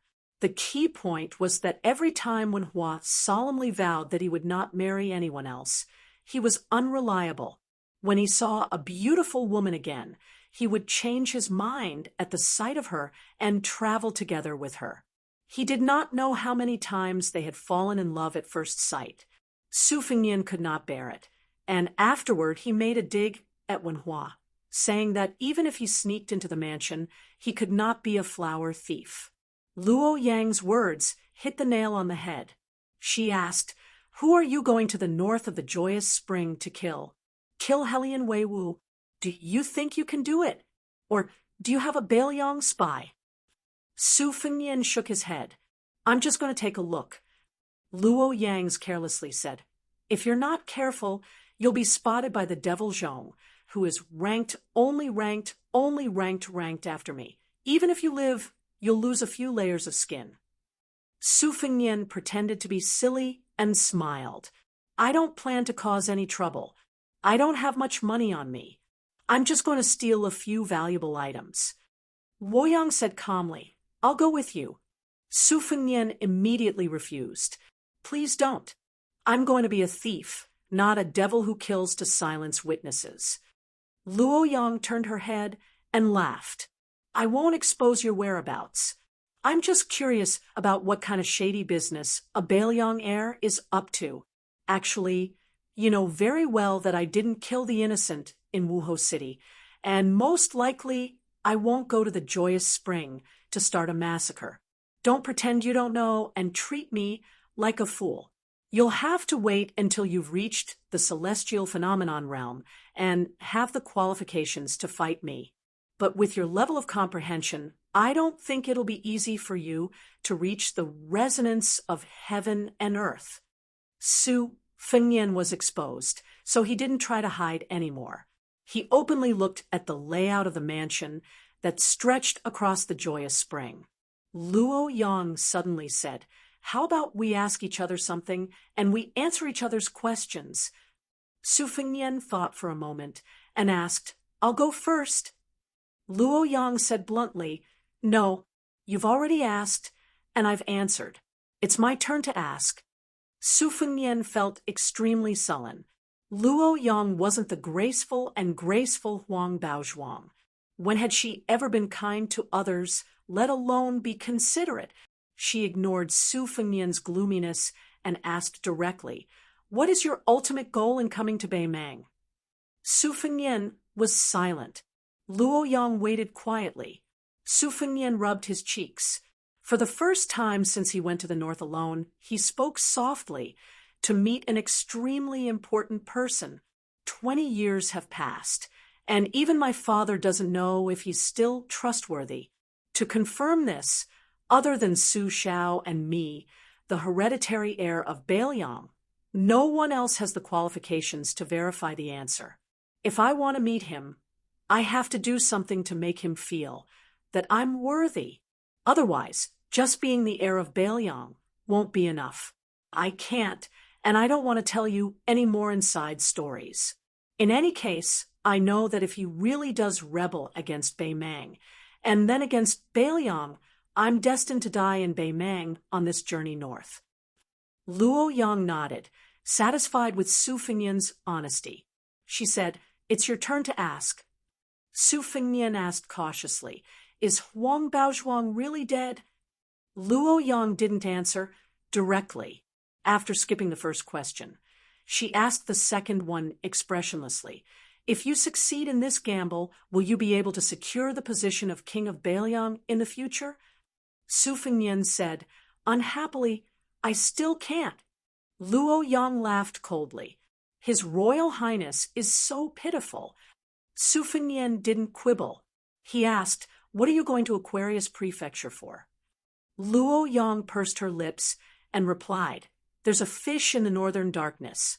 Tuoba has been waiting for a weapon for a whole 30 years. I'm going to ruin his good fortune.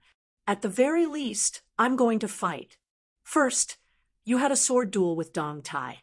Then, you obstructed the Zhong family's treasure hunt. Now, you're going to find trouble with the Beimang military god. Can't you stop for a bit?" Su Fengnian was shocked beyond words, but he quickly regained his composure. If Luo Yang could be judged with common sense, she wouldn't be the number one person of the demonic path. Luo Yang asked a thorny and unlucky question. If you die in Beimang, do you need me to collect your corpse and send it back to Beiliang? Su Fengnian sighed. Then I'll thank you in advance. Luo Yang suddenly smiled sweetly. Actually, if I die in Tuoba's hands in the northern ice field, you won't be able to escape either. At that time, whoever dies later will have to collect the corpse. Su Fengnian smiled bitterly.